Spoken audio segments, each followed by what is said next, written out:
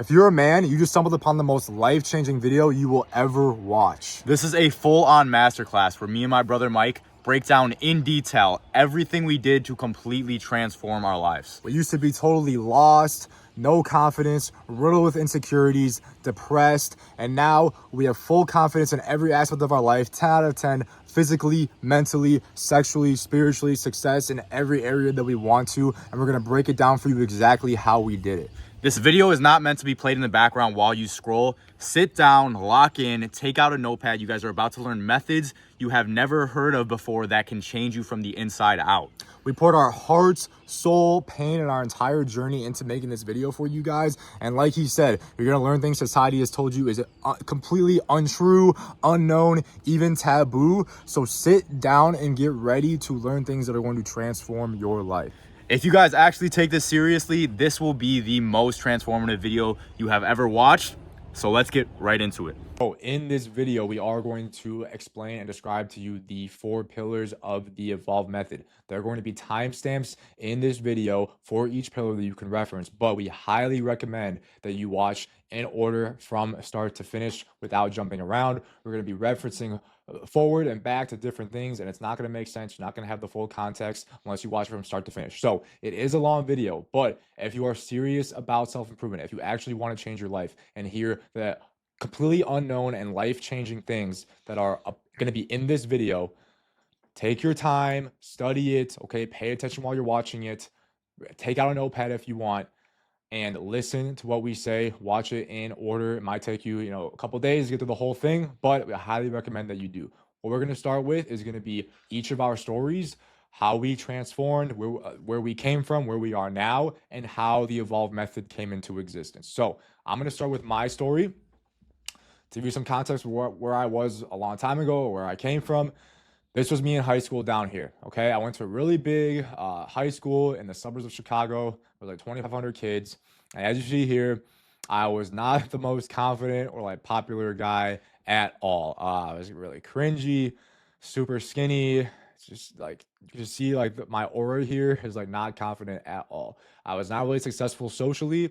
I had a small circle of like 3 guy friends who were my friends like elementary school, who I love. I'm super grateful for, still friends with them to this day, but that was all I had. I wasn't involved in the bigger social circles. I wasn't popular at all. I didn't get invited to the big parties. I didn't get invited to, the event, the social events. I spent my nights and my weekends on the mic with my boys playing video games, which are times I do cherish, but that's just kind of the context of where I was at the time, guys. Clueless with women, etc. So fast forward, I graduated in 2018. Fast forward to 2021, right about here, I got diagnosed with a brain tumor. Now, that diagnosis actually came as a relief, not despair. And the reason that is because it finally explained unexplainable symptoms that I've been having for years prior that were totally destroying every aspect of my life. Okay. These symptoms included total and utter sexual dysfunction, like total erectile dysfunction, 0 libido, 0 sex drive. Couldn't even have sex if I wanted to, if I had the most beautiful girl in my bed. Total fatigue, constantly tired all day, no energy, total depression, social anxiety, just constant anxiety in general, low self-worth, low confidence. My confidence was like a 0 out of 10, guys. It was absolutely brutal. As you see here, just my face and my aura, I woke up every day for 2 years, and the first thought that hit my head was how amazing it would feel to shoot myself in the head. So I had constant suicidal idealization and fantasy. One reason I didn't go through it, I didn't want to pass the pain on to my family, but it was an awful time in my life, guys. And the thing was, I didn't know what was wrong with me, right? I was in college at the time. The symptoms kind of came up over time. It kind of felt like low T. It felt like low T, and I thought it was, right? That's kind of what you would think when you hear those symptoms. But I went to a doctor on campus. I demanded I get my blood work done. He was kind of confused. He's like, okay. I got it done. I actually had high T at the time. So I think my T was like over 900. So when I was like here, which was like, I was like, what the heck? Why do I feel this way then? And he told me that, just get more sleep and, get sunlight. I was already sleeping 14 hours a day and constantly tired, guys. So I knew that there was no like natural cure to what I was doing.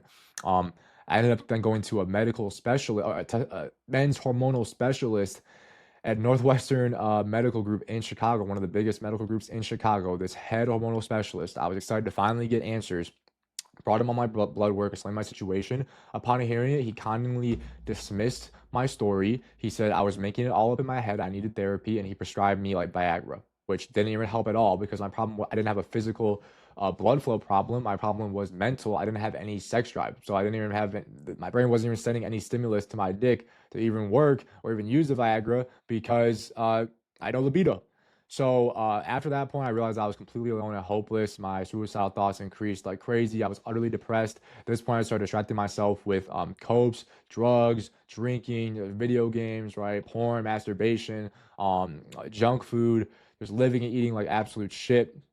And I was living in a frat at the time, which was actually nice because it was an easy. There was tons of ways to distract myself with short-term pleasures and a lot of drinking, a lot of drugs.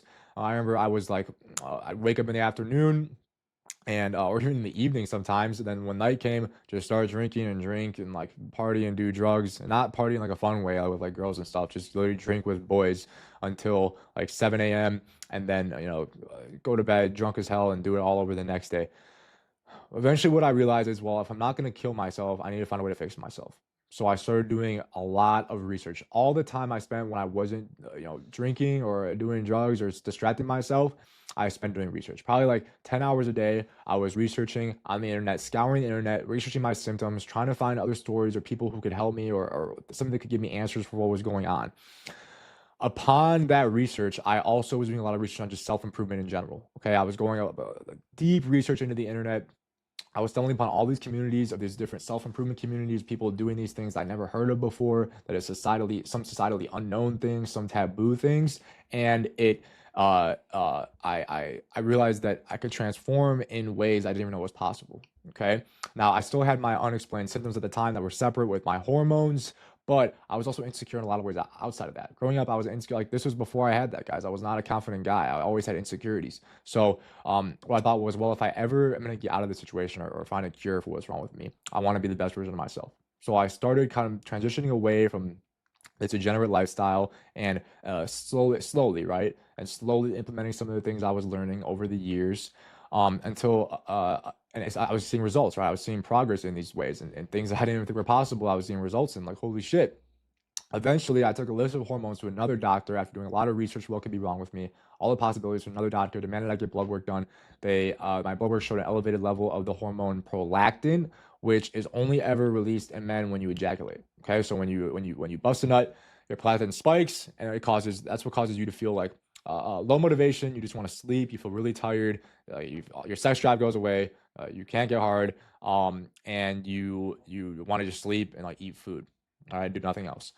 Normally we're here, right? And then you bust, and then it goes up, and then immediately it starts like slowly going back down, right? Me, 24/7, this tumor was on my pituitary gland. It was pressing against it, and it was artificially releasing so much prolactin that I was constantly here 24/7 for years, guys. So it explained what was going on with me. We got an MRI done, we saw the tumor, and I was able to start a path towards hormonal recovery after that. So by that point, my depression lifted because I finally had an answer to what was wrong with me. And in addition, all the work I've been doing in self-improvement was coming to fruition. I was starting to feel more and more confidence. I was starting to get success socially in all these different areas. And but I was now addicted to the progress, right? I was like, oh my gosh, like I'm transforming in all these ways. I want more and more and more. So I kept researching over time, over the next couple years, adding in more things that people don't know about. Right? How does nobody know about this shit? Adding in more and more things until eventually I got to the point where I was at ultimate 10 out of 10 confidence. I had totally transformed. My transformation here, guys, I was depressed, zero confidence, totally insecure, kind of like skinny fat, addicted to so many vices, no purpose, absolutely horrible with girls. I remember like I'd be trying to go out, like go walk up to a girl and she'd be like, I mean, like imagine like this guy like trying to go out to a girl. Like it was awful. I remember we'd have date events for my frat, and I would be instead of going out to the date event or the dance or like the party, I'd be at home like smoking weed, playing beer pong with the guys who like weren't going to the event. Guys, I remember just being like, oh my gosh, this is my life. Being at the bar, being like drunk, listening to music, just like no girls even looking at me, like no confidence to even go or to even know what to do. Just awful when it came to my dating life. Now here, guys, after all those things I implemented, after all that list of self-improvement aspects that I implemented in my life over the years, here's me now, right? I'm totally happy. I have extreme 10 out of 10 confidence. I could say I actually have zero insecurities now when I was insecurity riddled before. Jacked, right? Disciplined. I feel masculine, purposeful. And I got my dream girl, guys. As I was doing the method, and as you'll see, anyone who does the method will experience this. I was kind of in a period of monk mode, right? I was just grinding the method, right? Grinding the method. And eventually, like, girls start to notice you, right? They notice your confidence. You start looking better. You're radiating a better aura, this confidence that's drawing them in. And girls started giving me choosing signals, which is, they're going to be looking at you, basically a signal that they're interested in you. They want you to approach. I was getting choosing signals. I was getting girls approaching me, like in the gym, asking me to hang out. All different type of crazy stuff that I would have never imagined over here that was even possible for me. And eventually, what I did was I just picked the one I liked the best, right? I approached the one I liked the best. I made her my girlfriend, and now she's about to be my wife. Okay, she's exactly my type, beautiful. She's a virgin, which I thought was like crazy. I could find a girl who's like that beautiful, who's also a virgin, guys. So I was able to just find my dream girl, who's exactly the right girl for me. I'm totally happy in my relationship, totally fulfilled. Me here. If you guys are single right now, dreaming about where do I find my wife? Where do I find my wife, guys? And I'm totally fulfilled in that aspect of my life. And what I realized is that if anyone does the exact list of routines and methods, self-improvement methods that I did, any average guy does those, they will have the same exact transformation. It was things, again, things nobody knows about, guys. So I was like, I need to spread this message. So what I did was I dropped out of school at the time. I ended up going back and finishing my degree, but I dropped out of school at the time. Immediately went to my local gym. I started working at Crunch as a personal trainer just to find people who were into self improvement that I could start teaching this method to.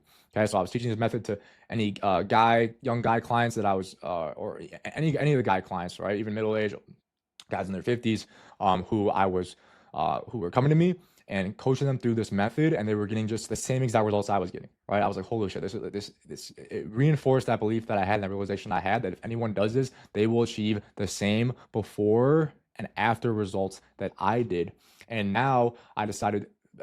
After that, I decided to stop doing in-person trainer. I started my own business where I'm an online coach because the online format was way easier for me to coach people through this stuff because it's way more than just fitness and gym and diet, guys. That's just one aspect of one pillar that we're going to get into, as you'll see. And since then, I've transformed dozens and dozens of guys that we're gonna show you some examples of those who have had just absolutely insane life, confidence, just overall transformations. The same exact before and after that I've had. Anyone who does this has the same exact thing. So now that's why I do full time, guys. This is my full time job and business is coaching people through this method. And one of the people who also implemented the method, one of the first ones besides me, was my brother right here, Joe. And we're gonna get into his story. Hell yeah, guys. Insane story. I saw it all happen, and I remember Mike coming home from college and literally just like sitting in his room the whole time and then waking up at 2 and being like, hey, Mike, and it just looked like there was no soul in his eyes. And then it wasn't until he came home one time with a completely different energy that you'll learn my story where my life changed too. So, a little bit of a different upbringing, high school experience. Mike was more on the reserve side, had his couple friends. I hopped on the hedonistic treadmill when I was early in high school, about sophomore year. So throughout pretty much my whole high school career, I was addicted to alcohol, weed, nicotine, and because of COVID, we did it abundantly, right? As you can see here, this was me probably on my third night in a row drinking until I was lacked consciousness. And me and my buddies, we had a competition over COVID who can drink for the most amount of days. The record holder for that, he drank pretty much the whole summer. I would only go on 14-day streaks at a time, rookie numbers for that friend group. So yeah, that gives you guys a good summary of where I was at in high school. Now, at that time when you're young, you could drink, wake up the next day, feel fine. I didn't really care, right? I wasn't really depressed. I lacked purpose, but I didn't really know it because I filled my void with so much pleasure and I was able to. It wasn't until two things happened. Number one, I got my heart broken and pretty bad. And this was at about this point. Instantly got depressed. And at the same time, I didn't get into the only school I applied to, the school that Mike and my older sister were at, and that's University of Illinois. Didn't get into that, had no school. And I remember calling my mom and just being on the phone, just like breaking down and just being like, I don't know what to do. I've never felt that way before. I had all this emotion. And I didn't know what to do with it, right? So I was extremely depressed, lost all my confidence, and I didn't know how to fill it. So I tried to fill it with the only way I knew in my past, which was filling it with pleasure. So I went online, looked at colleges, looked at best party school, and looked at easiest major, and it ended up being one of them close to me, University of Iowa, in sports and recreation management. And so there it was. I was going to University of Iowa and studying sports and recreation management, right? So that whole summer was pretty down bad. I was just working here at Menards. You could see my aura is extremely unconfident, kind of gross. But that was all I had in my mind, was the faith of the amount of pleasure I'll be able to get and the girls I'll be able to get at University of Iowa. So pack my bags, get there, and then pretty quickly I'm faced with the red pill reality that the dating pool, once you get to college and above, is not about you have your match, you have this person. It's the most women just want the best men, and if you're not confident, good looking, got your shit together, then you're gonna have no success with women, and the more you chase, the more you will fall down, right? And that's exactly the loop I went in. I got there, tried to approach some girls, got rejected. That happened a couple times until my security in myself went lower and lower and lower and lower, until I would just try to get hammered to pick up girls. Very little success still, and so I just ended up joining a frat and just spent my time, during the week scrolling, maybe doing a couple assignments, and then drinking probably once during the week, and then definitely Friday, Saturday. And this led me to feel extremely lost. As you can see here, this was an average night asleep in the elevator. This is me. You could tell here, my hair was thinning. I was so stressed out that I was losing hair. I couldn't eat as much. I was losing weight. And I didn't even realize that it was because I was in such a survival mode that my body was in such stress all the time. And so it wasn't until I went home for Thanksgiving break that year, November 2022, and I got home, and then I realized I really had a problem when I was around my family, and I had a deep feeling of insecurity even around them. Like, I didn't feel like I could express myself. I felt insecure with my personality, with who I was, with what I was doing. And this is how I knew, like, I couldn't go on like this. Like, how am I going to live a life when I can't even feel secure around, like, the people who love me most? And so this was also at the same time when Mike really started to get traction on his self-improvement growth. His confidence, was started to get at an 8 and a 9. And he got home, and I realized there, he was doing something. And so I reached out to him. I told him about my situation, and I said, Mike, like what do I do? Is this it? I feel lost, right? And he told me, he'd kind of been waiting for a time to where he could reach out his hand and help me. So he slapped me with what at the time was the method. That was about 3 years ago. So it was a method in progress, but it had all the same principles. Slapped me with it. And I remember kind of like looking at him and just sitting there while he was talking, just being like, oh my gosh. And at the same time, I still had some uncertainty, being like, oh, if all this is true, why doesn't everyone do it? And if it works so well, how am I just learning about this? And so with an open mind, I got back to college. The first things I implemented was the power presence practice. And I instantly saw a difference in my confidence, my energy, my desire to live. And from that point, I realized, I was like, oh my gosh, there's things I could do to get out of this state, to make my life better. And then boom, implemented habits, got obsessed with learning because I had a vision of myself, who I could be. And the vision was true, guys, right? So this is about September 2022. And then this is September 2023. So that's a year. So the vision I had when I started implementing these methods right after this was kind of the vision I had, and it was true. And I got there within a year, right? Now, since 2023, I've leveled up extremely, beyond that. I've started a business that was very profitable and I enjoyed. I've done multiple martial arts fight. I found the woman of my dreams, who, I would not have been even come close to getting or leading a relationship with, which now I feel very confidently in the relationship. She enjoys me leading the relationship. It's very polar. In phenomenal shape, no social anxiety, very confident. I look way better because I feel way better, and I've implemented some of the physique sculpting systems methods too. And this is all within a couple years, guys, right? And so, even though, like, here, right, I was getting the instant gratification, right? I was doing all the fun things and doing them in access. This is really what led me to fulfillment, right? And so, like Mike, I was doing my business after school. I had this business, but I realized that this method and the things in this method are not very mainstream.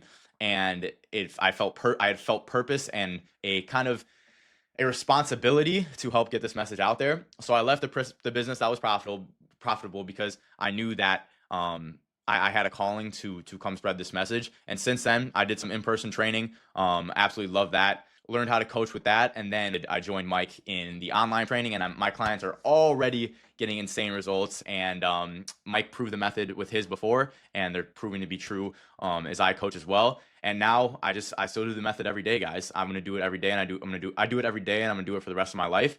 And so this is just me and Mike, right? You know, one transformation proves it, another transformation makes it more true. But we're brothers, right? Does it work on people who are not Billetiches, right? So we're gonna show you guys some of the results we've gotten Guys, so far. I want you to, like Joe said, right? He came back from school. I laid all the method on him at once. In that moment, I remember him just sitting there, taking it all in, like thinking to himself, and he literally said, "Everything's changed now. Like my life's changed now." Just hearing about it. So we want this to be for you guys. Correct. Is that moment for you? Correct. Okay. So I'm telling you, if you are kind of feeling how we were before we started, maybe even you're a little bit better, maybe you're a little bit worse than we were, right? But if you're somewhere to where you're not happy with where you want to be, I promise you, if you take this message that we give you to heart, pull out a notepad, pull out a Google Doc, whatever you want, write down notes as you go through this video, you will have that same experience. Just watching this video is going to boost your confidence like it boosted Joe's when I told him, because just hearing the message and knowing what's possible is going to make you so much more confident, because it's going to open the vision for what you see for yourself, right? Like Joe said, when he was here and he saw the vision of himself, the best version of himself here, and then he got there. Right. Same with me. I know right now you're thinking, you look in the mirror at yourself, you think about yourself, you know, physically, mentally, sexually, spiritually, the best version of yourself. You don't even know what's possible because you don't even know the method. Right. Okay. You have a version of yourself. Guess what? I'm telling you that a better version is actually possible than what you think is the best. And we're going to show you exactly how that and why that is in this video. And guys, the thing about the method is it's not just this, right? The physique is awesome. All right. And having mental fortitude is awesome. This is the method right here. This is what we emphasize, is those eyes compared to those eyes, right? That is quality of life. The eyes are the window of the soul. They're the only part of the brain that's outside of the body, and they tell all, right? And so look at Mike here. This is the big transformation here. From this to that, right? It's fulfillment, guys. It's fulfillment, it's aura, it's energy. And so we're going to show you guys how to get it in this video. Like we said, guys, what we realized after doing the method is that it's not just us, it's not just because we're brothers. It's that if any average guy does this blueprint, and it is a blueprint that anyone can follow, if anyone follows it, they're going to have the same results. Okay. Success in confidence, physique, relationships, dating, purpose, aura, energy, everything. No matter where you are now, you can have the same exact before and after that me and Joe had. And we're going to show you some of these examples. All right. Over here. And so many, this is not our website, guys, evolvemethodlife.com. Go to testimonials. I have tons of them on here. We have real interviews with so many of these guys. Okay. So these are real guys who worked one-on-one with us and had their transformations. Okay. We're going to go through just a couple of them to show you guys, give you some inspiration that, you know, even though you might not look like us, you're not the same genetics as us, you're not one of our brothers, it doesn't matter. All right. Whoever you are, this is going to work for you too. Here we got my boy Josh, started out in a similar place as us after college, just kind of, you know, depressed, down, lost, you know, lonely. And he got in the method within 6 months, got in amazing shape. You can see what we talked about, aura, right? The main thing that Joe said about the method is the difference in the face here versus here, right? Totally no confidence. He went from a 3 to an 8, you know, in a matter of months. Crazy. So in addition, like I said before, he was lonely. By the end, he had the confidence to approach his gym crush. He literally told me on a call, yeah, there's this girl I have a crush on in the gym. Next thing I know, they're in a relationship. I was like, I'm not surprised. So that's what the method does. And awesome results for Josh here. Over here, we got Charlie. As you can see here, right, not as confident. You know, he had a little bit of muscle. He was in the gym for a little bit. Maybe some of you guys have been in the gym, but like we said, it's not enough. Okay, the physique is like one of the 4 pillars, but it's not enough. And he still had a long way to go with his physique. After, boom, look at the difference in aura there. Look at the looks eyes. like scared, kind of like a little like, you know, nervous here. The guy's about to beat your ass, literally. That was before like he had a Muay Thai fight. So totally masculine, totally confident, radiating aura. So and his physique obviously looks amazing. By here, guys, Charlie at this point, not good with girls, really, no success with women, super, super shy, very insecure. Like his whole life, like me, kind of struggled with insecurities. Here, he's now at the time of recording this, is recently actually, he's now in an actual relationship with a girl who approached him at the gym. All right, she went and gave his friend her number, and they started dating. Right, so that's what's gonna happen, guys. Girls are gonna start being drawn to you once you're on the method. Okay, it happens to every guy eventually. If they stay on the method long enough, that's what happens. Over here, Justin. Yeah, this is my guy Justin. I actually met Justin in person at the gym, and when I first met him, he was like shaky when we were talking for the first time. No confidence, but he expressed that he did want to improve, and he was in a relationship at the time. Also, relationship was not happy with the polarity between them, and also the way his woman was reacting towards him. And after implementing the method, and he's only been on the method for 1 month here. You could watch this video and he'll explain his experience. But afterwards, he'll express that relationship completely transformed once he learned about the psychology of it and he was actually on his shit. And his woman actually started getting on her shit because he was leading the way, right? As you can see, great physique here, very fine, finds confidence in his physique, says people are noticing it. And big thing this week, I actually just talked to him and he had a woman approach him asking if he had a girlfriend, right? As the loyal man Justin is, turned her down. But that just goes to show that this guy right here, not in a million years would he have a woman walking up to him asking him if he has a girlfriend. And now, you know, average genetics, average guy before has woman walking up to him asking if he's in a relationship, right? And so we still got ways to go. But Justin also recently found extreme optimism, extreme confidence within the first month of seeing, oh, I can do all this. I can improve this much. There's more than just going to the gym and, you know, having a good mindset and reading a book. There's things that you could actually do to build your aura, right? And You guys are gonna get the same thing through this video. Just knowing what's possible and just getting on that path is gonna increase your confidence so much because you're gonna be able to see where you're going to go. Like he just said, Justin is not, you know, some crazy high school jock giga chad. He's a total average guy, right? He's an average height. He's not like a model or anything like that. And just in a matter of a couple months on the method, he goes from this to having women approach him, asking him if he has a girlfriend, right?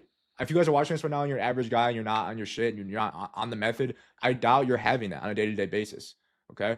And last thing too, if you watch this video, you'll see he went from a 3 to a 10 out of 10 confidence, right? He said 8 out of 10 when he's in public, but when he's in the gym, he has a 10 out of 10 confidence because he has that aura just oozing out of him, right? That's insane in a month. And the big thing is that if he just thought this was his end point, like Mike said, if he thought this was his end point, oh, this is it, he wouldn't have a 10 out of 10 confidence, but he knows what's possible now. And so he walks around like he's already there.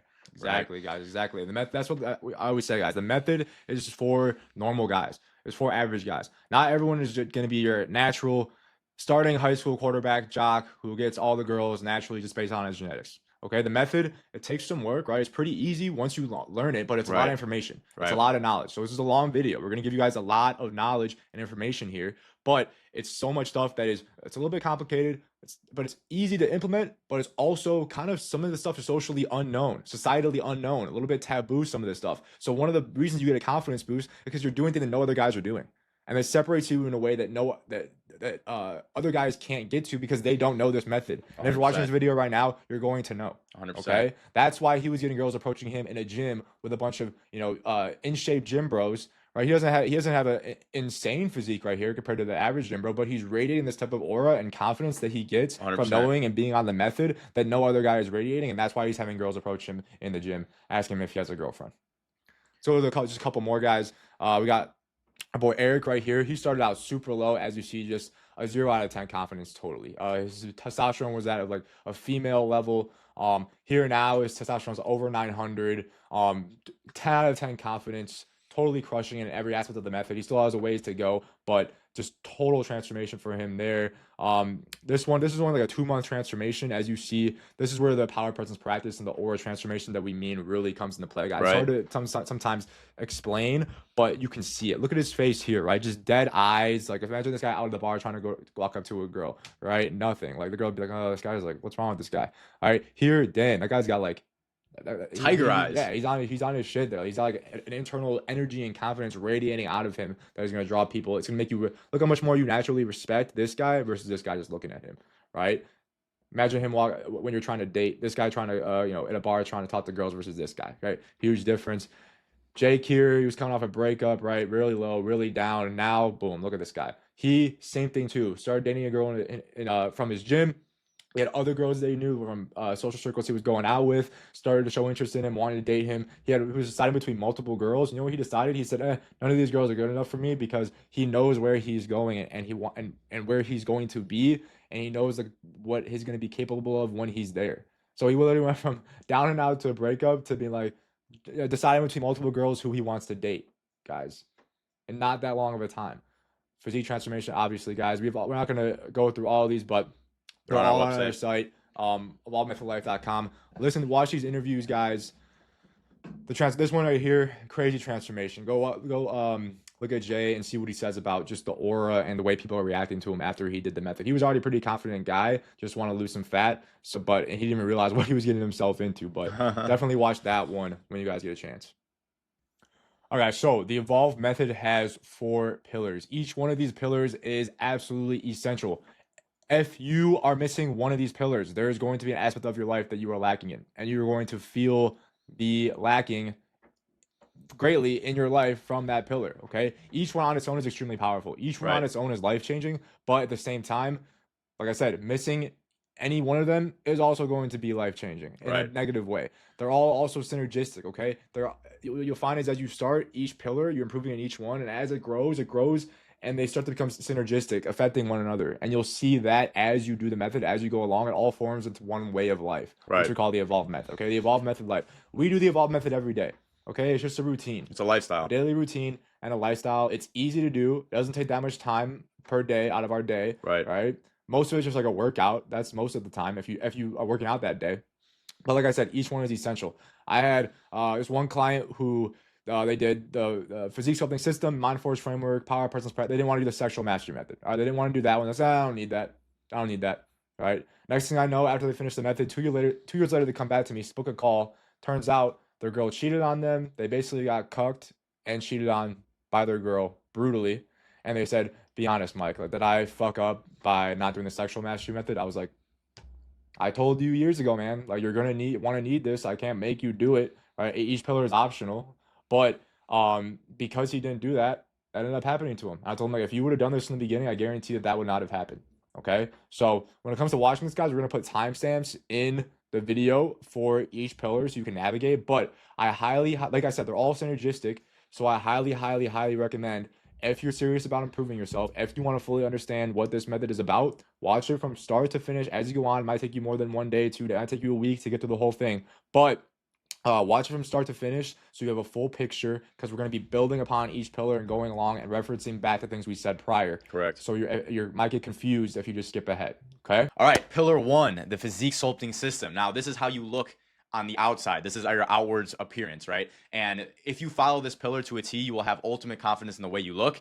And me and Mike have said you need more than just a physique for full confidence, but at the same time, you still need a physique for full confidence, right? You don't need to look like me and Mike, but when you look in the mirror, you need to be happy with the way you look. It can't be something that brings you down, right? So when we get into this, we're gonna get into the gym, we're gonna get nutrition and some other methods to improve the way you look. Guys, it's for your own like aura, guys, your confidence, the energy you're radiating to others. You need to, say you're at the beach or at the pool party or something like that, get together. You need to be in the mindset of, I'm excited to take my shirt off. Right. I'm excited to show myself, show who I truly am. Proud. That feeling of like, oh man, like, this girl I like's here, and I gotta take my shirt off because it's a pool, and she's gonna see that I look like shit, right? That's gonna bring down your confidence. That's gonna bring down your aura. She's gonna sense that and not be attracted to you. Okay. 100%. It's not even like, it is about how you look physically, but it's more about how you feel internally. You need to have no insecurities. Your insecurities, you cannot hide them energetically. They're going to be projected to the world. People can tell when you're not fully confident. First one is going to be the basics, guys. If any of you are in a self-improvement journey, you already know this is pretty much step 1 for any transformation, is going to be the gym. All right. We need to put on muscle mass. You need to be big, have muscle mass, and the gym is how you get there. Okay. We're going to go over some basic concepts. We could make this whole video just about the gym.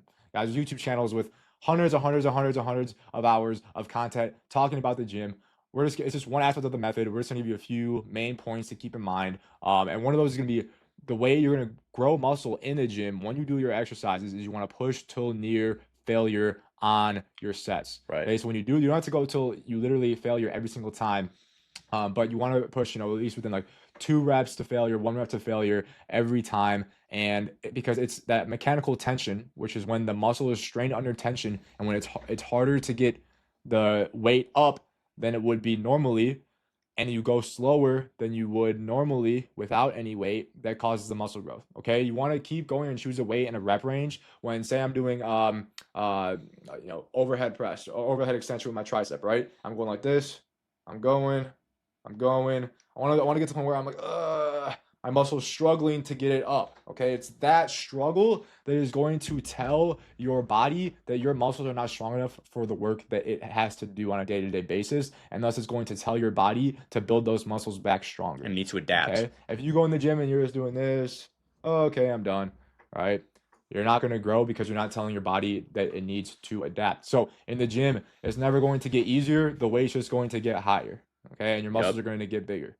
Right. Another huge concept, guys, is having a strength base, right? And so especially when you first start your journey, you're going to be focusing on hypertrophy and strength, right? Those are the 2 biggest things. You can't just focus on hypertrophy. You want to have strength. That way you're upping the weight, getting more and more stimulus. So best way to do this, you don't need to lift like a power lifter, but your first set or your first 2 sets need to be your heaviest workout, right? So say you're doing back. That means on back day, you do your rows first. On chest day, you do your bench first. On leg day, you do your squats first. Reason this is, guys, is strength is a skill. That means if you're coming on fresh, right, fresh with squat, and say you can do 220 pounds, your body's going to adapt to that 220 pounds, just like the mechanical tension for hypertrophy. Your body's going to adapt to that 220 pounds until it needs to be able to do that and more next time. But say you're doing it at the end of your workout, you're fatigued, you can only do 180 pounds. Your body's going to adapt to 180 when in reality you can really do 220. So you're going to stay stagnant, and that's how plateaus happen. Another thing we want to cover is splits. Now, like Mike said, you can watch thousands of YouTube videos on strength and conditioning. At the end of the day, what really matters is these basic concepts we're talking about, and in your split, you're doing things you enjoy, right? When you get in the gym, if you have somewhat of a decent split, you're going in and you're hitting it with 100%, you're getting mechanical tension, you're working on your strength, you are going to see progress, right? And so as far as splits goes, you always want to make sure you're not doing the same muscle group 2 days in a row, especially if you hit it hard the day before. That's the whole point of splits. I've done chest, arms, back, shoulders, legs. Figure out what split you like. Maybe start with push-pull legs if you've never tried one. That's what I would recommend for starters. And then see what you like. If you don't like hitting chest and arms together, or if you don't like hitting chest and triceps together, switch it up a little bit, guys. But the biggest thing is you got to go in there. You got to be focused when you're in the gym, intentional, and push yourself. And that means you're going to enjoy the workouts more. So it's all synergistic, right? If you follow these basic things and you have a half decent split, you will get results in the gym. And you need to be going to the gym on a consistent basis. Like he said, consistency is going to be by far the most important thing over like a 100% scientifically optimized split down to the very set, rep and exercise and week and progression and everything like that, guys. You could waste, trust me, I have wasted dozens of hours researching all that before when I should have just been in the gym grinding, right, on something. So, technically, scientifically, it's going to be more optimal to hit each muscle group twice a week. So based on the amount of days that you are in the gym, you're 4 days in the gym, upper, lower. But, if you want more upper body versus a lower body split, you could change that up a little bit. There's so many different types of splits, guys. You can literally just use ChatGPT and put in the muscles groups that you want and the splits, and they'll write you a program. But like I said, do what you enjoy. Bro splits are technically not optimal, which means like doing one muscle group each day of the week, like chest day, back day, arm day, shoulder day, leg day. I love that way of working out, and that many pro bodybuilders throughout history have used that style, but now people shit on that. But the thing is, if you enjoy that and you get up and you are excited to go to the gym, you're so much more likely to go than if you're on a split that's 100% optimal, but you're like, oh, okay, got to grind through this workout. And as it's a marathon. As the weeks, months, and years go on, you're going to get more workouts in on a split you enjoy, and you're going to make more progress on a split you enjoy than a split that's 10% more optimal. Right. And last thing here, guys, is the reason I plateaued in the past is because I didn't have a plan going into the gym, right? When in my first couple years of fitness, I always had a plan. I always knew what I was doing, and my growth was like this. When I plateaued is when I went in, I was like, what do I feel like doing? Let me do this, let me do that. Reason being is if you have a plan when you go into the gym, right? walking in the gym, subconsciously you're expecting, okay, I'm gonna hit rows, then I'm gonna hit lat pulls down, and your body is getting ready to do that. Versus you don't know what machine you're gonna do. You walk into it and then you just do it. It's gonna be way less focused. It's gonna be way less enjoyable. So I'm telling you guys, have a plan before you go into the gym. Doesn't need to be super complex. Just know what you're doing. And that way you can also track your progress over time and make sure you're making progress and not just stagnating in the gym. If you're doing something different, you're just like winging each workout every time you do it. You're doing different exercises. You don't know if you're progressing. You don't know what you did last time. Right. And it's overall going to be not nearly as good for your long-term progress Right. as actually tracking. So typically when you do it, find a split that you enjoy. Pick some exercises, stick to those exercises for like, 6 to 8 weeks or so. And then you can switch up the exercises. Then make a new split, new exercises, and then stick to that for that block and be tracking and progressing your lifts if you're in a muscle gaining phase. 100%. All right, nutrition, guys. This is the fuel you're putting in your body, right? If you put crap fuel in your body, your engine's going to run terribly, right? That's just it. And so with this also, we want to give you guys the concepts. We can go on and on about nutrition. There's even more nutrition advice than there is gym advice out there. So we want to cut through the fluff, give you guys the most important things, the 80-20 principle, or even the 90-10% 10 principle, which is 90% of the results come from 10% of the information. So we're gonna give you guys the basics, right? Number one, you're gonna wanna eat whole foods. Now, what do whole foods mean? Whole foods are basically, you go into a grocery store and it's got one ingredient on it, right? It's the produce section. It's the vegetables, it's the fruits, it's the grains, right? It's the protein sources. It's not the high fructose corn syrup. It's not the foods with 100 ingredients on the list, right? These are things that when you eat, you're going to feel terrible. All right. And the biggest thing here is avoid added sugars, right? All these processed foods, they have added sugars. This is going to spike your blood pressure up and make you feel crappy afterwards, right? Natural sugars are okay. Fruits, dates, right? Things like that. That's going to give you good energy. I actually like that as a pre-workout for me in the gym, right? So that's number one. You want to eat whole foods. So guys, whole foods are going to be great, guys. In terms of how you actually want to set up your diet in terms of macros, I mean macronutrients, you guys probably know, protein, carbs, and fats. First thing you need to do is set a calorie goal based on your current goal for your physique. If your goal is to gain muscle, you first want to find your maintenance calories. So how many calories you're burning a day to maintain your current weight. So look up TDEE calculator. That stands for total daily energy expenditure online. Put in your information. Within 1 minute, you could find your maintenance calories. And then if you're in a muscle gaining phase, guys, this is where I would make a lot of mistakes. I used to just go 1,000 calories over my maintenance, just totally bulk, dirty bulk, because I thought it was gaining me more muscle. Now I'm smart. I realize that actually that's wasting my time because that's just adding fat that I don't need to add without really adding much more muscle. And that means that I'm just gonna have to cut way more fat off at the end, and cutting sucks. So instead, the goal when you're gaining muscle should be to gain muscle at an optimal rate while minimizing fat gain. The way we do that is just stick to like max, like 300 calorie surplus. That's all you need to gain, the maximum amount of muscle that you can, and without minimizing fat gain. So once we find that calorie goal, and then if you're cutting, you're going to want to stay anywhere from 500 to 750. If you really want to cut fast, 1,000 calorie deficit. That's going to be below your maintenance calories. Okay, so once we have our calorie goal, now we need to fill it with these macronutrients. First one we're going to focus on is protein. Ideally, you're going to get about 0.7 to 1 gram of protein per pound of body weight. If you're cutting, you're more in a catabolic muscle wasting state because you're starving your body basically. You want to go higher on that. Try to get 1 gram per pound of body weight. That's a necessity, okay? We need to get that. Next thing we need is a minimum amount of fat for hormonal health. Okay, that's gonna be anywhere from like 50 to 70 grams of fat per day, depending on how big you are, basically. Okay, that's gonna be for testosterone, overall hormonal health, etc. That's a flat rate. Anything we get above that in fat is gonna have no benefit except take up more of our total daily calories and take those calories away from carbs, which is gonna be our energy. Carbs are going to be your energy, guys. Do not do any diet that is no carb, low carb, keto, carnivore.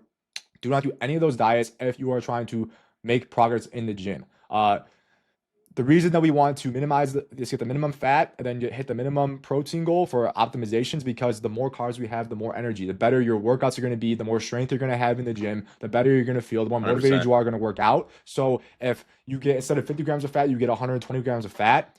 Now you only have a small little bit in your calorie goal to fit the rest of the carbs in. You're not gonna be able to have that many carbs, and you're gonna be flatter, less energy, worse pumps, less strength in the gym, and you're gonna get no extra benefit from all that extra fat. Okay, so now on a day-to-day basis, guys, it's gonna vary. If you're not on an actual strict meal plan, which I might recommend for some of you, depending on your lifestyle and your schedule. But if you're not on a strict meal plan, it's going to vary a little bit day by day. It's okay if it varies a little bit day by day. If you get 50 grams of fat and your carbs are a little bit lower one day, and then the next day you get it more optimally, it's okay, guys. So overall, try to be consistent, and also try to enjoy your diet within reason. You Right. know what I mean? I have I always have cheat meals here and there. A lot of people say, oh, don't never have cheat meals, etc. But overall, the better you stick to it, the better progress you're gonna have long term, and the better results you're gonna get.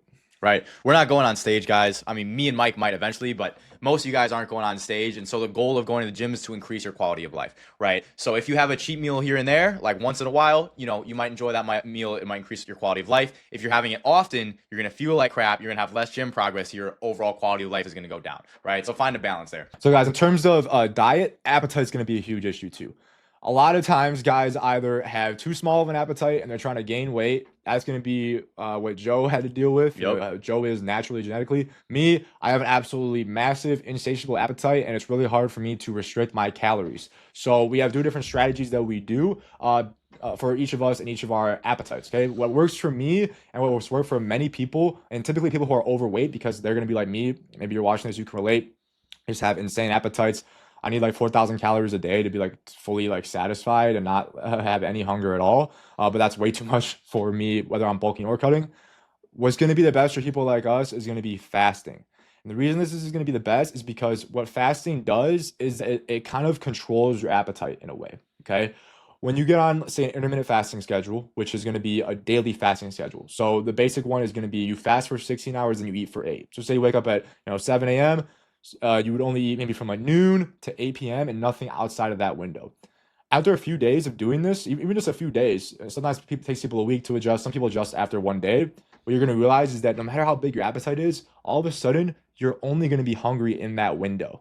Okay? So instead of eating all the 16 hours a day from when you wake up to when you go to bed, now you're only eating 8 hours a day and you're only hungry in those 8 hours.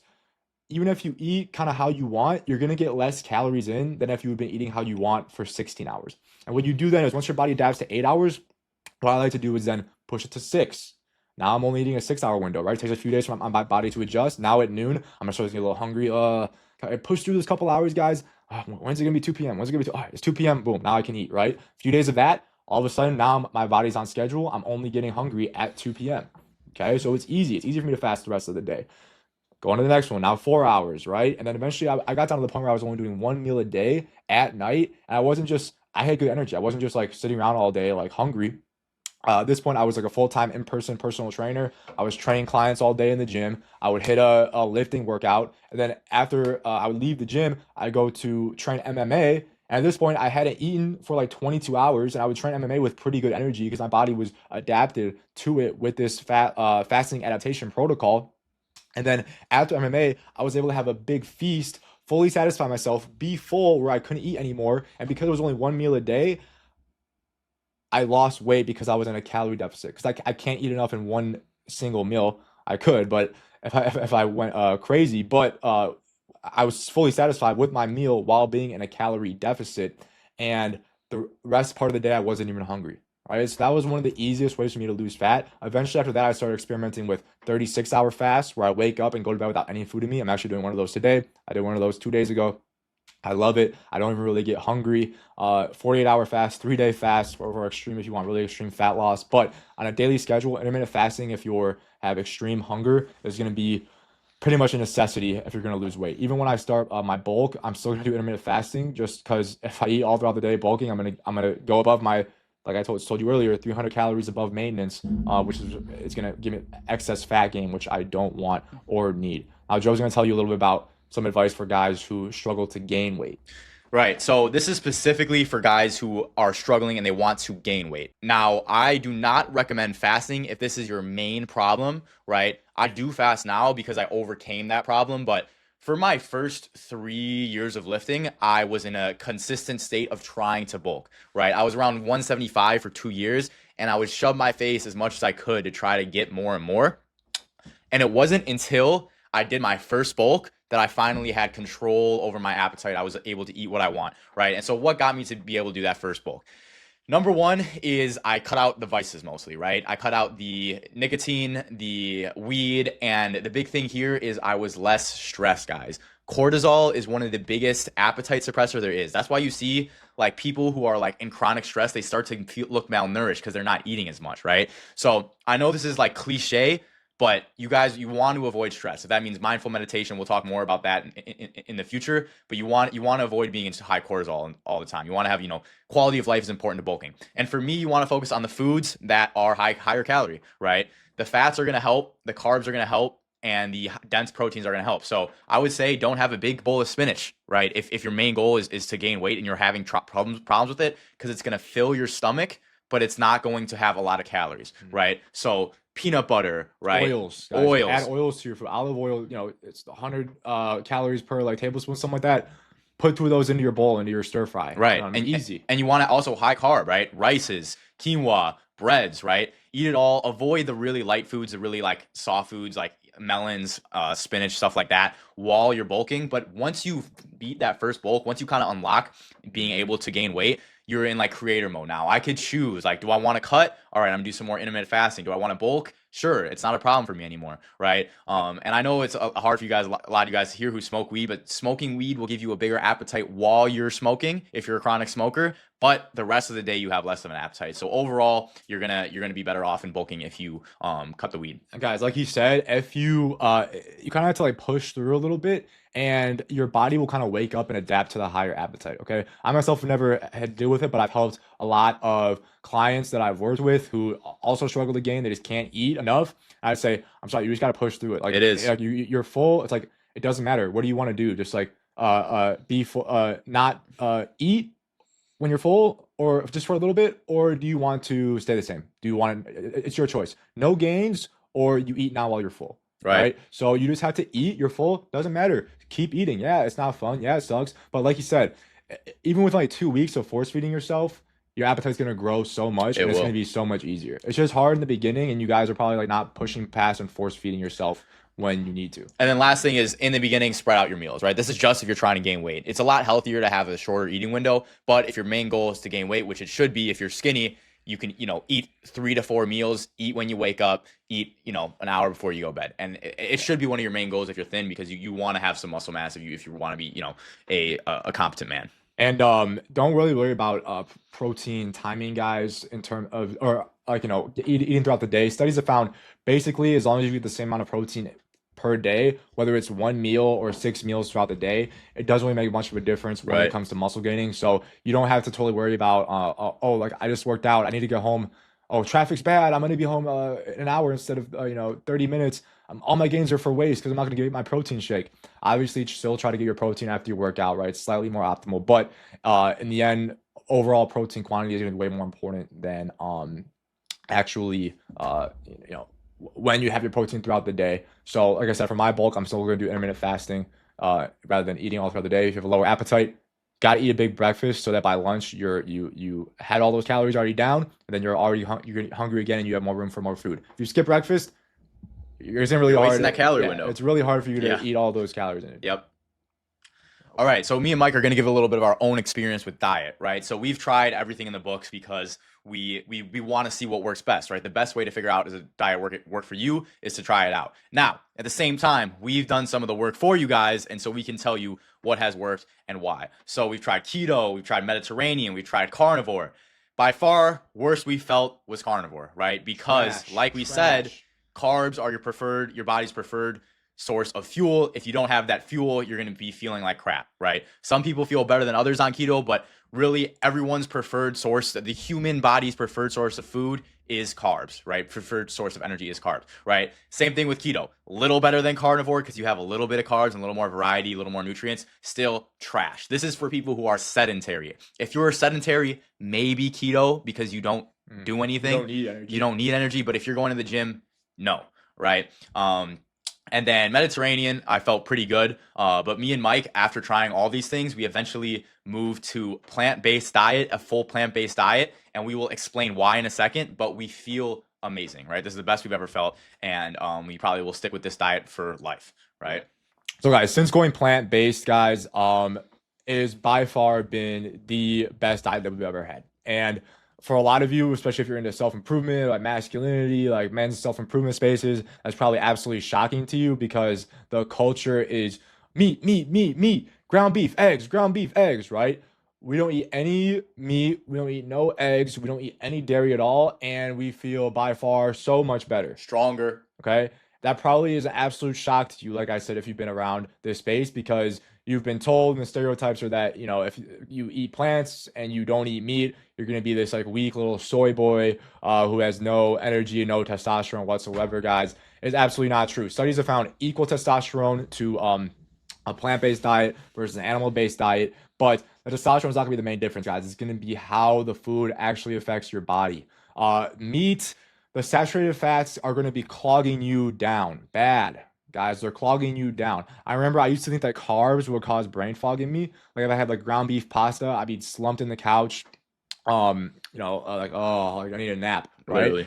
It wasn't the carbs, it was the meat. Now I can have this like a giant bowl like this right here, guys, with tons of carbs, rice, protein, Healthy nutrients, fats. healthy stuff, and 1,000 calorie bowl, and then afterwards I can go do like deep work right away. Zero brain fog. In addition, other benefits: way better cardio, better strength in the 100%. gym, better energy overall, better aura, cleaner thoughts. My body feels better, feels cleaner, by far. And this is shocking to me. This was like the last diet we tried because we were like, oh well, we assume this one's just it's just bad because we need meat. And guys, I know a lot of you are probably thinking, no way, because you've been all in the self improvement. It's all you need meat. Oh, it's all soy causes high estrogen. I want you guys, if you're still on the fence, do one Google search right now. Look up, does soy cause estrogen? And look up, does dairy cause higher estrogen, or does soy cause higher estrogen? You will find, if you look it up, dairy causes about 1,000 times higher estrogen because there are mammalian estrogens from the hormone-filled cows that go into your food that mimic ours. In soy, there's phytoestrogens that balance our estrogens. And you don't have to take my word for it. Look it up on Google, ask ChatGPT. This is 100% fact. You have been lied to if you have heard that Guys, it causes high estrogen. everyone assumes that soy or knows actually that soy causes high estrogen and is going to make you a soy boy feminine bitch, right? Everyone knows that. What nobody knows is where we heard that from. Right, Think right. about that. Where did you hear that from? Okay. You didn't hear, no one showed you studies showing you that because there's no studies. Right? Studies have found equal hormone levels between a soy-based diet, or a plant-based diet with a lot of soy and animal meat diet. No one has told you that that thought has been implanted into your head purposefully by the absolutely massive meat and dairy industry that the government gives billions of dollars of taxpayer money to so they can make these foods to give to you. Okay, because it's so not profitable, but they want you to eat meat and dairy. There's this idea that, oh, like they want you to be plant-based because they want you to be a soy boy. No, they don't. Go on a TV, NFL, and watch the commercials. Every single food commercial is going to be only animal products in your face with beer, right? Tobacco, animal products, right? TV, movies, things that keep you dumbed down. Okay, any plant-based stuff is censored. Okay, 100%. documentaries you guys should watch: Game Changers on Netflix, Forks Over Knives on YouTube, What the Health on Netflix. Okay, And do some research. Like I yeah, do said, research. look it up. Look it up. If soy causes high estrogen, you'll be. That was one of the biggest things that got me to go plant based, is being realizing how much I was lied to when it just takes one Google search actually looking into it. Guys, Right? soy is a plant. It's literally a superfood.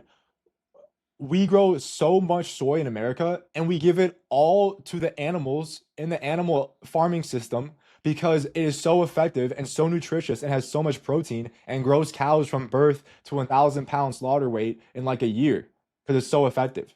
Okay. Soy is a plant, and you think that soy causes estrogen when you're drinking milk from a hormonal, mammalian, lactating cow, guys, from the breast udder of a cow who's in a hormonal state just gave birth, and you're saying that a plant is causing estrogen. So you need to step outside the matrix that we've been. And I was in the same. This is the last Same, one me we too. died. This is the last tribe we died. Yep. Step outside for a second. Realize that this has been implanted in your head. Where did you hear soy causes estrogen? You don't know because it was implanted in your head without you knowing. And same with everyone. Okay, it does not, guys. So many athletes are plant based. Kyrie Irving, Chris Paul, these like 6 foot guys in a league full of giants in the NBA, they're plant based. Patrick Baumann's, look him up.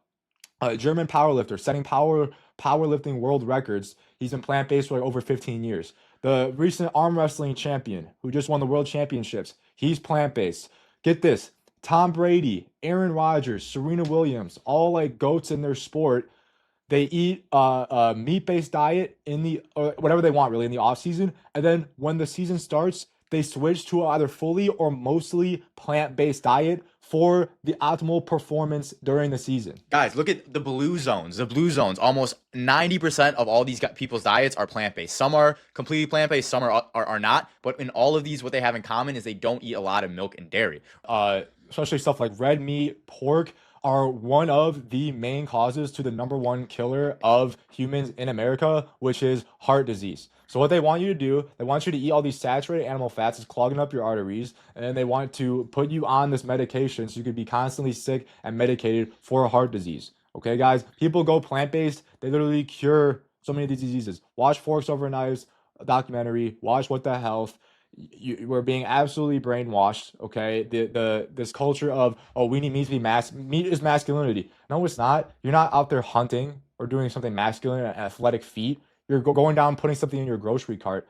It's literally rotten flesh, a dead corpse. You're putting in your grocery cart. Yes, it has protein. It's a good protein source because it has a lot of protein. But you can get just the same amount of protein from plant-based sources that are going to be way healthier for you and make you feel way better. There are no carnivore professional athletes. Because if they were, they would have no energy. They perform like shit. They perform like shit. They wouldn't be a professional athlete. I don't care what their genetics are. If you're, even if you're a 7-foot tall NBA player, but you have no energy and no power because you have no carbs, you're not going to perform well. There's way higher percentage of athletes that are plant-based than the average person. Like maybe like 1% of 2% of the average population is plant-based. Way higher percentage of athletes are plant-based because their performance matters. Now that being said, you can still eat meat and be healthy. Okay, we're not like delusional telling you that if you have any little bit of meat, you're gonna be someone healthy. Okay, most like champion bodybuilders, most like athletes have a little bit of meat, but they don't have an all animal-based, meat-based diet like all these influencers that you see. They're like, only ground beef and a little bit of fruit. That's it. No, they have a balanced diet, guys. A lot of carbs, a lot of healthy fats. Sometimes they have some meat too. But that being said, everything else equal, you are going to be the best version of yourself on a fully optimized plant-based diet, period. Right. And then we'll prove it to you guys here. So here is a basic, nothing crazy, right? Like 12 ingredients or 14 ingredients, normal day of eating, right? So you have a cup of oats, some peanut butter, soy milk, and bananas, and that is meal number 1. For lunch or dinner, you have quinoa, spinach, avocado, sweet potato, and wheat gluten, just like that bowl we showed you. And then for dinner, you have or a snack, you have soy milk, frozen berries, protein powder, and this is Chronometer. I really like to use this to track my calories. And here are the macros on this, guys. So we have 2,600 calories on this meal, right? You have 214 grams of protein, right? Which is insane for the amount of calories, right? And then the carbs here, I would eat more than this, especially since I'm bulking for my maintenance. But this is just to prove to you guys that the main thing is one of the main arguments is where do you get your protein? Here, right? 214 grams. And let's go ahead and look at the micronutrients, right? Where do you get your nutrients? You need meat to have your nutrients, right? Here, vitamins all covered in abundance. Minerals all covered in abundance. That's sodium. We just didn't add the salt we put into the meals.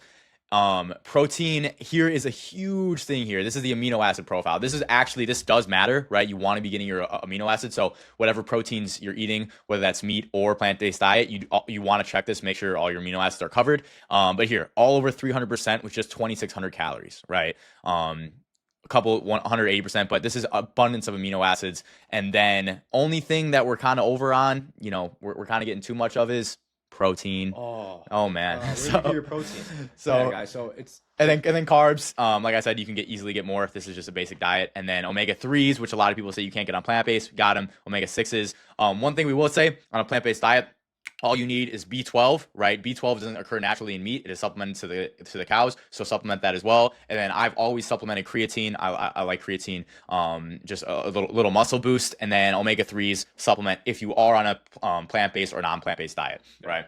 So in the last slide, I explained to you like an optimized like protein, fats, carbs layout. It is so much easier for me to hit my optimized macros on a plant-based diet because I'm not getting all the excess fat from meat. Okay, when I'm eating with so much Facts. meat, I would get over 100 grams of fat every day, and in order for me to hit my macros, my calories, I'd have to have less carbs. All right, when I'm plant-based, I still easily get my minimum amount of fat, but I can have way more carbs because I'm not getting all that extra saturated fats clogging up my arteries, clogging up my body, clogging up my aura from the meat. And so I feel way better, way stronger in the gym, way better energy, guys. The reason you're gonna hear people who are like, "Oh, I went plant-based and I felt like shit," it's because they don't have an optimized plant-based diet. That's it. Okay, it's your body doesn't know the way it gets the nutrients from. All it knows is that it gets the nutrients. Okay, when protein's digested in your body, it's protein. It's not like, oh, this leucine is beef leucine. Oh, this leucine is plant leucine. Okay, it's leucine in your body, except you're not getting those extra saturated fats that's causing heart disease and clogging up all your arteries. Now, if you just have a little bit of meat, guys, you can still be very healthy. But uh, let's be honest. If you're hearing us right now and you're like, oh, fuck that, I'm not gonna try this shit, right? The reason you're not gonna try this shit when we've done all this research and we're raving about a plant-based diet is because you like the taste of meat, okay? It's a pleasure thing, okay? So if you're serious about self-improvement, if you're serious about becoming the best version of yourself, and the thing is, I love the way I eat now. Me too. I like it actually better than what I used to. Because I feel good. And my favorite foods were buffalo wings and pizza, right? And I actually think my foods I eat now taste better. The funny thing is I still eat plant-based buffalo wings and pizza and ice cream, like, here and there. Because again, I want to still enjoy myself, enjoy my life a little bit. But the only reason that you wouldn't try this for like a month is because you don't want to give up that taste, right, of the meat that you're eating, which that's okay. Again, you can still be healthy without it, but I challenge you to listen to us, try this for like a month, 5 weeks, 6 weeks, and optimize plant-based diet. Don't just eat like salad and carrots or rabbit food. I don't eat any salad at all. I don't like salad. Okay, I can eat things that I actually enjoy that are awesome Right. on a plant-based diet. And see how you feel, guys. You should see Joe's last kickboxing fight. The power, the speed, the stamina he had just absolutely The destroyed stamina, the guy, especially. destroyed him in the second round. The ref had to stop the fight, guys. So you do not need to eat meat, and the best version of yourself is going to be plant-based. Bottom line, try it. Last thing I'll say, if you are gonna add meat to your diet, stay away from the processed meats, literal type 1 carcinogen, right? It's on the same thing as cigarettes, right? And so avoid the processed meats, limit the red meats. Ideally, it's fish and eggs. Those are the best. Those are the healthiest meats if you're gonna eat. But like we said, ideally, optimize your diet and go plant-based. Next aspect of the physique sculpting system. So like we said, gym, diet, super important. But what this is about liking how you look. And there's more to how you look than just muscle and your body fat percentage. Okay. One of those things is going to be hair. Okay. Very essential to the way you look, your appearance, your attractiveness, your confidence, etc. And let's face it, one of the things that a lot of guys are experiencing nowadays that causes a lower confidence and insecurity is going to be hair loss. All right. Losing hair when you're young is brutal, and it's definitely going to take a hit on your confidence. Hmm. So I highly recommend, if you guys are struggling with that, to understand that there are ways to combat that. Okay, this was me. My hairline started going back, guys. I was taking something that was kind of like lowering my estrogen a little bit. I'll talk about that a little bit more in the next slide, and that caused more like some rapidly increasing hair loss, like out of nowhere, like a matter of like months. My hairline went way back, and I since then, this is me now. Like my hairline looks like zero recession. Okay, so it's totally possible to regrow and cure hair loss. First, let me describe how hair loss actually works so you understand the science. Hair loss is a genetic response to a hormone called DHT, which comes from testosterone, and it comes from the DHT interacting with the hair follicles on the scalp, causing them to shrink and then die. But that only happens if you are genetically susceptible you have genetically susceptible hair follicles on your head. There's some pro bodybuilders whose testosterone is 20 times higher than that of a natural person, and they have a full head of hair because they're not genetically prone. There's some guys who look like they have like female levels of testosterone and they're totally bald because they're genetically prone to that. Okay, so everyone has different genetics. Our genetics aren't that bad. I just took something that made mine kind of worse, but then I was able to get it back using some of these steps I'm going to talk about. It is not a total side effect free protocol or fight against hair loss. So, guys, these are very systemic things: testosterone, DHT, hormones. Right? These are very like deep processes in your body, and altering them can have side effects. So by tiers here, each tier as we go down is going to get more effective at stopping and curing hair loss, but also has more side effects. First one here, pretty much no side effects. Any guy should be on it, even when you start noticing a little bit of hair loss, is going to be minoxidil and microneedling. What that is, guy, minoxidil is super cheap. You can order it on Amazon, like 6 months supply for like 15 bucks. Microneedling is going to be using a derma roller. Actually, use a derma stamp, not a derma roller, because derma roller is going to kind of pull your hair out. You just want a derma stamp like this. The protocol is going to be minoxidil, apply twice a day to your hairline or areas where you're losing hair, and then microneedling once or twice a week to those areas as well. What this is going to mainly do is help to regrow hair. Minoxidil stimulates hair growth and regrows it. Some people, this is all they need to regrow their hair. This is all I did to get the most of this. At the end, I added one thing in tier 2, but just that alone got me like as like an awesome transformation in like a matter of like months. Tier 2 is going to be topical anti-androgen. So an androgen is like something like testosterone, right? And it's specifically DHT. And topical means it goes on top of your skin. Okay, topical. So what these include is going to be like some like topical finasteride, or what I prefer, which is RU58841. RU58841. That's what I've been using. What that does is it blocks DHT from binding to the hair follicle at that site. So you put it on your scalp and it will help block DHT from binding to the hair follicle without decreasing DHT in your body.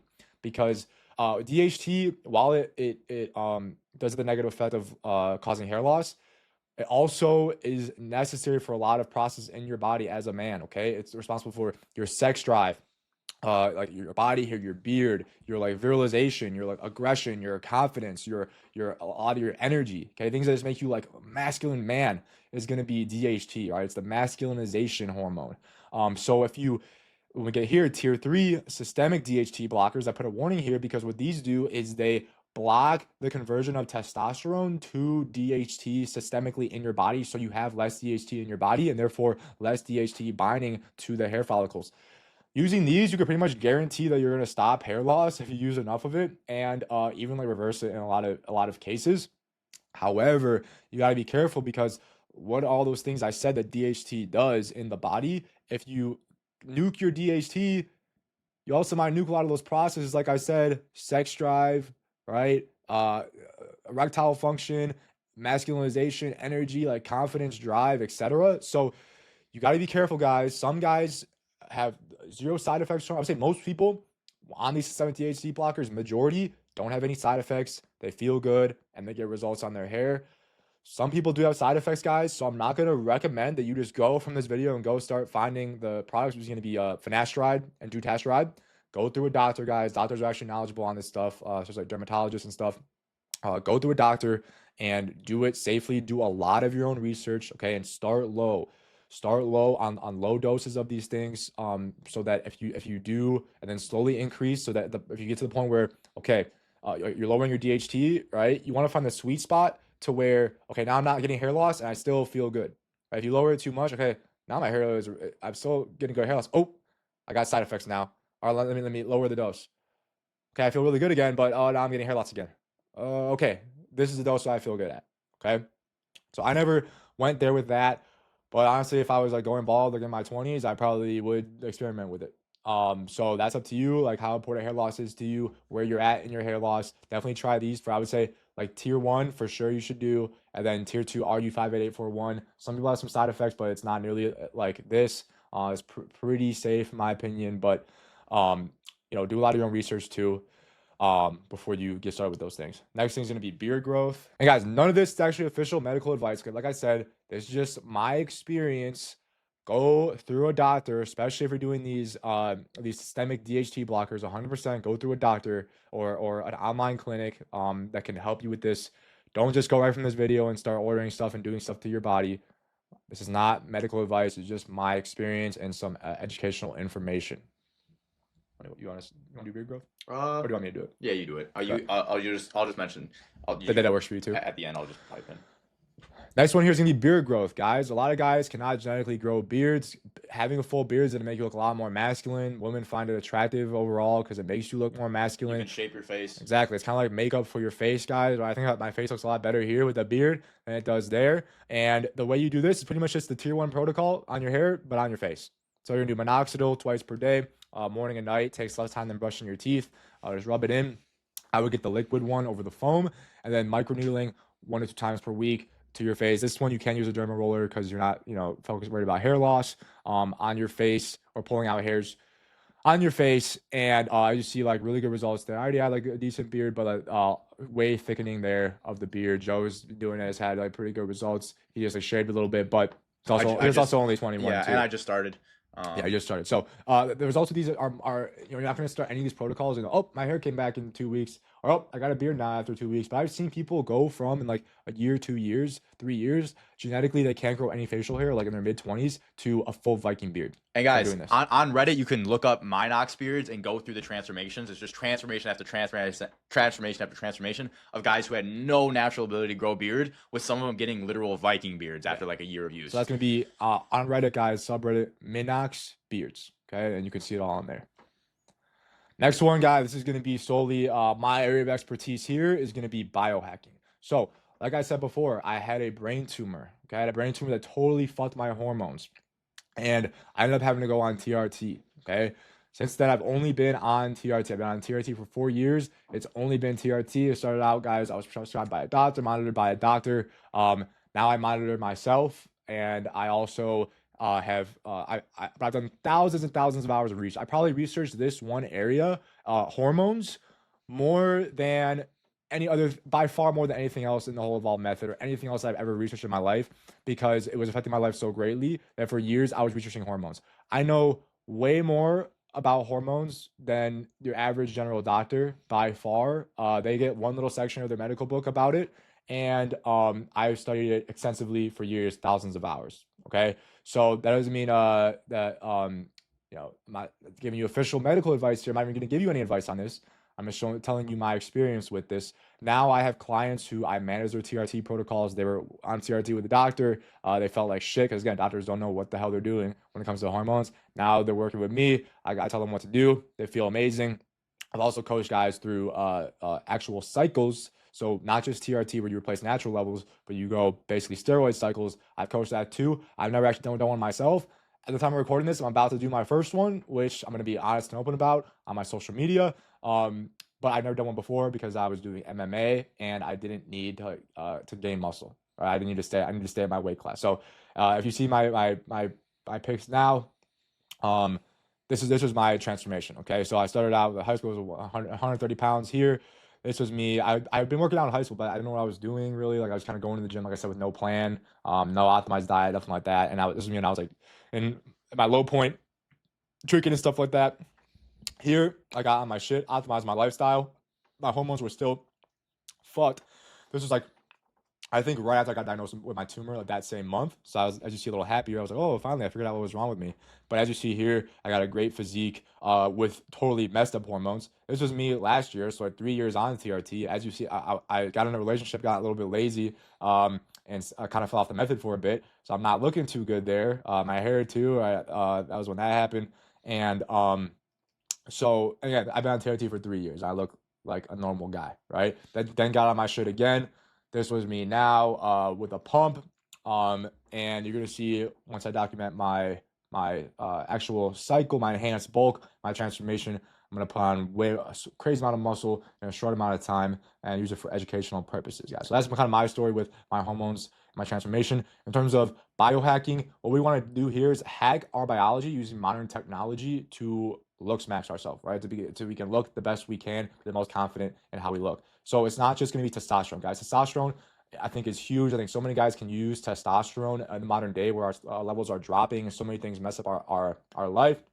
And using testosterone can really, where you manually control your testosterone. The negative effects are super overblown in the media, guys. It's so demonized because they don't want you to have high testosterone. But using testosterone manually, you can feel awesome, drive, confidence, energy, libido, etc. Then if you want to gain more muscle, get to your gym goals faster, you can raise your dose above levels and then come back down. And then if you want to gain muscle faster, you can go above TRT levels, guys, and gain more muscle. But it's not just testosterone, guys. Other ways we can biohack as well. One of those things is MT2, which is melanotan 2. This is a peptide that is designed to increase your melanin. So increase the darken the pigmentation of your skin even without tanning. Okay, I recommend doing it while you tan because it'll boost the effect of the tan, and they synergistically work with each other. You go outside in the sun or in a tanning booth with the melanotan, and I've seen guys go from ginger pasty white to literally black using this. You can just decide how dark you want to get, right? This was me before, totally pasty white, like Snow White here. And this was me like, after I've been doing it for a bit. And it's summer now, I'm probably gonna do a little bit more and like get like, nice and like dark looking, like I'm mixed race again because it's summer. I want to be outside looking good. But that's totally possible, guys. For a lot of you who cannot tan, who only burn in the sun, using this, you can get as tan as you want. Okay, and it's pretty side effect free, guys. Again, I'm not recommending any of this. It's not medical advice. It's just my experience education. Last one here is going to be GLP-1s. Okay, GLP-1 agonists is going to be appetite suppressors. The common term you guys have probably heard of is going to be Ozempic. Okay, this is demonized in the media a lot again because it is the miracle drug cure for obesity. That's why it's demonized. They want you to be fat, and so they don't want everyone to be happy and healthy.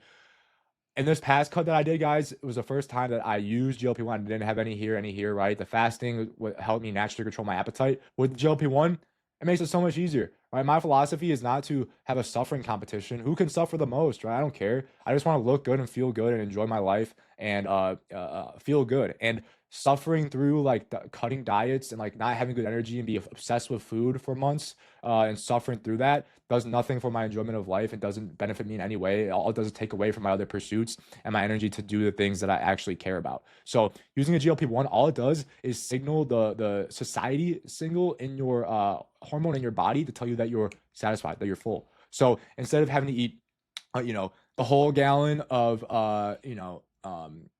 plant-based ice cream because I'm a plant-based, right? Or the whole half gallon, I'll eat like, a quarter of it. My body will be like, hey, you're good, you're full, and I'm fully satisfied. So especially for people with huge appetites, I empathize with you. I empathize with obese people who, they literally can't control their appetite. It's not like I think if anyone's obese, no one would choose to be that way, right? It's almost like involuntary. I understand. I have a huge appetite. I get it. I've been a binge eater. All right. I've been like that borderline bulimic before, where I would binge eat so much and I would puke it out and then eat more, guys.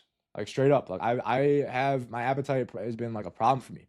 And using these GLP-1s, guys, I think is going to be a huge cure for that. People with eating disorders, people who are obese, and if done in a healthy way, I think is truly a miracle drug. I've used it with some of my clients, guys. I've gotten great results. I've seen people's, it's absolutely life changing for so many people. Be careful with it, okay? If overdone or used improperly, it can have side effects. So be careful. Understand, do research, right? Again, there's not medical advice. I'm not going to tell you any routines or anything like that or protocols on this video. You need actual coaching and supervision.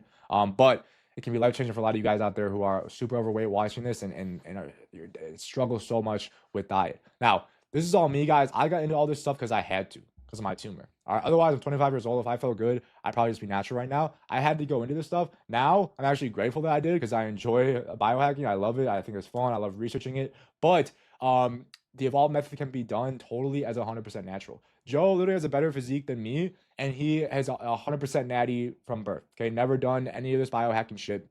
Totally 100% natural.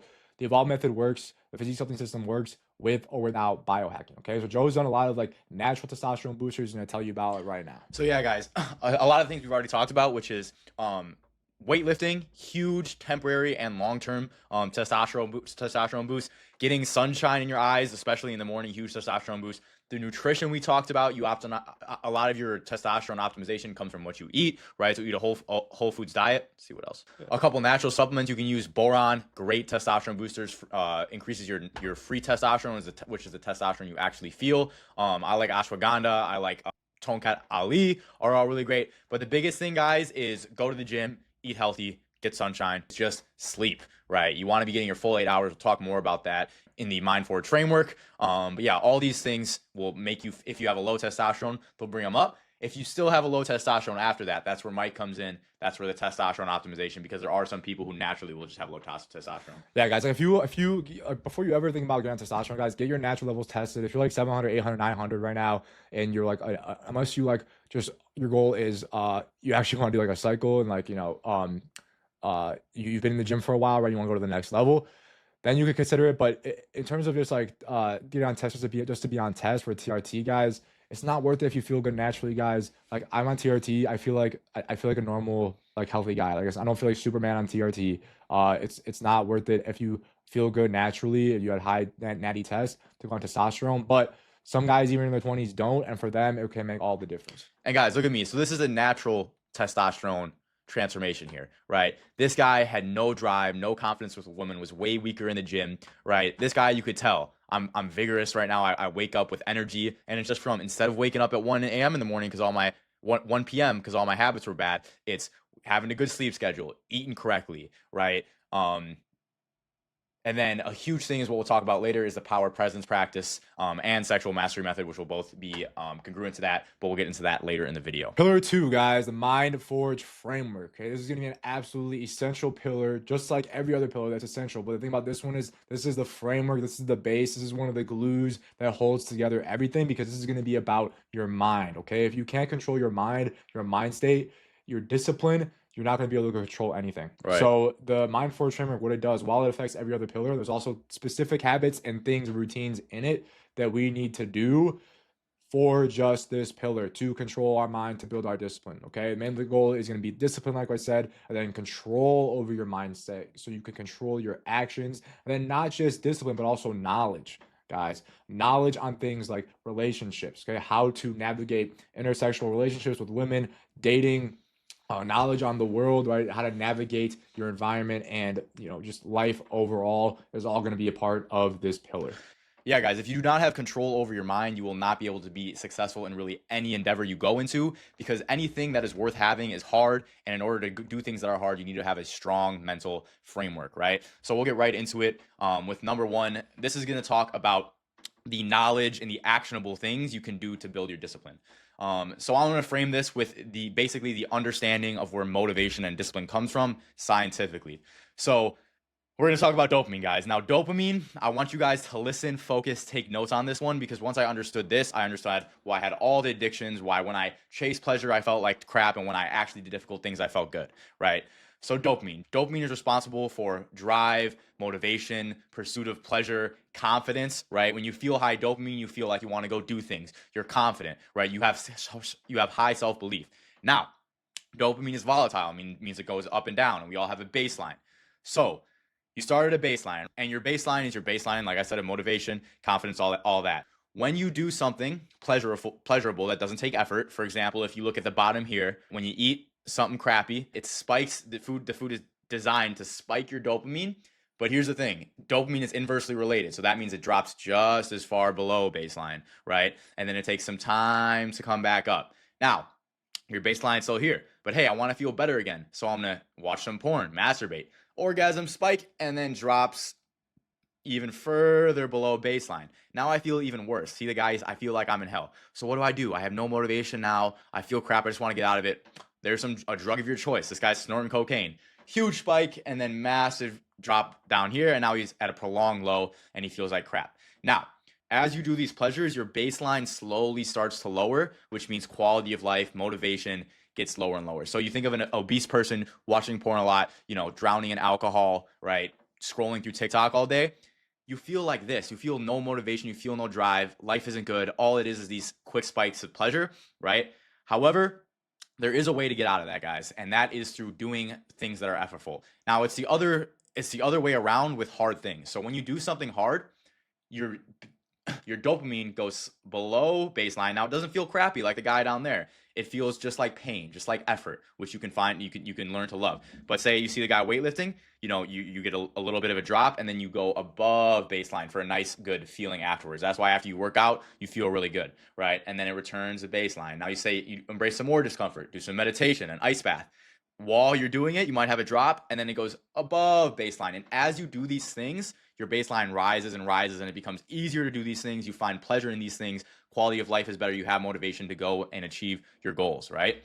So guys, they see the difference between this is how you're going to feel 24/7 when you're here, besides when you get the little spike. Okay, so a lot of you guys are probably in this cycle that I was in, that Joe was in, where you're just hopping from one thing to the next. So you feel like shit, move on to the next thing to help distract yourself. Right. Right? I feel like shit, let me play some video games. It works for a little bit. All right, oh, this game's getting boring. Let me go find another game. This game's boring. Let me go find another game. Now you're scrolling through your games library. None of them looks fun to play. None of them's gonna give you a dopamine hit. All right, let me go to my phone. Let me start scrolling. All right, this is fun for a little bit. All right, now this is getting boring. All right, let me go watch porn. Okay, watch porn for a little bit. Jerk off. You bust. All right, now you're just laying there, fuck, tired. Okay, now let me go get some junk food. Okay, and then you're sitting there at the end of the night, guys. You weren't happy at all throughout all of it. You were just distracting yourself from your low baseline with these pleasures that kind of brought you up for a little bit, all right, a little bit. But overall, you feel like here. Okay, so what that is going to look like is this guy over here. 100%. Right, this is me on that track. Okay, this is what a representation of that is. Then on the other track, that's this. 100%. Okay, same thing with Joe right here. So here, okay, that's a representation of this graph of what we were doing. And here's the thing, guys, is this guy in this state, he associates all these things with quality of life. So he doesn't realize that this is responsible for all of this. All his brain thinks is that this is up here, right? He associates life is the purpose. Yeah, he associates with this. He doesn't associate it with down here, right? So you guys got to realize that. And here's the framework I want you to understand is that when you seek short-term gratification, you will receive long-term lack of fulfillment, long-term pain. When you seek short-term discomfort, right, things that are difficult but push you forward, you will get long-term gratification. So seek your pleasure through effortful things. Me and Mike, we get pleasure from all of these things. Everyone who starts to do this stuff gets pleasure from doing the difficult things while they're doing it and after we're doing it 100% of the time. And just getting on this track, just in the first few weeks of starting to go from this to this, you're going to feel so much better. That's why time and time again, every single time a guy starts the Evolve method, he immediately gets a huge confidence boost. Like if he's like a 4 out of 10 confidence before, he's going to be at least a 7, maybe even an 8. We showed you some of the guys before. Our boy Justin went up to a 10 immediately, right? 3 to an 8, right? 4 to a 9. Every single time, just because just getting on the right path is going to make you feel so much better. Right. And I want you guys to use this as motivation, because if you are down here, you need a little bit of a spark to get you going, because it's hard down here. It's easier for this guy to do this than this guy. But I want you guys to feel this spark of motivation, let it get you going, and then quickly, if you start the track, you will progress quickly. And guys, don't think that we like never want you to have like any of this actual fun. Like some of this stuff is fun, guys. You can enjoy some like, you know, some cheap food, like some ice cream here and there, right? That's totally fine. And the thing is, if you're on your diet, if you're in shape, if you like your life, you're doing so from a place of conscious choosing, right? Correct. Mind force framework, control, Correct. Instead of addiction and doing so just to distract yourself from your misery. All right, same thing with anything. All right, I still smoke weed. I smoke weed like on the weekends, like on a Saturday night, right, with some friends or my girl, just to enjoy, right? Be social, have fun. I enjoy it, it feels good, but I don't do it during the week, right? I'm doing this, and it's a conscious choice. I'm not thinking about it during the week, right? I used to be smoking every single day, right? When I was at my lowest. Me too. And I just did it because it just numbed me, right? Just numbed me and made me feel like a little like boost of dope, like a little boost for a little bit, and then back down to feeling like shit. Okay. Now when I do it after a long hard week of this, but I actually enjoy it, right? I feel happier every day. Now I can enjoy when I do want to partake in any of these things, the bottom consciously, and actually feel good and enjoy it instead of just being a distraction from my misery. Yeah, emphasize it comes from a place of conscious decision. You get to a point where you have two options and you get to choose, does this serve me or does it not? For Mike, smoking on the weekends, it serves him because he feels like he gets, enjoys time with his friends, gets refreshment. He did his grind on the weekdays. But for most people, it doesn't really serve you when you break it down, right? So once you have control of your dopamine, you get to choose your pleasures from a place of consciousness, guys. All right, so morning routine. You've probably seen a lot of people talk about this in social media. This is like the baseline of self-improvement, right? What's your morning routine? What does a successful person do for his morning routine? And it is for good reason, guys. If you start your day with a W, that W carries over to the next task you do, the next task you do, the next task you do, versus if you start your day with an L where you have to, grudge your way into the next task, it's a completely different game changer, right? And so with the morning routine, there's a lot of different things you could do, but I'm gonna try to simplify it for you guys. So number one is you wanna have a set time you wake up, right? Now, it doesn't mean you have to wake up at 5 a.m., doesn't mean you have to wake up at 10 a.m., but the time you set your alarm, you should try to wake up at that time, because the night before you made a commitment. This is the first dub of the day, is waking up at the alarm, right? And in that moment, if you feel tired, that's the feeling you feel in the moment, but that's not actually what you should do, right? So forget how you feel in the moment. If you got your full 8 hours of sleep, get up and go, right? And then here's what the framework you want to use. You want to have some form of movement, right? Whether that's a walk, whether that's a run, whether that's lifting weights. You want to get outside, right? And you want to have some time for reflection.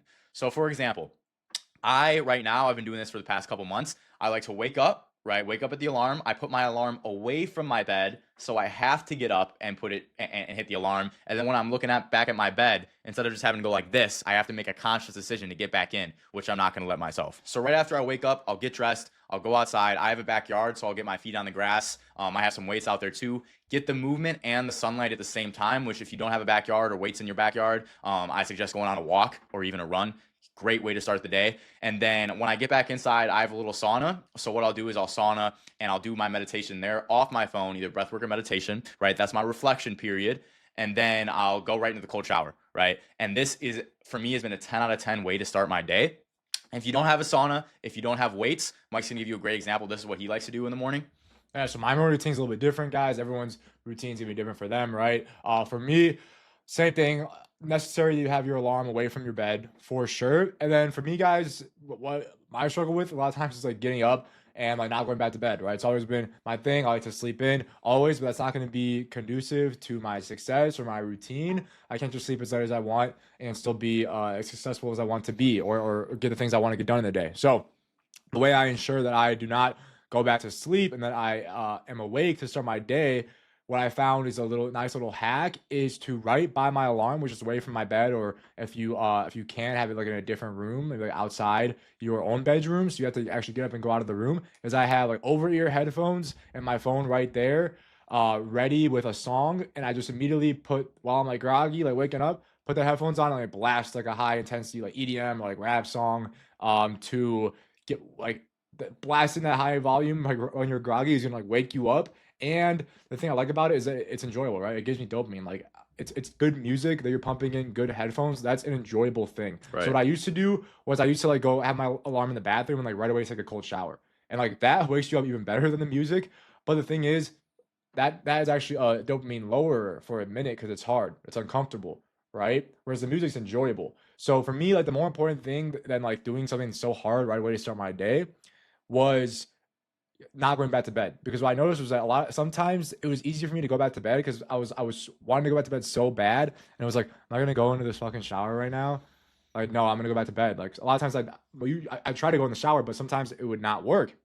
With the headphones, it works every time because it's like it's not anything hard. I'm like, okay, my favorite song right now, let's do bumping, boom, wakes you up right away, put on clothes while you're bumping your music, go for a morning walk, like Joe said, get that sunlight, set that circadian rhythm.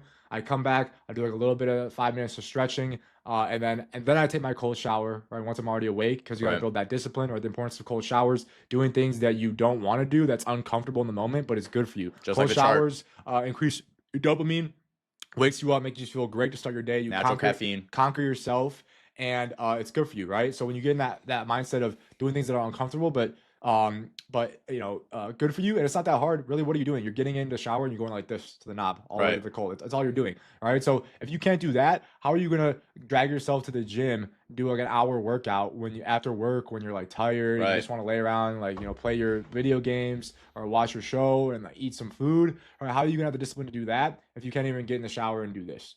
Okay, so that's why I love the cold showers. And then after the cold showers is when I do my meditation. And the specific type of meditation I do, we'll talk about later in the fourth pillar of the power presence practice. For me, meditation was one of the hardest things to start. I think everyone should do some form of mindfulness meditation before they get into more of the complex stuff, gain control over the mind. And so the framework that allowed me to sit down and actually meditate, because this was the hardest one for me to start, was not the goal to have no thoughts, but the goal to sit there for 10 minutes, observe your thoughts, and every time you get lost in thought, bring the thought back to the breath. Right? That's a rep right there. That is the reps of meditation, is seeing your thoughts, bringing it back, seeing your thoughts, bringing it back. So don't worry if you're thinking the whole time. In the beginning, you're going to be thinking the whole time, but that's okay, right? The more reps you have, think, bring it back, think, bring it back. It's like lifting weights in the gym. It's like a muscle you're building, but for your mind, guys, right? Yeah, so what Joe's to clarify, guys, what he's talking about is a very form of basic meditation that I recommend you start with, which is like breathing and anchoring your mind to the breath meditation. So you're just going to sit down, close your eyes, set a timer, do deep belly breathing, and just try to focus your mind on the breath, how it feels going in and out, how the anchor to some physical sensation, either your belly expanding and shrinking, the air coming in and out of your nostrils, so that you're not actually thinking thoughts. Like he said, if your thoughts wander, acknowledge it, bring it back to the breath. That's a rep. So that's what he means. So start your meditation like that, guys. Do that. I do that after my cold shower. Set a 10-minute timer. That's my morning routine, guys. Super easy, doesn't take that long.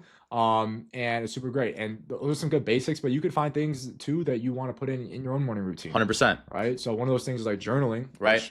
And I'll get into that in a second, but just what you should have though, me and Mike have both tampered with literally dozens of morning routines. I've switched them up a lot. And it depends what stage of life you're in. But you want to have movement, sunlight, and some form of meditation or reflection period, right? That'll get your day starting good. And so I've really struggled with waking up early and in the morning. That's one of the biggest things that I've recently actually just tackled within this past year. But it was a struggle for me. Back when I was in the pictures before when I was in college, it was like literally 1 p.m. I was waking up and I was having struggles to wake up before that. And so what I did is I refined, kept getting better. And the way I was able to do this is with journaling. Now, I emphasize this habit a ton because it has done so many things for me. It's kept me accountable. It's organized my thoughts. It's let me figure out what I'm struggling with, why, how to fix it. And so all you need is a piece of paper and a pen. Keep it by your bed, right? Simple. $10 on Amazon, or if you just have like a notebook in your house, use that. But here's the prompt I use. I figured out pretty quickly what works best for me and all the people I coach. And that is, number one, what did you do that day, right? Can be as simple or as long as you want it to be, right? Just let the pen flow. And like the first time I journaled was the weirdest, but after I did the first sentence, I was like, oh, this is helpful. This is beneficial, right? And so it could be woke up at the alarm clock this morning, felt really good, positive reinforcement, right? Woke up at the alarm clock, got my morning routine, was a little tired, so I had a little caffeine, like that part of it, yada, yada, yada. At work, talked to my crush today. We're going on a date this weekend, right? I'm going to ask her out, yada, yada. Whatever happened during your day, right? And then the thing that's on your mind most, because we all have thoughts going like this, boom, boom, boom, boom, all day, right? And it's never a monologue. It's never a straight, it's never in an understandable way. It's always this voice chimes in, and this voice chimes in, and that voice chimes in, and then you go to a different topic, right? So you have no continuity of thought almost ever, right? But if you have a journal, that doesn't happen. It goes line by line, and you're able to organize whatever you've been thinking about that day in an understandable way. Where like say you're thinking about something in your relationship, right? Where you know your significant other did something you didn't really like, right? You can write it down, say what you did, say what you can actually come from a place of understanding of the whole situation versus one part of you saying, oh, you should yell at her, other part saying you should forgive her, other part saying you should break up with her, right? You can understand the situation, write it down, and come from a place of actual comprehensive understanding, right? And then number 3, the most important, if you're gonna do one of these prompts, it is write down your next day. Right? That's it. Write down what time you're going to wake up, what you're going to do when you wake up, right? The main tasks you want to get done, and then what you're going to do at night, right? And it can be as simple or as complex as you want, but this is the habit that I've been most consistent with over my years of self-improvement because I see how much it has benefited me, right? And now you have a day where you didn't do the things you were supposed to do. So that night you journal, you understand why I did it, how it affected you, and then you come and attack the next day from a place of understanding and a place of you knowing how to move forward, right? And this is the path of self-improvement, guys. It's never going to be, oh, I started and I have a great day every single day. There are going to be tough days. There are going to be days where you fail, but you're also going to gain the skill of bouncing back, refining, adapting, right? It's adaptation. And a journal is one of the best things you can do to actually move forward in this process quickly and without spiraling out of place. And lastly, guys, we're gonna talk about a specific style of implementing these habits. These like little and building your discipline, because discipline is really like a muscle. 100%. Okay. Just like in the gym, if you walk into the gym and you're bringing a buddy to the gym, or your first day in the gym and you go to the squat rack or send him to the squat rack and throw 405 on there and have him start squatting that, he's gonna like break down and hurt himself, and then he's gonna fall off and then not come back to the gym. Same thing with discipline, guys. A lot of times if you try to do the max version of every single habit on your first day, like when you're here, it's gonna be a little bit difficult. Okay, you might crash out because your dopamine levels are not, and your motivation is not, your discipline has not gone up to this point yet. Right. Okay, so what I like to do, specifically the strategy I use for my clients, I use this habit framework. Okay, kind of like a web and a pyramid of habits that we use, where we got like tier 1 habits here. Okay, that take a little bit of discipline and get you kind of used to being kind of disciplined when you're coming from an undisciplined lifestyle. Right. For example, something like when you're eating your dinner, eating your lunch, right? I used to always, a lot of people watched YouTube or watch like your show or watch sports while you're eating your food, right? During that like 5-10 minutes. And one little way to build a little bit of discipline is say no to watching anything or being on your phone or any screen at all while you're eating your food. The reason this is an easy one in tier 1 is because you're getting dopamine from the food. Right. You're getting, you can just focus on the food, focus on enjoying the food, and it becomes kind of like a meditative, like primal thing. The food actually tastes better when you're focusing on it. But in the beginning, you're gonna be like, "What? I need my YouTube. I need my YouTube." So, right? So it's gonna be a little bit of discipline, and it's building that little bit of discipline, but it's gonna be easy. Right? Like that's gonna be way easier Right. than hitting the gym when you're exhausted after a day of work and you gotta go hit a leg day. All right, that's gonna be way harder than doing this. So we have a bunch of little habits that we have down here that we are tier 1, and then once we have that whole framework down, we have this baseline of all these little habits we're doing across the day that Right. are discipline building. And then we have tier 2 habits.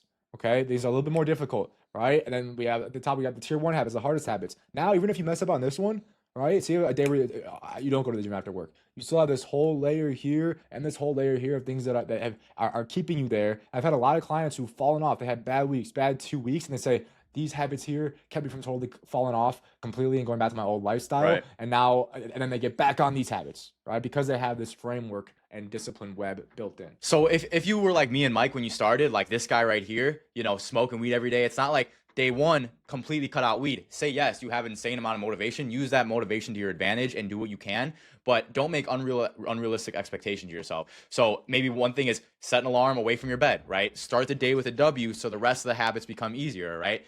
Go to the gym 3 days a week instead of 6 days a week. And as you do these things, the baseline will get higher. It'll get easier and easier. You'll move up the tiers until it just becomes a lifestyle like me and Mike. Last thing I'll say, guys, for your morning routine and, you know, just sleep in general.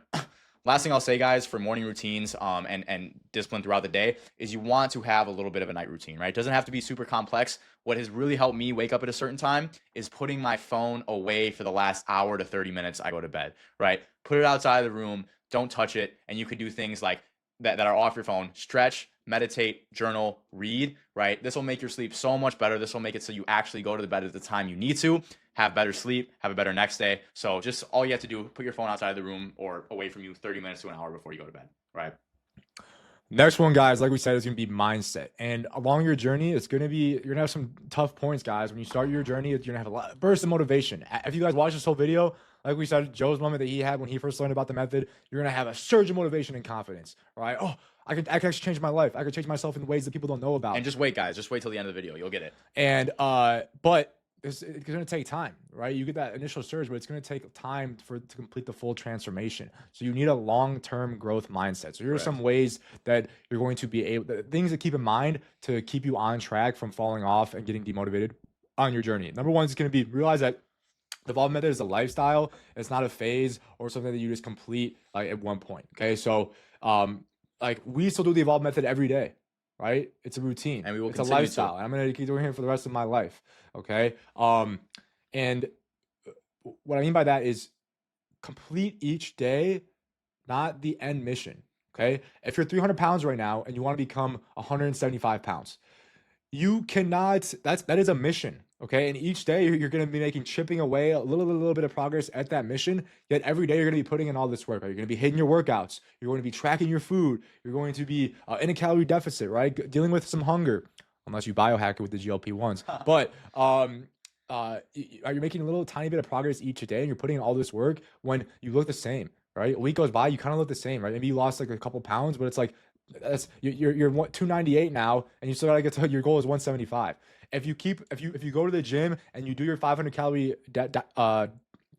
deficit, thinking about 175, it's gonna be way too far in the future for it to motivate you every single day. Okay, so focus on get satisfaction from completing that day. Get a satisfaction not from getting to 175, but from hitting your calorie deficit, from hitting your workout. Okay, now the times where you struggle to complete the day, okay, where you feel like, I don't think it's worth it anymore, right? This is too hard. Like I don't see the vision anymore. That's when you reintroduce the mission. Correct. Right? That's when you think, okay, where am I going? Right? 175. I want to be shredded on the beach this summer. Right? I'm gonna be hanging out at the same pool as my crush. I want to have total confidence and to look like Joe here in this picture, and therefore I am gonna complete this day. Okay, so it's a dual mindset there where we're focusing on the day and the mission at the same time. Prioritize each differently based on your mindset, okay? And the main goal is just to get 1% better every day. Every day. The good thing about the method is that, like a lot of like fitness programs, it's just like, gym and diet. And it's like sometimes you're gonna mess up and then you make no progress. Okay, with the method, that's only one pillar of the method. And part of one pillar of the entire method. Okay, we haven't even gotten to the other two pillars yet, and the rest of this pillar. The good thing about the method is even if you mess up on one thing, you're still making progress in so many ways that you're continuously progressing. 100%. Right? So if you miss a workout, it's like you made progress in all these other ways. You're still getting better and evolving every day. Keeps you on track. Okay. If you're only doing workout and diet and then you miss your workout and diet for a few days, you didn't progress at all. You just kind of stayed stagnant and then didn't do anything else. You're going to get demotivated because like, oh, well, not making progress in anything. At least with the method, you're making progress in all these other ways. It's going to help you motivate you to get back on track in the ways that you're falling off the path, nudge it back on. Okay. Get 1% better every day. And the main thing is like track your progress. Okay. Take progress pictures of your physique, track your goals in your journal, track how well you are at maintaining them, because a lot of times clients, so I feel like I'm not making any difference, right? And then I go back, we go into the progress pictures from 1 month ago. It's like, look at that. All right, look at how your love handles have shrunk. All right, look at how much better your shoulders look. Look at your eyes. All right, and look at your aura. Like we still talked about in the beginning, all those progress pictures.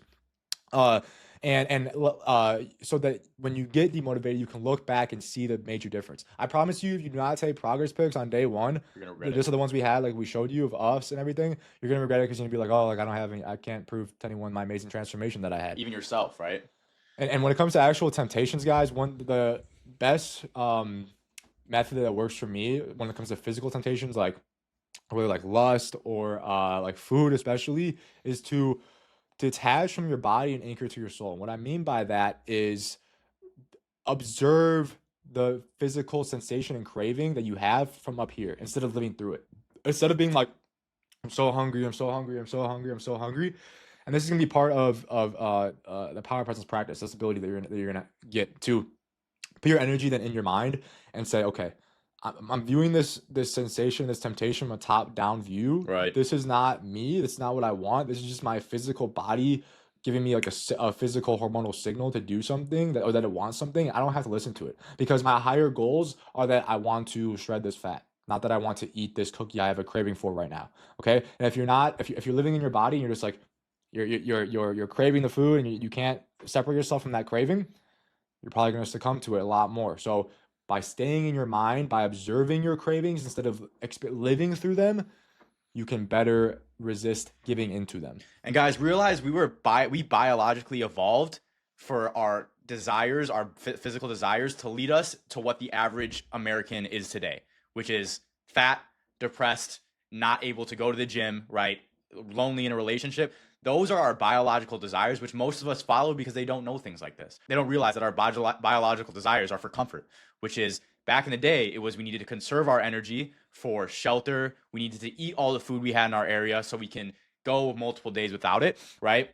But now in our day and age, with our phones, we get all the comfort we need with the grocery stores, right? With air conditioning. If you follow that biological desire, you'll follow the same path that most people in our day and age follow. And so, like Mike said, you need to anchor to the soul, anchor to the mind. Look at those, observe those desires. Don't be of them, right? Observe them and understand where they come from and how they will actually make you feel and how they will actually affect your life. So when you're in that state, don't think about the moment. How you feel in the moment is not what you actually want and is not what actually you should act on. That is a very key thing. Do not act how you feel in the moment. Otherwise, you will end up like the average American. And now here is one thing. If you follow me on Instagram, you'll hear this is probably my biggest message. I say it every day because it replays in my mind if I don't want to do something. Because in this path, there's going to be times that are tough.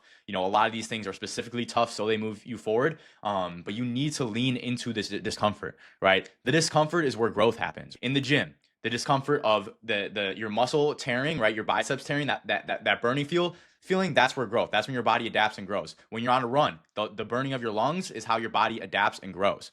The discomfort of walking up to a girl you think is beautiful and then doing it anyways is how you grow in the discipline and want to go do it again. If you come from a place of confidence, not 10 out of 10 drunk. So every time you lean into discomfort, you get better at it and you can face bigger and bigger dragons. And if you guys listen to Goggins or Jocko Willink or anything like that, you'll realize you probably know how important it is. And then last thing I'll say about this is we actually have a part of our brain called the AMCC, anterior mid-cingulate cortex, and this part of your brain is responsible for grit and willpower. And this part of your brain grows in size. This is fact. It grows in size every time you do something you don't want to do. And as it grows in size, it gets stronger and things become easier and easier when you do them. And specifically, you have to not want to do it, but do it anyway. So say, you took a bunch of pre-workout, you got all your music, and you're excited for the gym. Yeah, that's great. You're going to get a great workout, but that part of your brain isn't going to grow. So say those days when you feel, I really don't want to go to the gym, keep in mind those days are when your discipline is growing the most. So it's not bad to enjoy going to the gym, but also the times when it's tough, remember this is what's building you guys. So you got to lean into discomfort.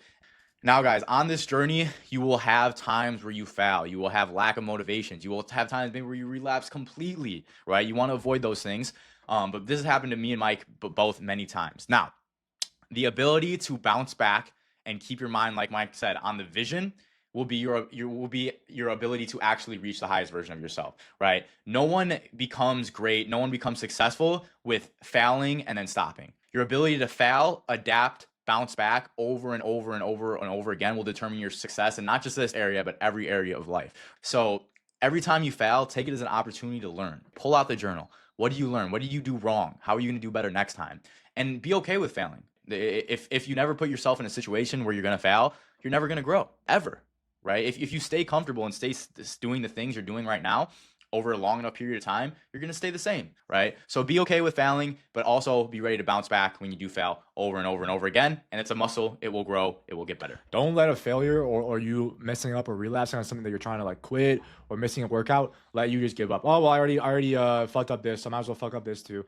That's your body. I already missed my workouts, so I might as well not follow my diet either and give up on my habits and give into my addictions like I've always done, right? And do it the next day too. And two, you mess up on something, that's okay. Bounce right back. Pretend it never happened. Right. Bounce back method. Like if you spill a little bit of water in a cup, are you going to clean it up and put some more water in the cup? Or are you going to look at it and dump the rest of the water out? Right. That's the exact same of relapsing. Last one, guys, is going to be surround yourself with accountability. Okay, this is going to be absolutely huge. Because what accountability does is it makes it so when you don't do the things that you commit to, that you don't follow your plan, it's not just you, right? If only you know what you're doing and only you are holding yourself accountable, then when you don't do something, it's like, whatever. No one's going to know. It's just me, right? You can convince yourself or cope or tell yourself something or just pretend like it's okay. But when you told your friend, right? You have a mentor, you have a coach. Your spouse. Yeah, your partner, your relationship.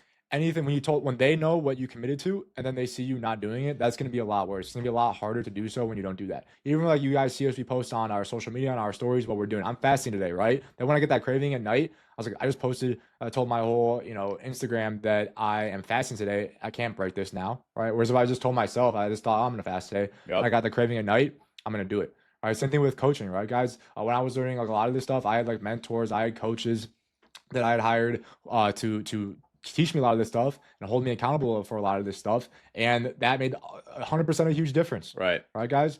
I've had clients who tried on their own to get in shape or get on track many times, and then just working with a coach, working with me was what helped them switch that mentality, right? And you don't necessarily need a coach. Even just having a friend who knows what you're doing, what you're committing to, and holding each other accountable is going to make huge difference. And I know for a lot of you guys, your social circle might not be complementary to this path, right? You don't have other people on the same path with you. And here's what I'll say is this happened for me. Once you get on this path, you're going to have the desire to help your friends. You're going to teach them about the things you learn, right? Some of them will hop on with you. Some of them won't. Some might say the same, and some might hate. Some people, especially insecure ones, they get uncomfortable by seeing your progress because they know they could do the same thing, right? But they're not, right? And so hate only comes from below, guys. And if you understand that and realize that every time, whether your friends or even someone outside your friend group is hating, just be empathetic. Feel sorry for them. Understand that if they felt truly confident and they were on the same path, they wouldn't hate. So yeah, guys, bring your friends along with you, and you got to refine your circle into the people that are going to help you achieve your goals, not push you away from them. And as you grow, guys, like you're going to find people who are on the same track as you, yes, with the same goals, who want to see you succeed, and you're succeeding together. Like when I started my journey, I was in like the frat, right? And the culture was just, drinking, drugs, partying, like hedonic treadmill, pleasure, pleasure, pleasure, pleasure, 24/7. And no one was really into self improvement that much, right? Some guys worked out a little bit here and there, but I was living in a house with 80 guys living together, and it was crazy that everyone was on that lifestyle. And now that I overcame that lifestyle and I'm who I am now, like maybe like 1%, 2% of the guys who I knew back then are still like, following me and like my content and like hitting me up and like talking to me and stuff like that. Most of them just like I've had people unfollow me, like Right. just because when people who are there in on a lower, worse lifestyle see you going up, it's gonna make them feel bad about themselves, guys. And like I hope that everyone gets on this path. That's why we're doing this masterclass video right here to teach you guys and whoever's watching that we want you guys to all raise with us, Right. right? But just understand that you might lose friends on this journey, but don't have an ego about it. Don't be like I'm better than this person, right? And the ego is going to also hold you back from above. If you have an ego, you're not gonna open yourself up to being receptive to learning from people above you, Right. right? If you have an ego, maybe you're hearing me and Joe talking, it's like, oh, what the fuck do these guys know, right? Oh, they don't know shit. Like I know what I'm doing, right? When I was at my lowest, I didn't have any. I lowered my ego completely, right? And I just was learning. Anyone, right? I see someone doing better than me. What can I learn? How did he get there? Right? That's how I made the method. I pulled all these parts from the internet, all these experts, all these guys with these different things into my life, willing to learn, willing to learn, willing to learn. And that's what made me who I am today. So always look up with no ego, willing to learn, and don't look down with an ego too, right? Have a helping hand to others if they want to. But understand, not everyone's gonna want to follow you, but on your journey, people are gonna join you who are on the same path. Next aspect of the Mind Forge framework is going to be understanding female nature and evolutionary psychology, specifically when it comes to dating and intersexual male-female dynamics, because that's the area which female nature is going to affect you as a man. My credentials with this, guys, I have a bachelor's degree in social psychology from the University of Illinois, and my specific area of interest that I mainly studied was this topic, female nature and evolutionary psychology. I don't know why, just super interesting to me. And I realized that growing up, we are completely told a false reality of the truth about how what women are attracted to, what keeps them interested in a relationship, and what they want in a man, guys. So most people, unless you actually learn this knowledge, that's what we talked about in the beginning. A lot of the Mind Forge framework is learning knowledge. If you don't know this knowledge, you're going to mess up all your relationships. Okay. 100%. Even if you do every other aspect of the method, but you don't understand how women work, you're going to mess up your relationships. Okay. Because we haven't been taught, and it's not natural to men how to go about this. Okay. The main concept you need to understand when it comes to female nature is this concept right here, which is hypergamy. Okay. This is the tendency and the woman's nature, instincts to only be attracted to the best man that she can get. Okay. And this evolved from evolutionary purposes because men, we are attracted to a large variety of women. Okay, we can be attracted to, we can be in a friend group with like 10 girls and we have a crush on like 6 of them, right? Maybe one is our favorite, but like the other ones we all find cute. Women do not work that way. They're in a friend group, there's 10 guys, there's gonna be one guy that they're obsessed about, and that's it. And that's they zero in on him, and no one else, they don't care about anyone else, so not attracted to any other of the guys. Okay. So we're very different in this way. And the reason that we are this way is because men, when it comes to like biology and our primal nature, we can father a lot of children without any risk, right? In terms of us, we can like have sex with different women every day and get her pregnant, right? One per day, and we don't have to stay around and take care of the baby. We can just go leave and go, munch on our berries and go, climb trees, whatever we want to do, Pillage villages. whatever we want to do, and not care, right? After sex, we can go leave. Women after sex, they got to deal with the consequences whether they want to or not, right? They got to be vulnerable, carrying that baby for 9 months, take care of that baby, be in a vulnerable state where it's going to be harder for them to survive. So if they're going to make that commitment, they need to be much, much more selective about who they mate with. In addition, they can't have sex with have a bunch of different mates and have a bunch of different babies. They only have like one baby and they got to wait a while and have another one. So that's why they're much more picky when it comes to their selection than men. And we're going to show exactly a scientific study and evidence of this right now. Okay, guys. So in this study right here, they took how info from a dating website on how women rate and respond to men and how men respond to women. So as you see here, Men, we view women on like a natural bell curve. Okay. So some women are going to be very unattractive, right? As we get more towards the average, most women are average, and there's about an equal amount that are below to above. It's a normal distribution. Some are a little bit above, some are really above, some are like super, super hot. And but even like the girls here, like we could be attracted to, right? The average girl is an average attractiveness to us in the middle. It's a normal bell curve. Like I said, that's not how women's brain work. They do not work on a scale like this. It's a yes or no system. It's a binary system. Men, we're rating. Oh, she's not. She's okay. She looks all right. Oh, she's all right. Oh, she's cute. Oh, she's really hot. Oh, she's 10. amazing, right? So we have a scale, but even be okay with a girl who's like here, who is kind of cute, who is like a good girl, right? Women, it's not like that. They cannot be attracted to a guy who's average. As you see here, this is how they rate men. 0% of men are the most attractive because women have this fantasy man in their head that they get from the romance novels and this fantasy that they created in their head of their dream man who does not exist. He literally does not exist. None of the men on the dating app met the quality of this fantasy man. And so 0% of men were the most attractive. 2% of men were here that were probably going to be like really hot. Okay. That is a tiny percentage of men. Only 7% of men were above average. Okay. Less than 10% of men were above average, the middle. Okay. 12% of men were average. That means about 20% of men were either average or above. 80% of men, women viewed as below average in attractiveness. Okay. That means that the 80% of men are a no, unattractive. Okay. There's no scale here. Okay. This is even super below average here is even more, right? Over 50%, almost 60%. Okay. So if you're in, so I cannot stress enough for you average guys who are not in self-improvement, who are going out and have not done any self-improvement at all and are going out chasing women, they view you as here, guys. They view you as here. That is a harsh reality to accept because without knowing this information, you think that women view us in the same way. Right? Right. Oh, like I'm like a I have 5 a out of 10. chance. I'm a 6 out of 10. Okay, we're honest with ourselves, right? We know we're not. If you're not, the college quarterback, you're not going to be like a 10 out of 10. But I'm a 6 out of 10. Guess what? That means you're around here like 60 percentile. You're well below average attractiveness to women, guys. Okay. That's why women always seem to like the same guys because only a tiny percentage of guys are even attractive at all to women. And what you need to do is work your way up into that top percentage of guys. Correct. Now, this is brutal, guys. It is. This is brutal. But the reason I say this, the reason I'm telling you, I'm not just telling you this so you can go and fucking cry and be like, oh, this is why like I don't get any results. It is why you don't get any results, but we're also giving you the solution. Correct. Okay. So this is what this video is. We're not even halfway through the method right now. Okay. And here's the thing, guys, is that these 7%, life is good. You have any choice of all of this right here. Because they all want you. Right. And so these women only some of them can get this 7%. So the best person on this scale is this right here. Right. So be optimistic in that point. And if you're anywhere in here, right, you can achieve this with dedicated work using the methods we're teaching you. Yeah, guys.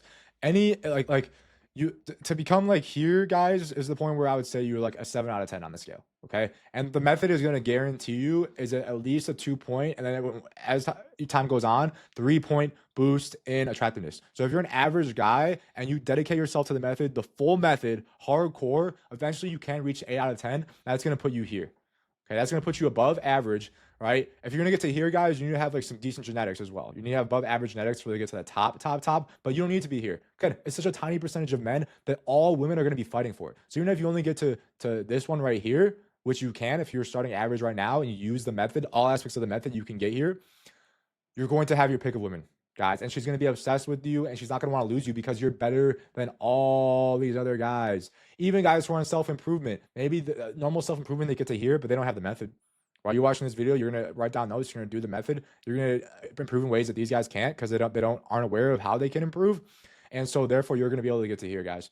So this is brutal, guys. Female nature is brutal and harsh when it comes to men.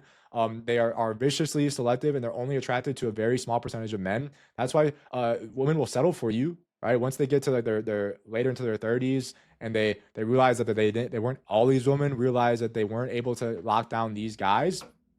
they'll settle for these guys here reluctantly, right? Right. And resent them. The reason they'll settle is not because they love them, it's because they want to have kids and they want to be kind of provided for and not work as much, not to pay their own bills, right?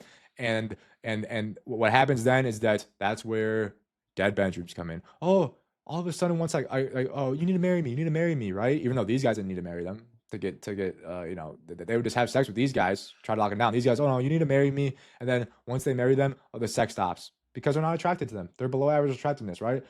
There's way more than 7% of men who are married, right? But they're not in good relationships, right? And if you watch this, I've been, when I was in this aspect of men, right? I was in a relationship. It was awful, right? She didn't want to have sex with me. She didn't respect me at all. And it was just not a good experience, right? Now that I'm here, total 180 in how the relationship is, way more fulfilling, way better. And your goal should be, before you even start dating, you should get to here. Yes. Because Yes. here you'll have your choice of women. When you're here, as you're grinding up, you're gonna like, options are gonna open up, right? Even if you're here, you're still in the top 20%. Yeah, they're gonna view you as like, okay, he's okay, right? But most men are unattractive, not even okay. So even as before you get to the point where you're above average, you're gonna have options. But I would say wait till you fully complete the method, guys. I went full monk mode. I was celibate. I didn't date for years, guys. I was celibate, grinding the method.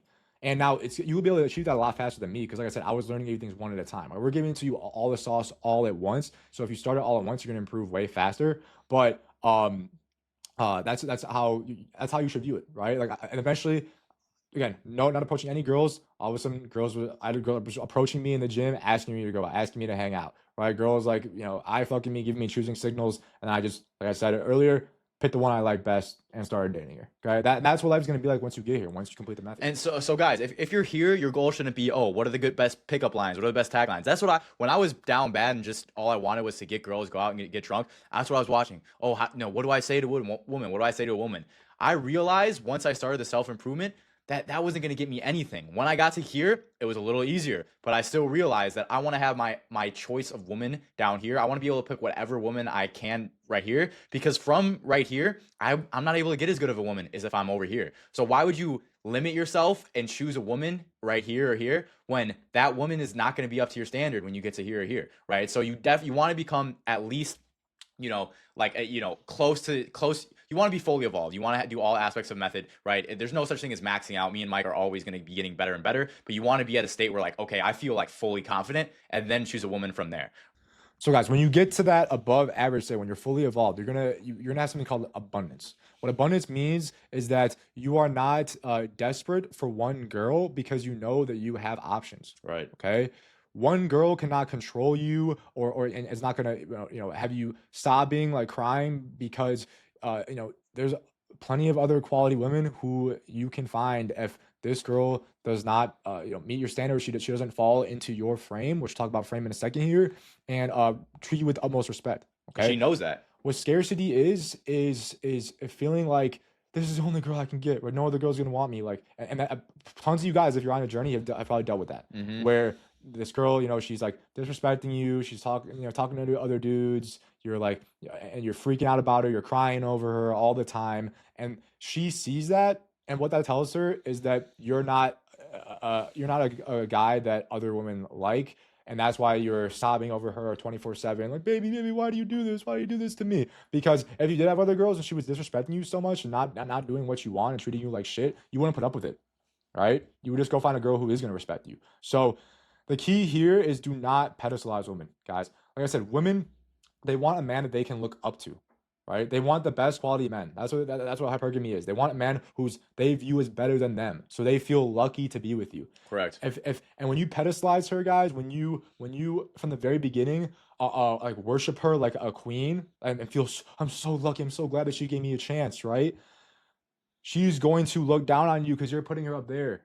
All right, she wants to look up at a man, and now you're pedestalizing her. She's looking down at you like, oh, actually, like you're not that great. You're treating her like this insane queen, and that doesn't mean you can't treat her well, guys. Right? When you find like I fucking buy my girl flowers. I treat her super well. I treat her with utmost respect. Like a queen.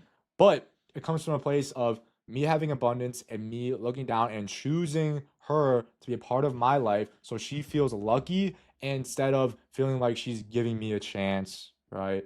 Correct, guys. She will feel, if you have abundance, she will feel like you are sacrificing your opportunity to get to have other women, you're sacrificing that for her, right? If you come from a place of scarcity and she feels like, oh, you're only with her because you have to be, she will feel that subconsciously. You will give off that energy and the insecurity will show, right? So not only you want to have the actual abundance, but you also in your journey you want to have the mindset of abundance because you know where you're going, right? So have the mindset of abundance. Don't feel like the only girl I can get I need to latch onto, right?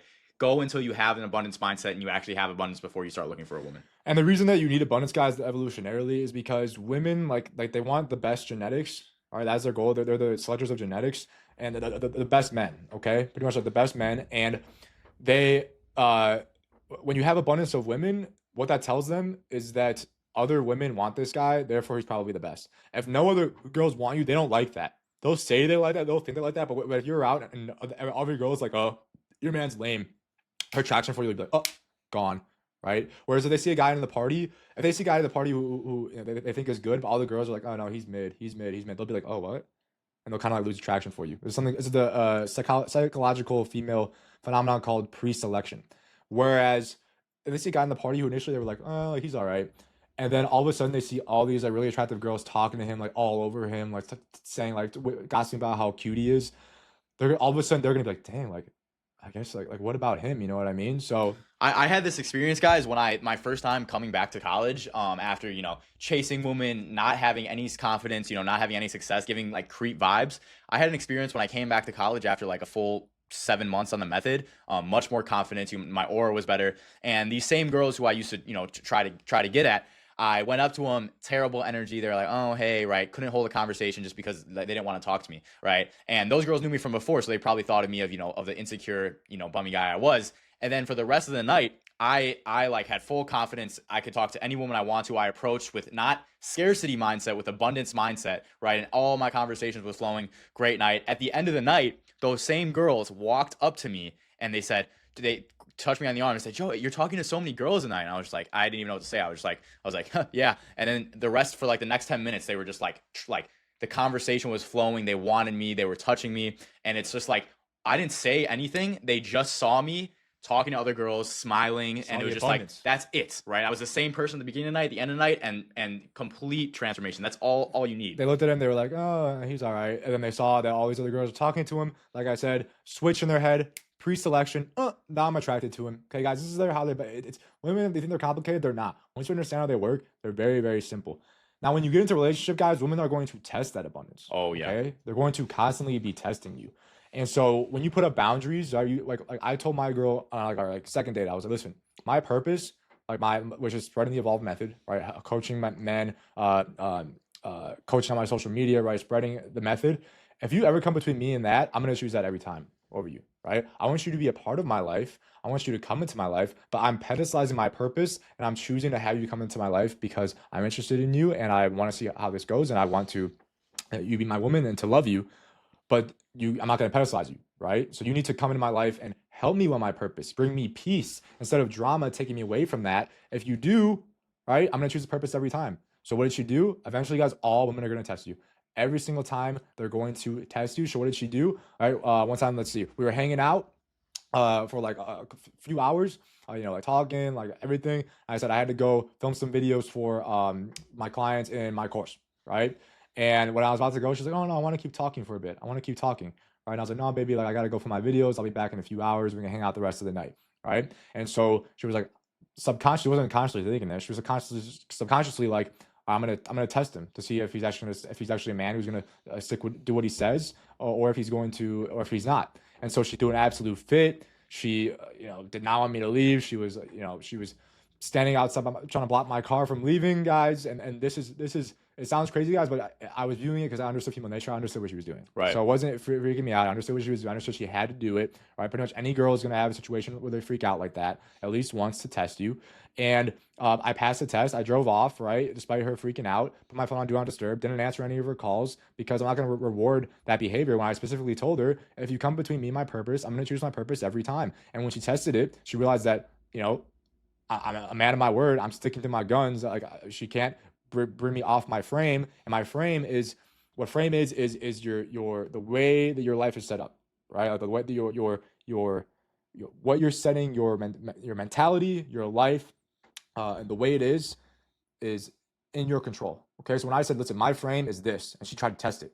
Oh, Right. let's see if he's not going to put his purpose first, right? My frame is, and then she was like, oh, his frame's rock solid. He just drove off with me while I'm here crying because I came between him and his purpose. Now you gotta be reasonable, right? If it was something like I hadn't seen her for a week and I'm at home playing video games, and she's asking me to spend time with her, I'm like, oh no, I don't play video games, right? Now that's BS, right? But with something like that, it was totally reasonable, and that's why she tested. Okay. And what that test told her was, dang, he really has abundance because I'm here crying, telling him like, oh, I don't think I can do this anymore. I don't think I can do this relationship anymore. And he doesn't care because he's gonna go do his purpose. Right? He's gonna when he's told me he was.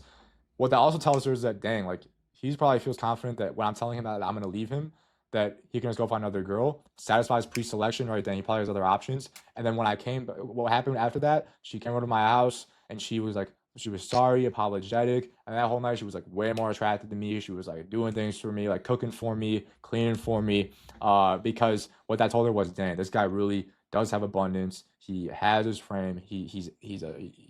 And he's not going to submit to my frame when I try to throw him off his, and that's what they want. They want someone they can look up to, who's strong, who sticks to what they say, and is not succumb to it. If I would have said, "Okay, baby, I won't go do my work. I'll sit here and talk to you on the couch for another 3 hours instead of doing my work," what her reaction would be like? It was like, "Oh." Consciously, she would think that that's what she wants because it's her programming that's testing me to make sure I'm a strong man. But if I actually would have done that, she would have been like, "Oh, I can control him like that. He's told me he's going to put his purpose first, and now he's not." Right. Right? Then, oh, I'm not going to go up to him. I'm coming down here. Right? And so this is beneficial for the woman. It's good for them that they test men this way, because say Mike failed that test. What that would show about Mike is that in the future when they get married, when it comes down to it, right? When it comes down to him choosing his purpose or choosing, pleasure, what his woman wants, he might fail, right? And so what they're doing is constantly seeing if you're adequate and you could provide for them and you could protect them, right? And now I enjoy when my woman tests me, because it gives me a chance to prove myself. And I'm so accustomed to the tests and I'm so aware of them that every time I see them, it's like a game. It's like, all right, here's my chance, right? I can either go with her frame or I could keep my frame. And guys, that's a big example of a test Michael just gave. That was like a groundbreaking test. That's like, all right, this is a pivotal moment. But they will do it every single day. Subconsciously, little ones. As you guys know, like woman, you'll be like, why is she mad? Like, babe, why are you mad? Wait, babe, what's wrong? And just be like, oh no, or just like they'll tell you some random shit, right? And they'll just be in a bad mood, right? That's them testing you. That's them seeing if you're gonna go with their frame or you're gonna hold your masculine frame, take them in, love them, treat them with, treat it with humor, right? And just make sure that they feel safe within you, right? So every time my woman gets upset about something, I don't try to talk her through it. Sometimes there's places for that, but I embrace her in my masculine love, right? Let her know that I'm there for her, let her know it's going to be okay. Don't try to question her, right? And then afterwards she just feels safe, right? So they're always going to test you every single day, and you'll learn to enjoy the test, but you need to understand that the female mind does this over and over. It doesn't operate like the male mind. Subconsciously. So don't always give her what she say she wants, right? You have to understand her nature. Yes. Be masculine, be evolved. None of this matters. Like, don't even focus on any of this until understand it, but then don't even focus on start dating until you are evolved. Okay, so complete the rest of the method first. Then when you get into dating, then you focus on these things, guys. I understand that. Understand what she needs, what the relationship needs to be successful, polarized, and to thrive, which is way different than what she says she wants. Okay, I want more time. I want you to stop working so much. No, she doesn't. She doesn't want that, right? If you're giving her like an adequate amount of time, she's gonna value that time even more. So last thing here, guys, is going to be like my philosophy when it comes to like what you should actually do once you get this power. Okay, because being in the top, above average men and women, actually all women are wanting, it's power, guys. It's how you learn the Force, like in Star Wars, right? And you can either be a Jedi or a Sith. Okay, a lot of like the people like who have this power, they tell you go fuck a bunch of girls, right? Go pump and dump girls, hook up culture, fuck whoever you want, fuck whoever you can get, right, guys? That's gonna be Sith, okay? Because what you're gonna be doing is you're going to be damaging women, right? None of us as men, we don't want to be in any relationships with girls with like super high body counts, right? Who like fucked a bunch of dudes, emotional and damage, hoes, and have all this baggage, and guys they're gonna compare you to, right? And they can't properly, literally, they can't chemically pair bond to you the same way. The more partners a woman has, it's been proven, as linear relationship, as partners go up, the higher chance of divorce goes up. Okay, so literally, if you marry a virgin, very, very, very, very low chance of divorce. Okay, girl like plus 20 plus bodies, high chance of divorce. Now we'll get into in the next pillar what's even more important than the number of bodies. But um, what you can do as a Jedi, guys, is you use this understanding of female nature, guys. You manipulate it for the good of the relationship. Instead of getting abundance as a Sith from having an abundance of women that you're having sex with, and so you don't care about this one or that one, have your abundance come from your purpose, right? My woman in that story I told you, she wasn't competing against me with another girl, right? It would have the same effect on her brain, which was her being attracted to me, but she was competing against my purpose, and I was using my understanding and my power as a man who is evolved to benefit our relationship and even not give her what she wants and kind of manipulate the situation in a way for our own harmony. Okay, so our harmony, both our soul's happiness as a Jedi. Okay, what hookup culture is you're going to be damaging a lot of girls, guys. You're going to be damaging yourself a little bit too, because you're going to be addicted to it like a drug, guys. Sex addiction is brutal, and I'll be honest, all you're really doing it's like junk food sex with girls you don't care about, who you're just like using their bodies to jerk off with. Okay, it's not going to fulfill you. Dan Bilzerian, literally the guy who lived the ultimate Playboy lifestyle, sex with thousands of models. He came out like this past year and he said that after years and years of doing this, guys, sex on yachts, drugs with thousands of models, he looked around and he realized it was an empty dead end. None of it made him happy. He was unfulfilled totally by it, guys, because that empty casual sex is just a drug, and no drug is going to make you happy. It's just going to make you pleasured. What he said was that if the happiest situation is going to be when you're with one girl who you really care about. And this guy was with the top 1% of women, abundance of them. And he said, guys, if I went through it for you guys, so you don't have to, right? He was at the extreme. Like none of us, like 0.0001 of us will be able to get to that level where he was at with that abundance of women. And he went through it for us to express to us that it doesn't lead to fulfillment, right? So use your logical mind and take that information from someone like that, right? It's just like junk food, guys. Like I said, it's like junk food sex. Okay, in the moment, like, you know, especially if you haven't experienced that, which like I luckily didn't experience.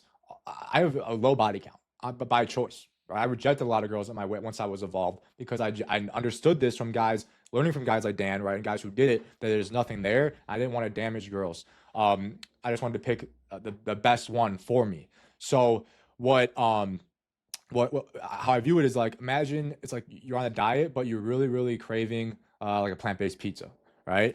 And you want that pizza so bad, and while you're eating that pizza, when you want to be on a diet, right, it's so good, pleasurable. Oh, you're just getting like robot mode, just eating, right? That's how it is when you're having sex with some girl you don't care about. All right, you're gonna be having sex. It's it feels so good, it feels so good, it feels so good. Then you bust, and you're gonna be like, what the fuck am I doing, right? I don't even like this girl. Like, I hope she didn't give me an STD because she's like a hoe. And after the pizza, right, dang, I feel fat. I feel like shit. I broke my discipline, right? It's not what's satisfying to your soul. What's satisfying to your soul is looking in the mirror and seeing that six pack. What's satisfying to your soul is having a loving relationship with a woman who actually cares about you, and you can actually have soul connecting sex, which we'll get into in the next couple pillars.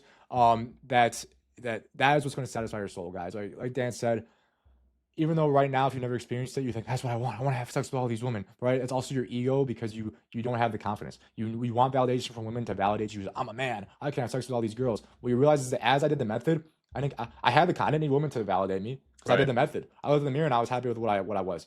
Right? Me having sex with 100 girls would not make me feel any better about myself. It actually made me feel worse about myself, because I was giving into shitty drug, temptation, junk food sex, and I was like damaging all these girls, when instead I could have been a Jedi with my one girl and having a good relationship with her that would have made her and I feel better, and society a better place when people are not being degenerates in hookup culture. And guys, when you do get this force that Michael is talking about, you will have more women coming up to you. It'll be easier to talk to women.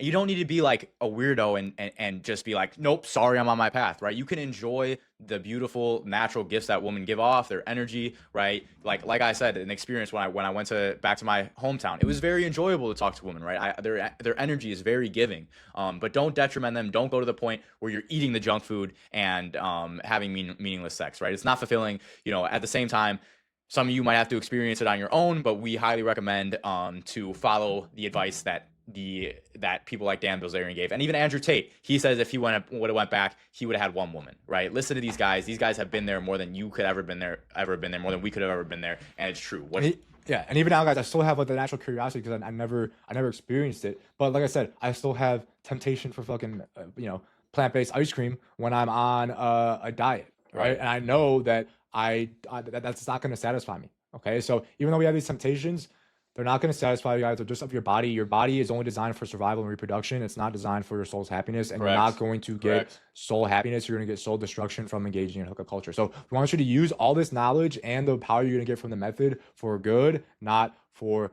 bad. But this is important, guys, to understand this so that once you do the method, once you start getting attention from women and you can choose who you want to go out with, that you know how to navigate it, how to pass tests, how to not pedestalize, how to have an abundance mindset because you're on your purpose and self-improvement, and maintain your frame so that she views you as up here and she respects you and you have a natural polarized relationship and both of you are going to be happy long term.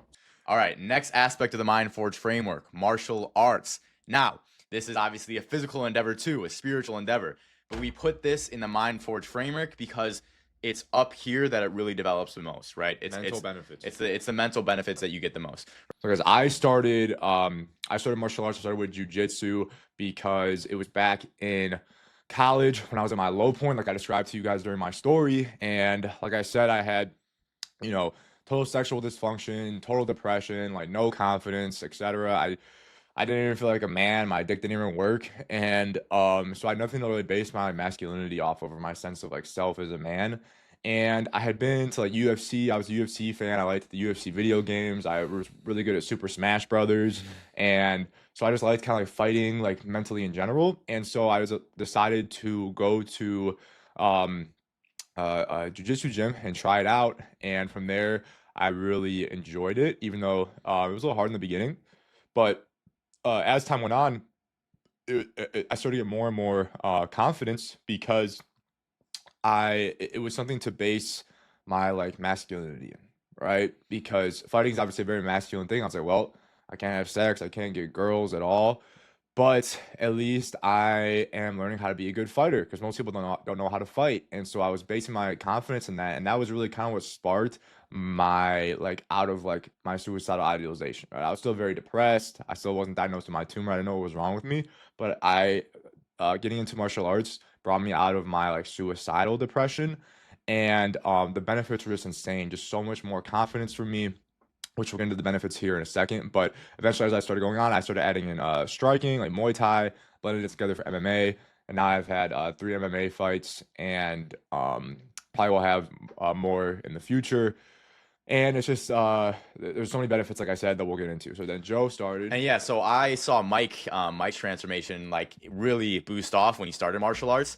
And when I had, you remember the when I had my moment of like, changing my life, getting on my self-improvement, I was doing the cold showers, I was, doing the workouts, I was eating right, I was reading, I was all in. But I wanted something else to push me forward, like get that extra step. I was already in shape, and Mike had explained the benefits that gave to him. So I was in my mind, I was like, I'm gonna move home from college. I'm gonna start training martial arts. That was one of the main reasons I wanted to move home, to have an environment I can train in. And I began with jujitsu like Mike, and instantly fell in love.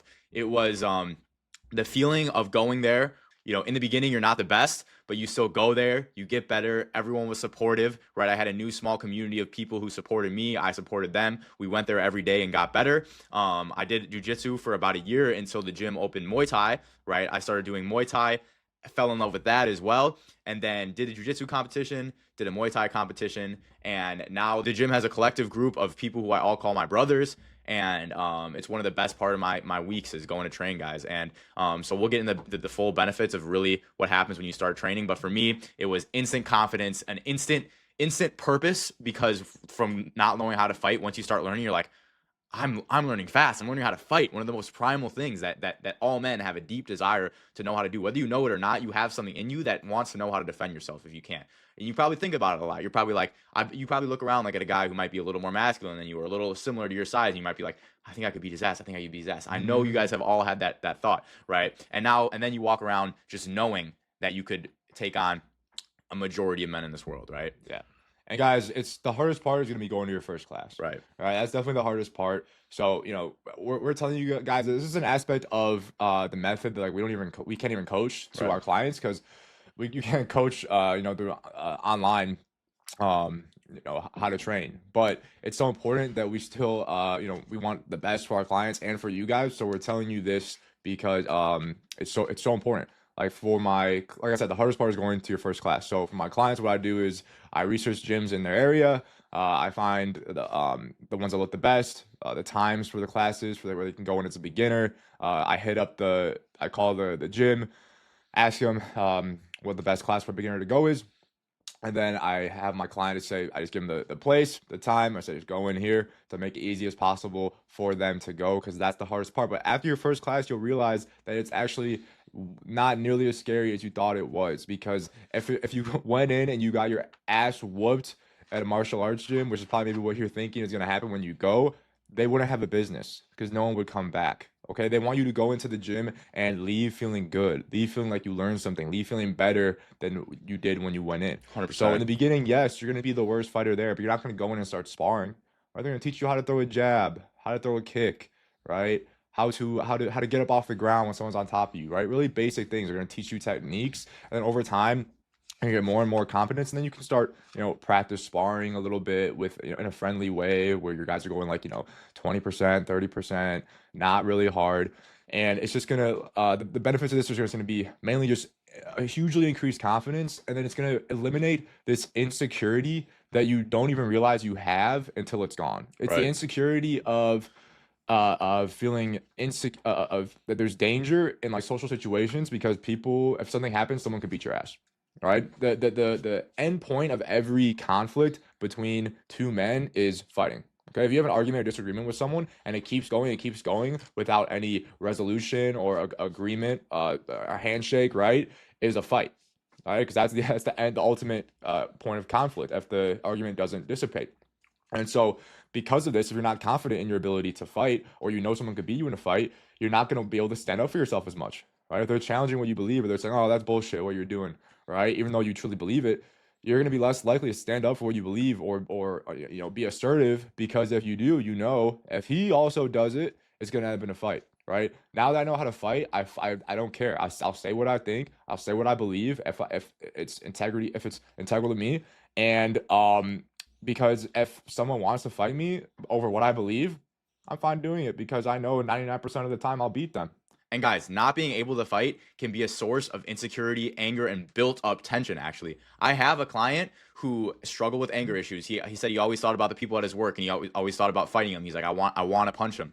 He came to MMA, and afterwards he said that was the first time the feeling went away. Right. It's not because he went and punched a bunch of other people. It's very calm, very controlled environment at my gym. But it's because afterwards he didn't feel like he needed to prove himself, right? And he said, I can imagine, he's still on the path right now. I can imagine when I get to the point where I fully know how to fight, that feeling will be completely gone.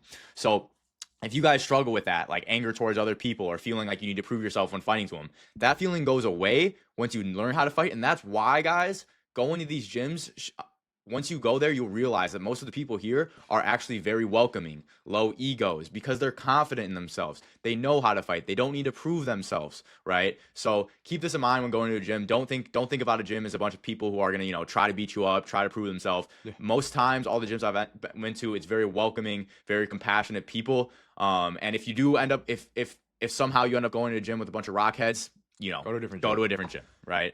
Yeah, and it's like, what you realize is that the people who are angry, drunk at the bar, trying to start fights, always trying to argue with people, those people, that's how, when you see someone like that, they don't know how to fight. Right. If I see someone at the bar, like, starting shit, and, like, I know that they're insecure, and that's why they're trying to start fights. They're trying to prove to themselves and others that they can fight.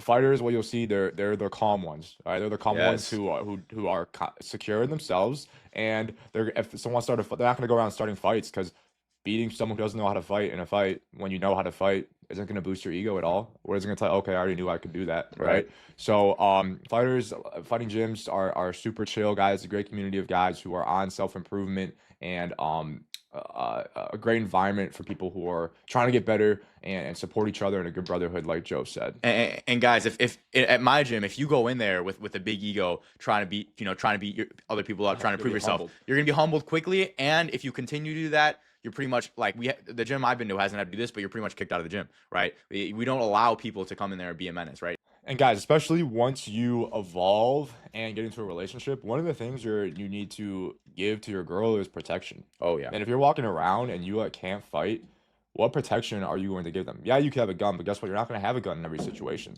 Right? Are you watching this video right now with a gun in your pocket?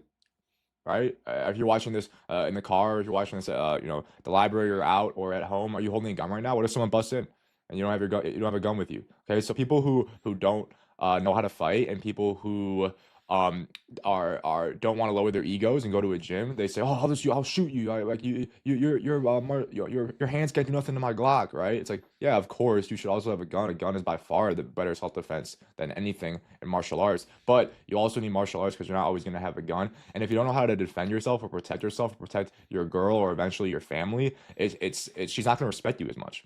Okay, 100%. my girl respects me so much more and loves that I'm so confident that if anything happens or someone tries to come up to us in person, I can easily handle myself and protect her. Okay, so the main benefits to recap, guys, are going to be a massive confidence boost. Huge. Imagine walking around literally knowing that you could beat 99% of guys in a fight because you really, even no matter of size. Because that's the thing. When I first started training, I was like 6'2", like over 200 pounds, and the guy, this one guy who was like 5'7", 125 pounds, every day in like a 3-minute round in jiu-jitsu, he would submit me 5 times. Please don't break my arm. Please don't choke me unconscious. I'd have to tap because this guy half my size was destroying me. So you realize that like fighting knowledge and skill matters so much more than a muscle in the gym and stuff like that. Especially if you've been bodybuilding a lot and your ego is in like how big you are.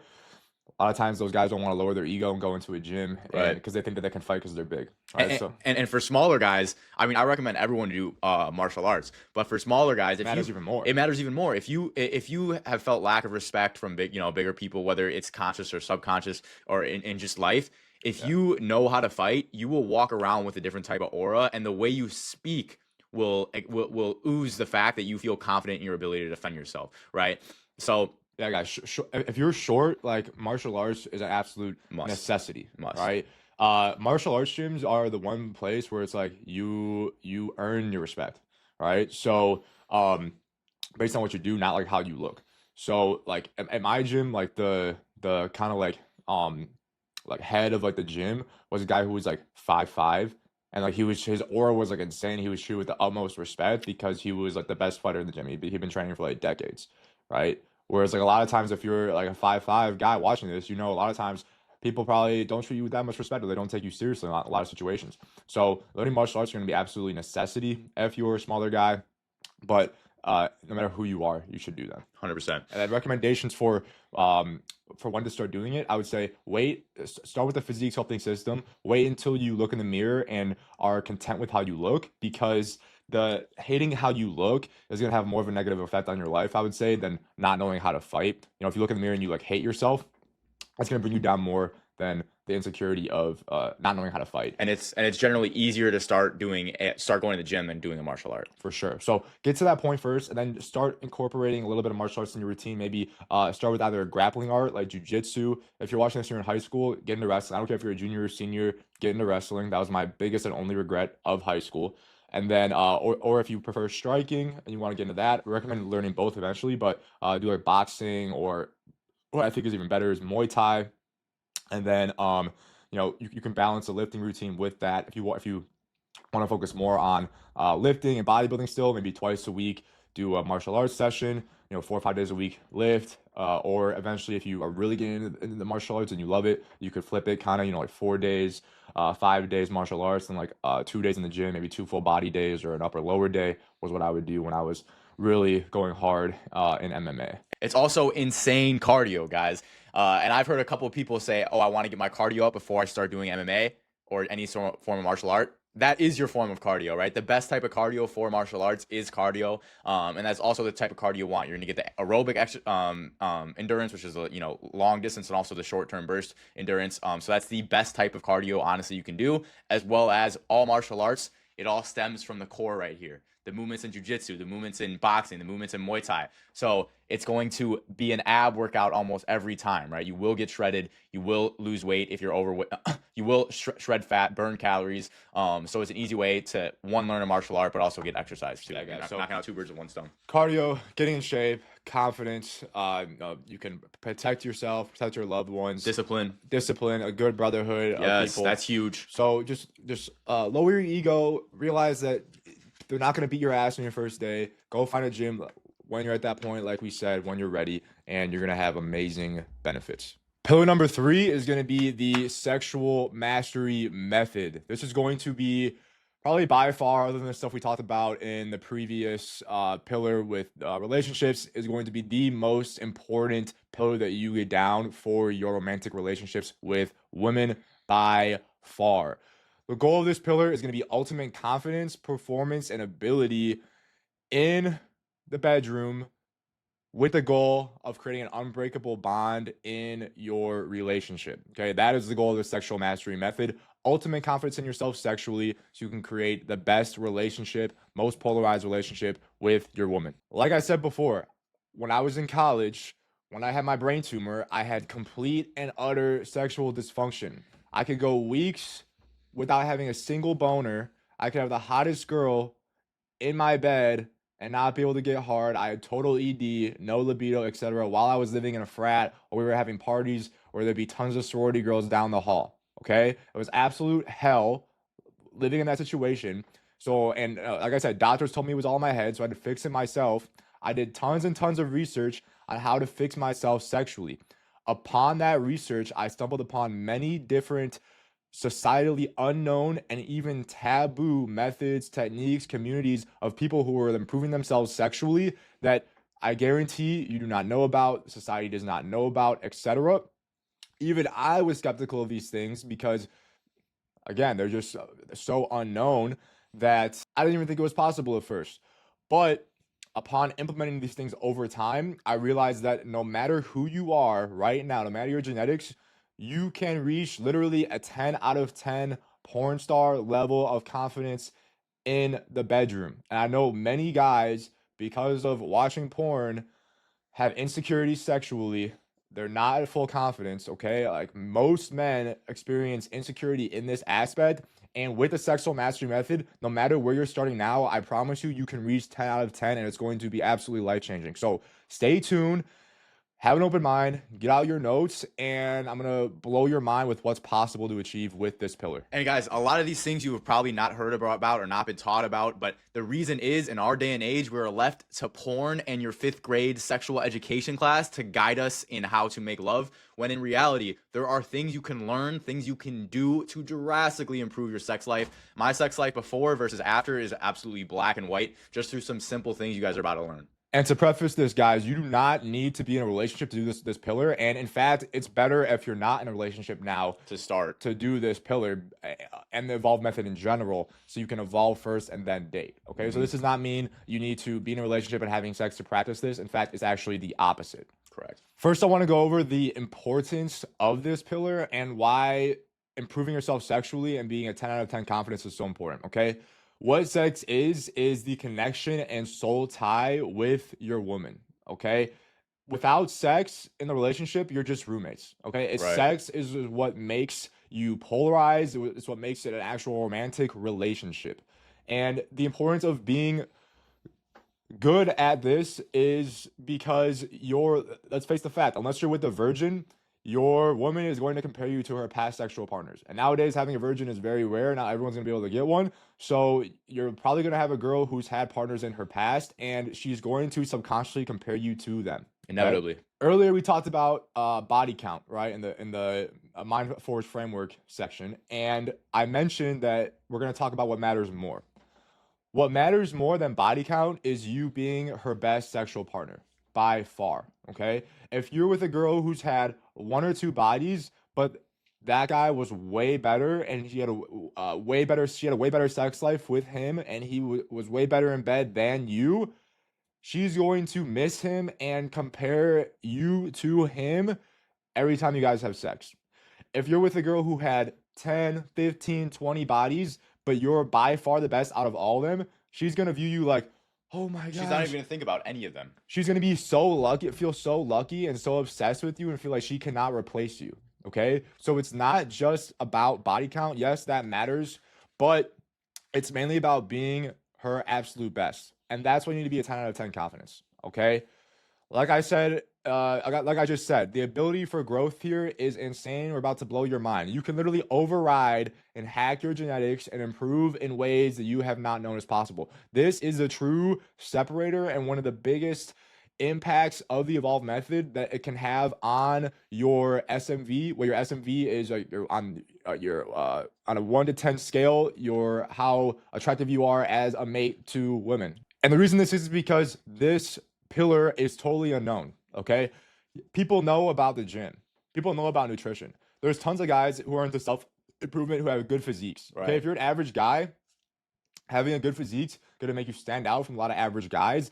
But like we showed you that graph earlier, you need to get into the top like 10% of dudes. And you know, a lot of guys are in the gym. Just getting in good shape is not going to do that for you. Okay. Just being disciplined and taking cold showers is not going to do that to you, especially when it comes to relationships. What's going to do that for you is doing something that other men are not doing, and that is the sexual mastery method, this pillar of the evolved method. Okay. If you implement this, you're going to get women obsessed with you and separate yourself from other men and give you an advantage that other men just are not going to be able to achieve unless they are also doing the evolved method. And right now, the evolved method is unknown. The sexual mastery method is unknown. So if you're watching this, consider yourself lucky that you're getting this sauce before everyone else. And the thing is, this is easy. Okay. Correct. You could be totally lazy, not do any other pillar, and completely do every aspect of this pillar. Okay. This is not like working out in the gym. You don't really need to be that disciplined to do this at all. Okay. It's so easy. And there's 3 sub pillars, 3 aspects of this method that we're going to get into now. And guys, not only does your woman compare yourself to the past men she's been with, but almost more importantly, you all know you compare yourself, right? If you have seen her exes or, you know, thought about all the rest of her bodies and you're not fully confident in yourself sexually, not even 9 out of 10, but if you're not a 10 out of 10 confidence in yourself sexually, it will show in the bedroom, right? That's one of the biggest reasons for premature ejaculation. It's feeling nervous during sex, having performance anxiety, right? So the biggest thing here too is you will feel confident in the bedroom. It won't just be her receiving it. It will be you having the full confidence, knowing you're the best. That will show in the bedroom, guys. And if you don't have 10 out of 10 confidence, guys, when you like see pictures of like her with like an ex or pictures with her out with you know, her group, her friends, and there's some guys there she hooked up with, you're gonna be thinking to yourself, oh, is he better than me? 100%. Was he bigger than me? Right? And that feeling just sucks. It and does. It's going to like creep in and destroy your mentality when it comes to sex and ruin your confidence. So doing the sexual mastery method, you get to the point where it's like, you know, you're better than everyone It will else. literally go away. That feeling of insecurity will go away. Before the sexual mastery method and after,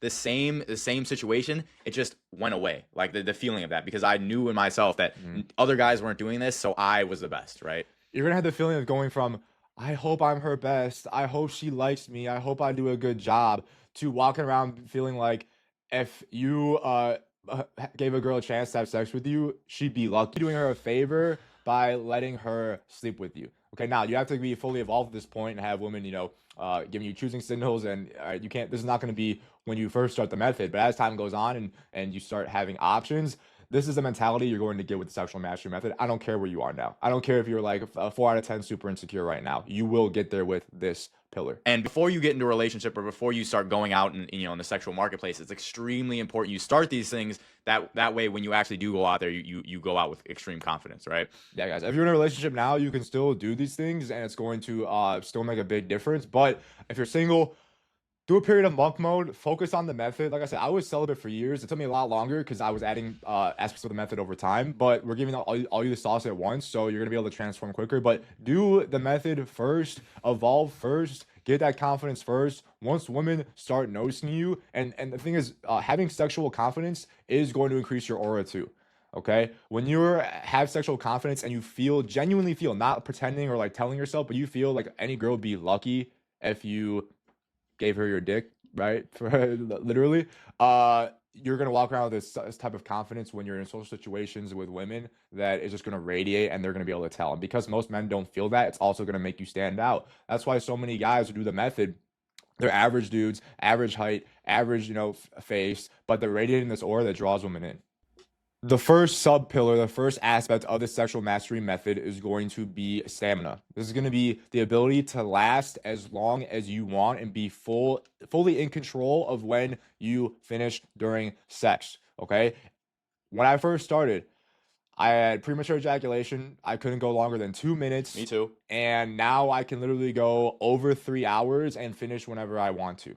Okay. I'm not saying that to brag. I'm saying this because I want you guys to have full confidence that anyone who started where I started can also get to where I am now. It's not that hard. Okay. This is easy. Here's the aspects of stamina that you need to get to that point. Okay. The first one is going to be rebalancing your pelvic floor. Men in our generation, in America in general, we have a chronic tight pelvic floor syndrome. This is going to come from sedentary lifestyle, and over excessive use of porn, masturbation, and just a lack of knowledge on how your pelvic floor works and how it affects you during sex. Okay. By a tight pelvic floor, what I mean by that is we are constantly and overly squeezing our pelvic floor muscles. This is doing something called Kegels. What a Kegel is, right here, this word is when you when you stop your piss midstream. Okay, that squeezing, pulling up of that area down like by your balls that stops your piss midstream. That is a Kegel. What you'll notice, maybe even watching this, if you have a really tight pelvic floor, is that you're slightly squeezing that muscle. If you take a second to be conscious and realize it all the time, if you have a tight pelvic floor. When you're jerking off, when you squeeze that, or you're having sex and you squeeze that muscle, what happens, right? Your dick gets a little bit harder, some blood rushes in, it kind of feels better for a little bit, right? And it builds you closer to ejaculation. So during sex, during when you're jerking off, right, you're focused on ejaculating and what feels good, and doing that feels good for a little bit. So we're unconsciously constantly squeezing that and doing Kegels while we're having sex or jerking off. And that's what causes the tight pelvic floor. Okay? And guys, all 99+% of men, if you're not conscious of this, the entire time you're squeezing the pelvic floor because that's just what feels right, right? And that's the pelvic floor is the image up there on the right. It's the area, the muscles surrounding your genitals that control your ejaculation, your piss, using the bathroom.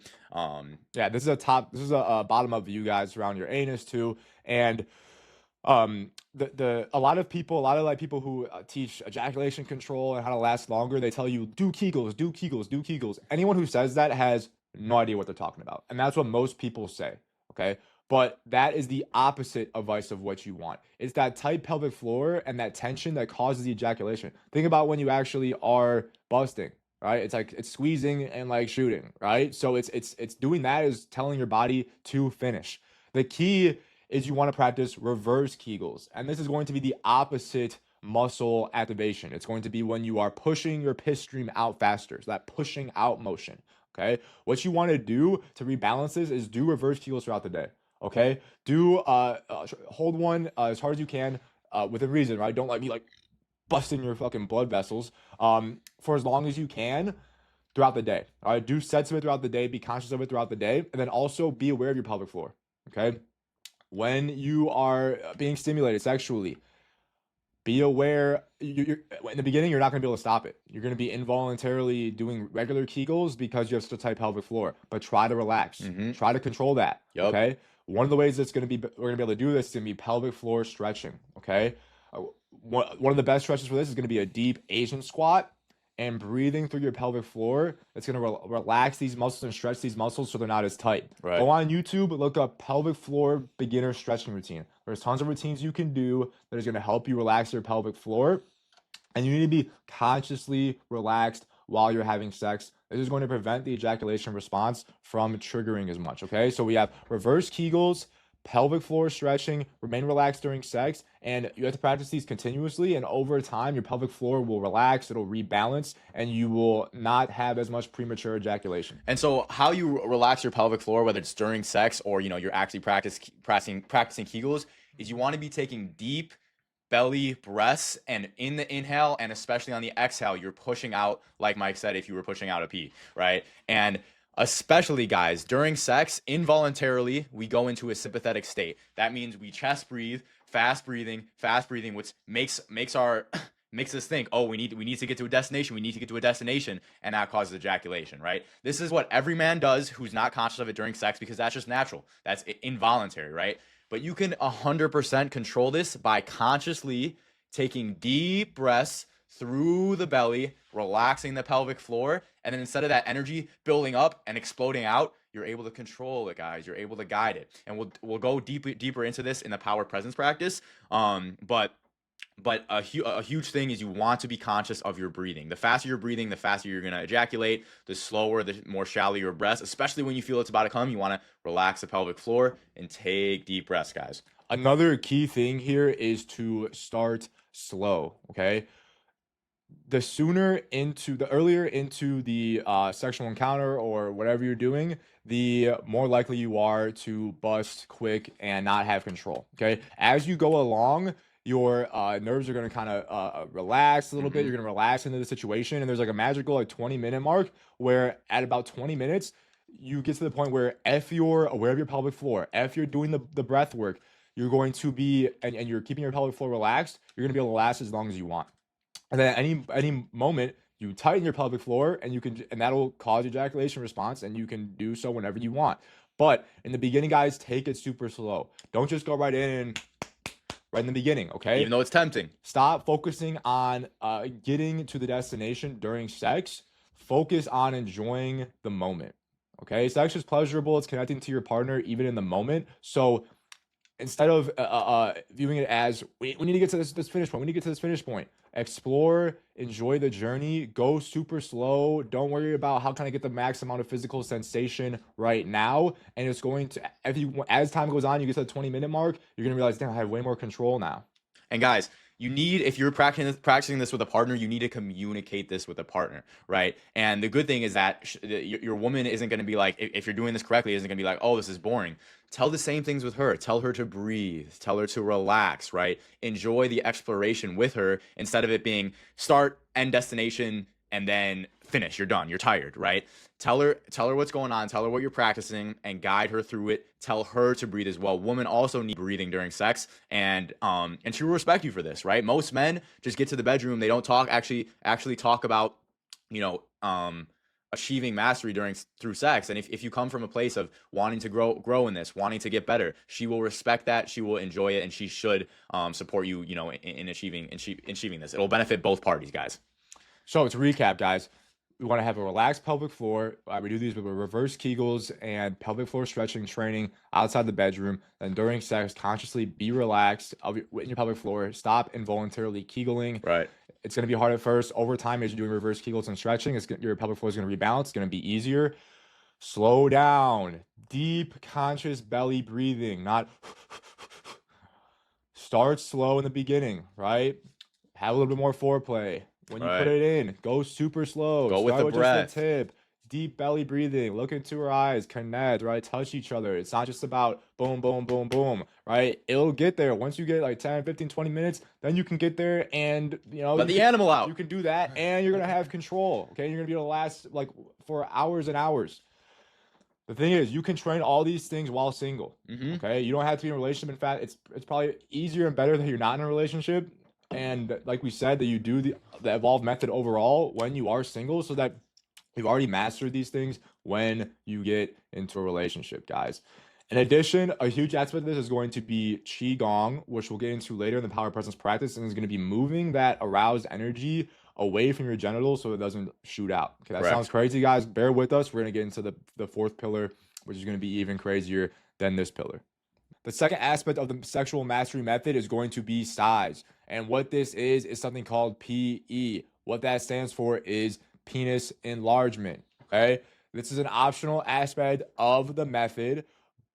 Some guys have ultimate confidence in this naturally, but if you are anything below a 10 out of 10 confidence in yourself in this way, which is probably 99% of you, you need to listen to this pillar, you need to listen to what we say, and you need to write down notes, and you need to come into this section with an open mind. It sounds like a scam because the only time you ever hear anything about this is if you've been watching porn and you see some ad on some porn page where it says, take this pill and grow 2 inches in 3 weeks, right? Bullshit like that. Those are all scams. No pill. There's no get rich quick scheme here. But it is real. This has been around for decades. It's actually been around for thousands of years, the history of it. And now we have studies that have been around for decades proving that it's real. Communities of hundreds of thousands of people that get results, that post their results with proof showing that it's real.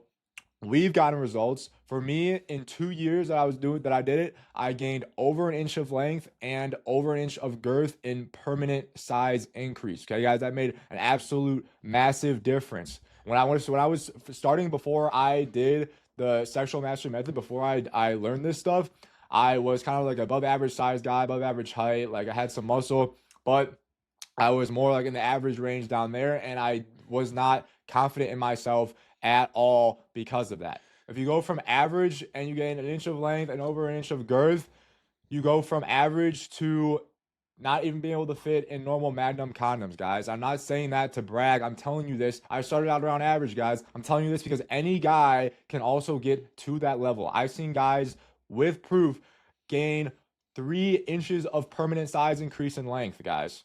3 inches, 5 inches to 8 inches in permanent size increase. This is 100% possible. We would not be lying to you. We would not attach our faces to this, our business to this, our brand to this if it was a scam. Think about that if you're thinking this is a scam. Why would we do that? It's because we've done it. We've gotten results. 100%. It's proven. And we have had clients, tons of clients who have also gotten great results. And guys, when I first started the method, I was in a dorm room, shared it with another person. So it took me about 3 months before I actually started it. But once I started it, I immediately saw results and realized how important this was. I came back to Mike. I'm like, how do more people not know about this? This is insane. This is like one of the most valuable aspects of self-improvement. And within a year, I gained an inch in length and about a half inch in girth. And let me tell you, size matters, right? If anyone ever tells you it doesn't, it's maybe a good message, but the reason it's only a good message is if you couldn't change it. We're telling you guys is because you have the ability to change it. Before I was also about average, right? And you can have okay sex, but it's not something you find pride in. It's not something you're excited about, when having sex. Oh, I'm excited to show my size. Afterwards, it's something you find pride in. It's like something you go into sex with a mindset of, oh, she's lucky, right? I'm the best she's ever had, right? And so, like Mike said before, this is not to brag. This is to show you that it is possible and it does reap extreme rewards. Any of you who are insecure now, like I was, can get 10 out of 10 confidence like I have now. Now, if you're hearing this, you're probably a little bit like, what the fuck? Like, because this is so societally taboo and unknown, and you're probably a little bit maybe off. Maybe you're hearing this and you're like, holy shit, it's giving you some hope and like some confidence that you can achieve the same level of confidence and results that we're telling you can. Maybe you're like, oh, this is kind of weird and you're a little bit off put. Realize that you should have no shame about this, guys. Zero. This is nothing weird. You're not gonna be jerking off. You guys have probably been like jerking off to another guy, like fucking a girl and like some weird ass porn, and you go about that thinking that it's totally fine. This is nothing even close to that. This is just objective self-improvement like bodybuilding, except the benefits you get are way more than bodybuilding, past the point where you're baseline content with your physique. You go in the gym and you do thousands and thousands and thousands of bicep curls over the course of years, so your muscles can grow like slightly bigger. That's going to make barely any benefit compared to the benefits you're going to get from this. So don't view it in a weird, shameful way. View it as a form of self-improvement. And like Mike said, it is taboo, but you guys know what's not taboo? Being shamed for penis size, women mocking other men for their penis size, right? Jokes in porn about being cucked and all that. That is what's talked about a lot. What's not talked about is how to actually change it, how to have confidence in it. And as time goes, this is unknown now, but like I said, there's communities of hundreds of thousands of people who are already doing this, and it's going to keep growing. So, but it's totally unknown and taboo right now. So you hearing this message, you're lucky that you are hearing this information now before it goes totally mainstream. Because as time goes on, I predict that over the next decade, 2 decades, it's going to get way more mainstream. It's going to become pretty much a mainstream form of self-improvement that anyone in the self-improvement space is doing. Okay. The thing you have to realize is that, like I said before, this is not a get rich quick type scheme. Okay. This takes consistency. It takes time. Like I said, in like 2 years, I gained an inch of length. That makes a massive difference, but think about how much that is per month. 1 inch divided by 24 is how much per month. Okay. So it's just like the gym, right? You have to put in the effort. Over time, the results come. Make it a lifestyle. Like I said before, the Mind Force framework, with everything in the method, it's a lifestyle, not phase. That being said, you will also, in the beginning, your blood flow will optimize, meaning you will get a quick little temporary gain, right? And So newbie gains a newbie too. gains, yeah, that'll be a little motivation. But at the same time, when I started PE, I had already had the confidence that I had achieved the size I want because I knew it was possible and I knew I was working towards it, right? 100%. If you feel like you're stuck with the size, nothing can change, that makes you feel helpless, right? When you realize there's ways to change it and you start actually taking action on it, you have the vision of your of yourself when you actually achieve those goals and you walk around like you already have those goals, right? So once you start, it's already an immediate confidence boost, guys. And this is easy, guys. This is way easier than the physique sculpting system, than the discipline and the Mind Forge framework. I've seen dudes who are totally like obese and fat and lazy who get insane results from this Yes. because it's easy. It just takes knowledge of what to do and consistency, and you can get results easily.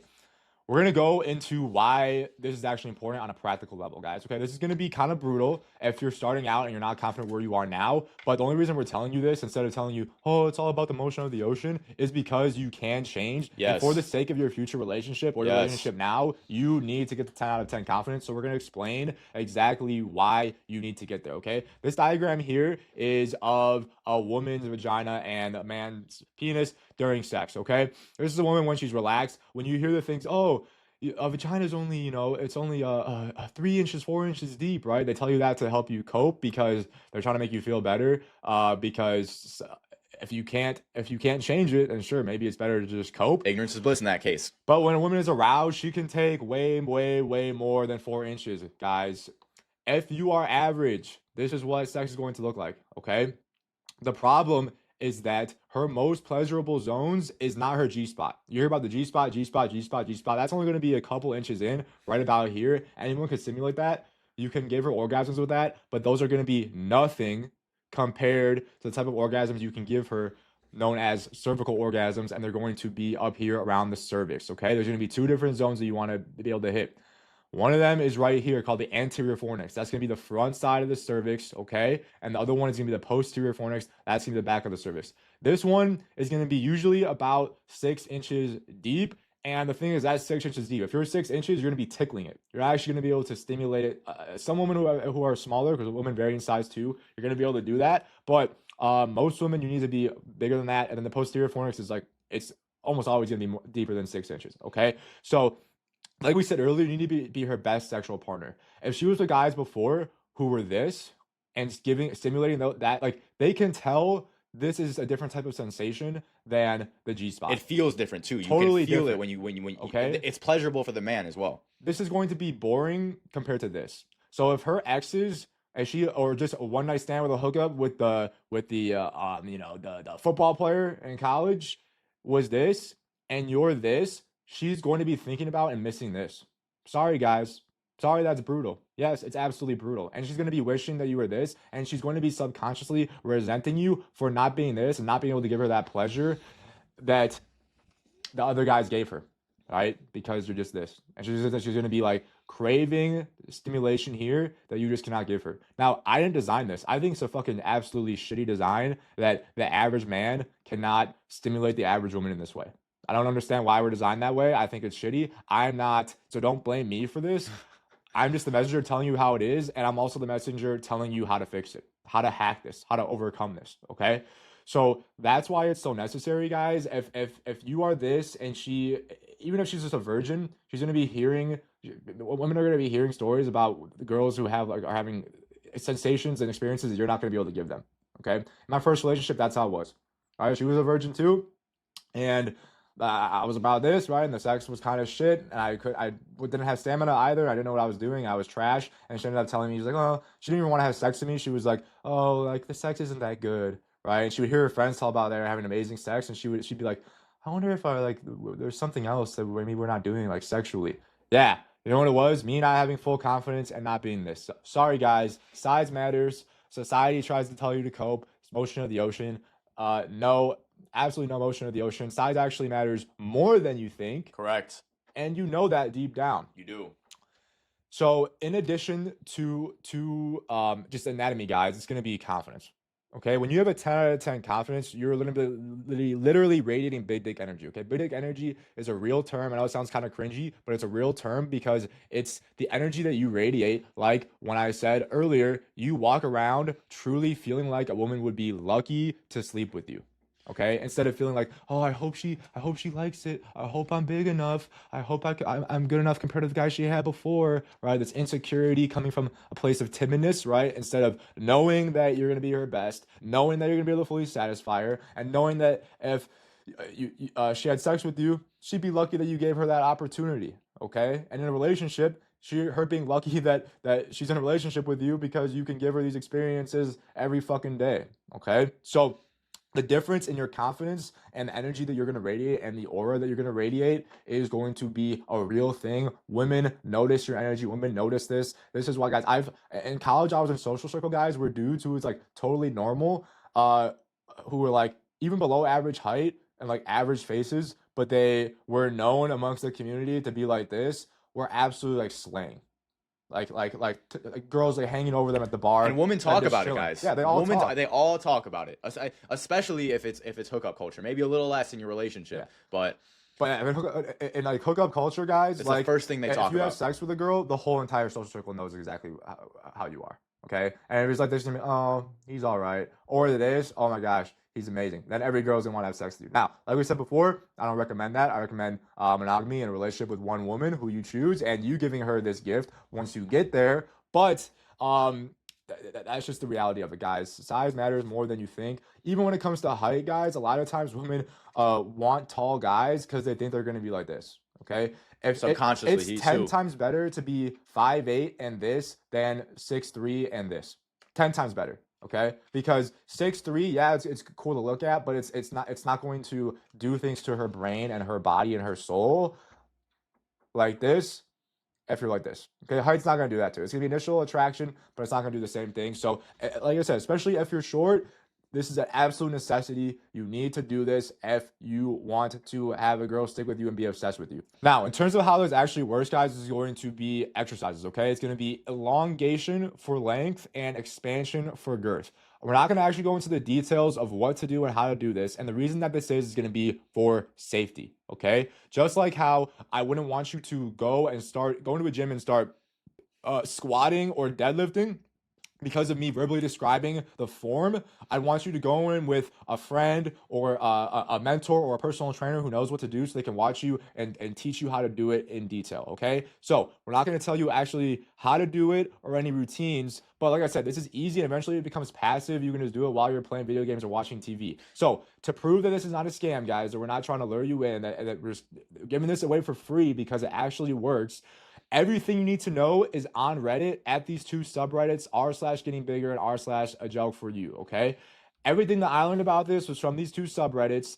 There's tons and tons and tons of information, routines, everything you need to, hundreds of thousands of members, everything you need to know is on there. So if you want to know exactly, specifically what to do, how it works, specific routines, anything you need to know, go here. We're not going to tell you on this because you need to do research and be educated before you get started in this. And so we don't want you to get started just from what we're saying in this quick little slide. And that being said, if you do it correctly with the correct routine and you're educated on it, it is healthy for you. You're optimizing blood flow, guys. This is like literally exercise for your penis, right? You put a certain stimulus on the muscle, you put a certain stimulus on the penis. Same thing, it's going to grow, right? Yeah.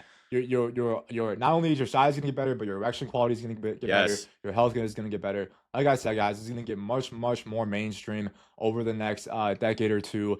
So don't view it from a place of shame, guys. View it from a place of like hope and excitement that you can change and you can have ultimate confidence in this way. And because no one knows about it, this is how you're gonna separate yourself. When you're walking around with that BDE, with that confidence. When you're in social situations with women, they're gonna sense it radiating off you, and they're going to want a piece of it. So, guys, I know you still might be skeptical. I know you never heard of this before, but you need to become above average, guys. You need to be able to go into sexual situations and your relationship with full confidence instead of feeling like, I hope she accepts me. I hope I compare to her past lovers. You need to not only think and hope, but know that you're her best. Know that she's lucky to be with you, and know that you can fully satisfy her in any situation, both in size, stamina, and now we're going to get into the last pillar here, which is going to be seduction, okay? What seduction is just learning how to mentally arouse and stimulate your woman during sex. Guys, women's brains are completely different than men's in this aspect. Men, main thing that we focus on is physical attraction, right? Visual. We look at a woman and we think, what is visually attractive? For women, it is, of course, looks matter, but in sex specifically, it is mental, right? It's how you stimulate them mentally. Emotional. And it's much different than the way men are stimulated. So this knowledge will give you the edge and give you an actual understanding. It's simple, but it'll give you an understanding of how to approach sex in a way that actually stimulates women. Porn is designed for men. Okay? It's designed for men's pleasure. And that's why porn is silent. It's just focused on the visual. They're not talking to each other. That is not designed for women. That is not what women want during sex. And unfortunately, men have been conditioned to learn sex through porn. And therefore, they're having sex with their girls like how it is in porn, silent, jackhammering away. And that is not the way women want to be stimulated. And so, guys, we learned this method through a book called Sex God Method, a resource called Sex God Method. And once I read this book at the beginning of my journey, I was with a woman, and the difference from before and after was black and white. That afterwards, she asked me what happened. What'd you change, right? And it was just an understanding of these principles. And it felt like now I had a creative ability to, each time I went into sex, apply these and see how much satisfaction I could give my woman, which also returned satisfaction for myself. So in the Sex God method, there's something called the Devi method. And Right. this is DEVI. It stands for dominance, emotion, variety, and immersion. And this encapsulates everything that you need to know about how to mentally stimulate a woman, okay? First one's going to be dominance. And this is really just going to be your ability to lead in the bedroom, okay? It's going to be polarity. You're masculine, dominant. She's submissive, feminine. And now you need to dominate with love, okay? Right. It's not BDSM. Yeah, it's not BDSM, guys. It's going to be taking control of the bedroom, telling her what to do, telling her what you want. All right. Don't ask her. Never ask her, what position do you want to do? If she's a feminine woman, she doesn't want to make any decisions. She wants to receive. She wants to just let go and let you be a masculine man that is Yes. going to lead her. If you're like, what should we do? What do you want, baby? You're unsure. You're not a leader. You're not confident. You're not masculine. It's gonna dry her up. She's gonna turn out. Oh, this guy's not even a fucking man. Right? I gotta be masculine. I gotta make decisions during sex. What we're gonna do. She does not want that. In addition with your language, guys. Correct. Okay, with your language, be dominant. Be possessive of her. Right. You're mine, etc. With a deep voice. Yes. Next one's gonna be emotion. Okay. Like we said earlier, you need to dominate with love. You also need to connect with her with love. Okay. Yes. Tell her how much you care about her. Be soft with her, right? Tell her how you feel about her. Tell her that you love her. And you can alternate between the two, guys. Sometimes be a little more dominant, especially if you're in a relationship. It depends where she's at in her cycle. If she's ovulating, she's going to want you to be more dominant, guys. She's going to want you to be masculine, dominant, alpha male. If she's not ovulating, she's going to want you to be a little more softer, loving, okay? So when you're in a relationship, you got to learn your girl, learn her cycle, learn how that works. Do you want to say anything about And that? you can tell about her receptivity. It's like you don't even have to ask her. Sometimes you could be a little bit dominant and see how she recepts to it, and you could tell if she gives into it. That's what you want to go for, right? And then as far as emotion, guys, sex is the most vulnerable state a man or woman can be in, especially a woman, right? So this is your opportunity to connect, not just with your body, but with your words, with your love to her. Tell her how much you love her. This is an opportunity, and you guys have noticed that women will act a lot different during sex and say a lot different things than they would, in their normal day-to-day life, right? They're open in their most vulnerable state, so take advantage of that, right? Tell her she's loved. Make her feel that you are there for her. You need to be talking to her the whole time. Do not be silent during sex, guys. Let yourself go. Like let your animal instincts out. Like grunt, like Yes. growl, like you don't be silent. Like it's important, okay? She does not want that. It's not attractive. If you let yourself go, she's gonna be so much more into it, so much more attracted to you. And then talk to her verbally, guys, with dominance, with love, with leadership. In addition, we have variety here, guys. Yes. You need to excite her. Women want to have fun. They want to be excited, and especially in monogamous relationships, long term, it's gonna get monotonous if you just do the same thing over and over and over and over and over again. Okay, so you need to switch it up a little bit. Switch up where you're doing it. Switch up what you're doing. Switch up how you're doing it. The intensity. Be spontaneous. Yes. Right. Go do something crazy. Go do something taboo. Right. Right. Be creative. Last one here is going to be immersion. It's just going to be making sure that there's no distractions so you can relax into the situation, right? If you're in a really stressful ass time or there's shit that's going on, time wise, or there's other people around, etc. She's not going to be able to be fully immersed and let go and surrender into the situation. As well as you not having stamina, size, and these other aspects down, she won't be able to be fully immersed. If she's consciously or subconsciously worried about your performance, there's zero chance she can be fully immersed, guys. But if every time you guys go into the bedroom, she knows you're going to give her an experience, she knows you have control over your desires and your ability to last, then she is going to be able to fully relax. It will be much better for you. Guys, you can feel when your woman is fully receptive to your energy, right? She feels soft, she feels loose, she feels relaxed, she feels like she is giving into you, right? And this is what you need. You need to have all these other areas down if you want to have full immersion. If you have premature ejaculation, if you don't have stamina, if you have a tight pelvic floor, she's like thinking, oh, this feels good, but like when's he gonna finish? Like it's gonna be 2 minutes, right? If she knows that you can last as long as you want, she's not gonna worry about that. She's gonna let go and let loose and let you take control. If you do not have the size needed to stimulate her cervical areas, the anterior and posterior fornix, where she gets by far the most pleasure, especially if she's had previous partners who can, she's going to be thinking the whole time. She's going to have a deep, deep itch for those areas to be stimulated. And if you cannot stimulate those areas, she's not going to be fully immersed because she's going to be like, I wish he could do what that guy used to. I wish he could do just a little bit longer and he could touch those areas. And it's going to prevent her from fully being immersed and giving in. That being said, that is if that guy with better size also, was good in the bedroom. So for you guys who are starting out even below average or maybe even average, we're not going to tell you that you don't need size, right? But we are going to tell you that, if that's a reality for you and you use these things, you have good stamina, you have this seduction, you will still have a transformation in the bedroom and you could still be her best. Absolutely. Right? You don't have 100% chance of being her best maybe if you don't have the size, but you could still be her best if you do this well. And I would say, honestly, out of all of them, this is the most important, but the other two encompass this as well. Meaning if you don't have the size, you don't have the stamina, you can't have the full immersion, the full dominance. But this, if you have the size and stamina and you don't have this, it will be shit, right? Now let's recap, guys. No matter where you are now, you have premature ejaculation, if you're insecure about your size, if you have no idea how to please her mentally and because you've been conditioned by porn, like I said in the beginning, you can completely transform yourself to a 10 out of 10 in every single way, okay? Imagine yourself with the ultimate confidence, the ultimate ability to last as long as you want, and you know you can without any worry that you're going to finish early. You have full confidence in your size. You're above average. You feel like she'd be lucky to be with you. You're walking around with big dick energy, and you fully know how to totally dominate, love, excite, and relax your mind during sex. Guys, you are 100% going to be your best partner no matter what. That's it. Because guys, even if a guy has one of these aspects, most guys, they're totally unconscious about sex. They just go in and just blah, blah, blah, blah. So it's just however they are naturally is how they're going to be, okay? If you do the sexual mastery method, you will completely transform your confidence. You will completely transform your ability in the bedroom. And the sky is the limit for how much you can improve no matter where you are now, okay? I know we said a lot of things that were brutal. I know we said a lot of things might hurt to hear depending on where you're starting at now, but we're also giving you the hope. The solution. Okay, we could tell you, oh, it's all okay, it's all okay, it's all okay. And you could tell yourself that, oh, yeah, everything's okay, everything's okay. Meanwhile, your girl is totally unsatisfied and thinking about her ex. That's it. Guys, I've had, like I said before, every pillar is essential. I told the story in the beginning. I had a guy who did every pillar besides the sexual mastery method. He's like, oh, I just don't need it. He probably thought it was going to be weird. Or he was like, oh, I don't want to do that. This is weird. It's weird, right? He was able to attract his dream girl. Next thing you know, he comes back to me a year and a half, 2 years later. He got cheated on and cucked brutally, and she was telling him about how good the guy's dick game was. I told him before, when he was working with me, I said, you should do the sexual mastery method, bro. You're going to need it if you want to be in a relationship. He said, no, I don't need it. He came back. He was like, Mike, be honest with me. Like, did I fuck up by not doing this pillar? I said, I told you that 2 years ago, man.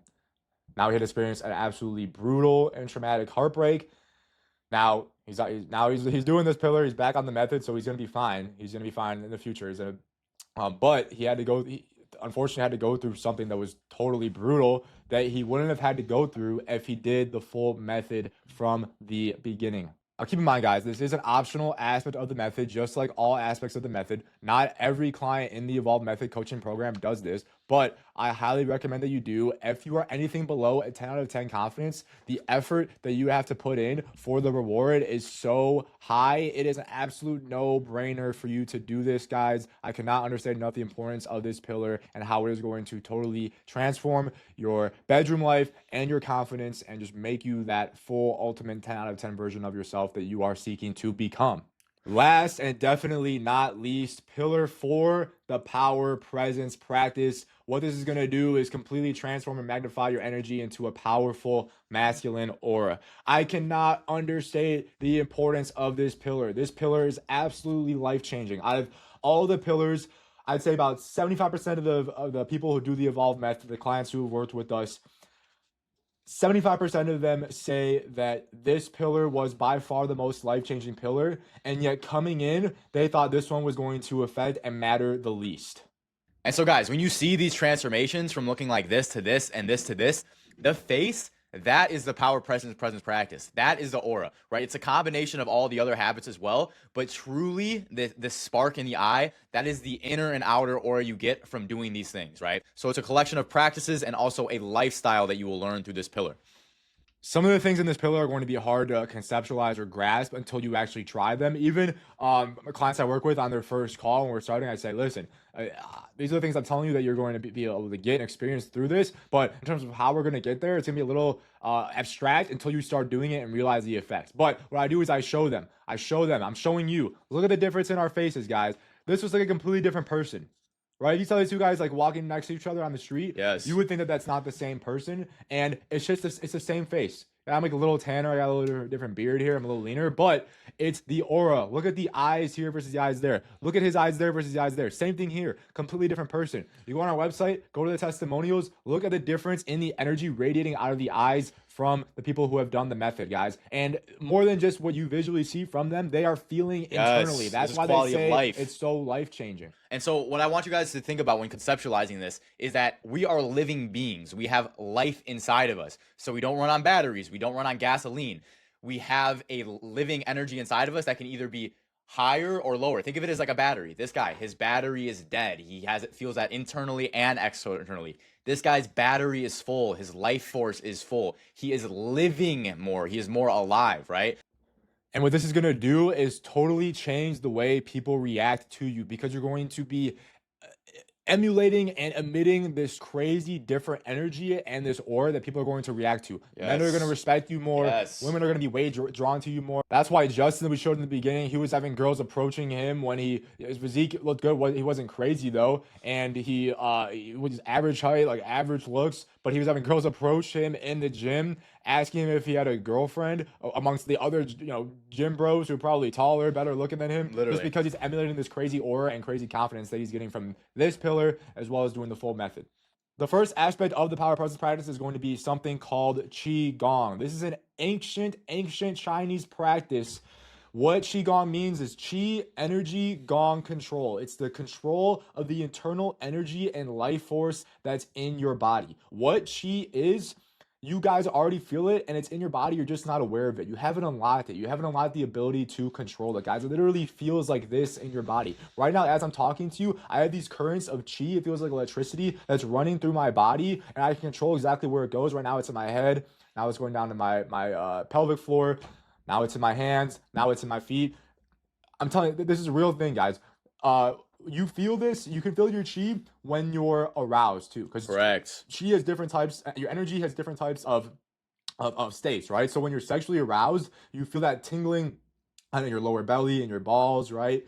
When you're super, super horny, that is aroused Qi, okay? You just feel it more there, but your Qi is still in your body even when you're not aroused.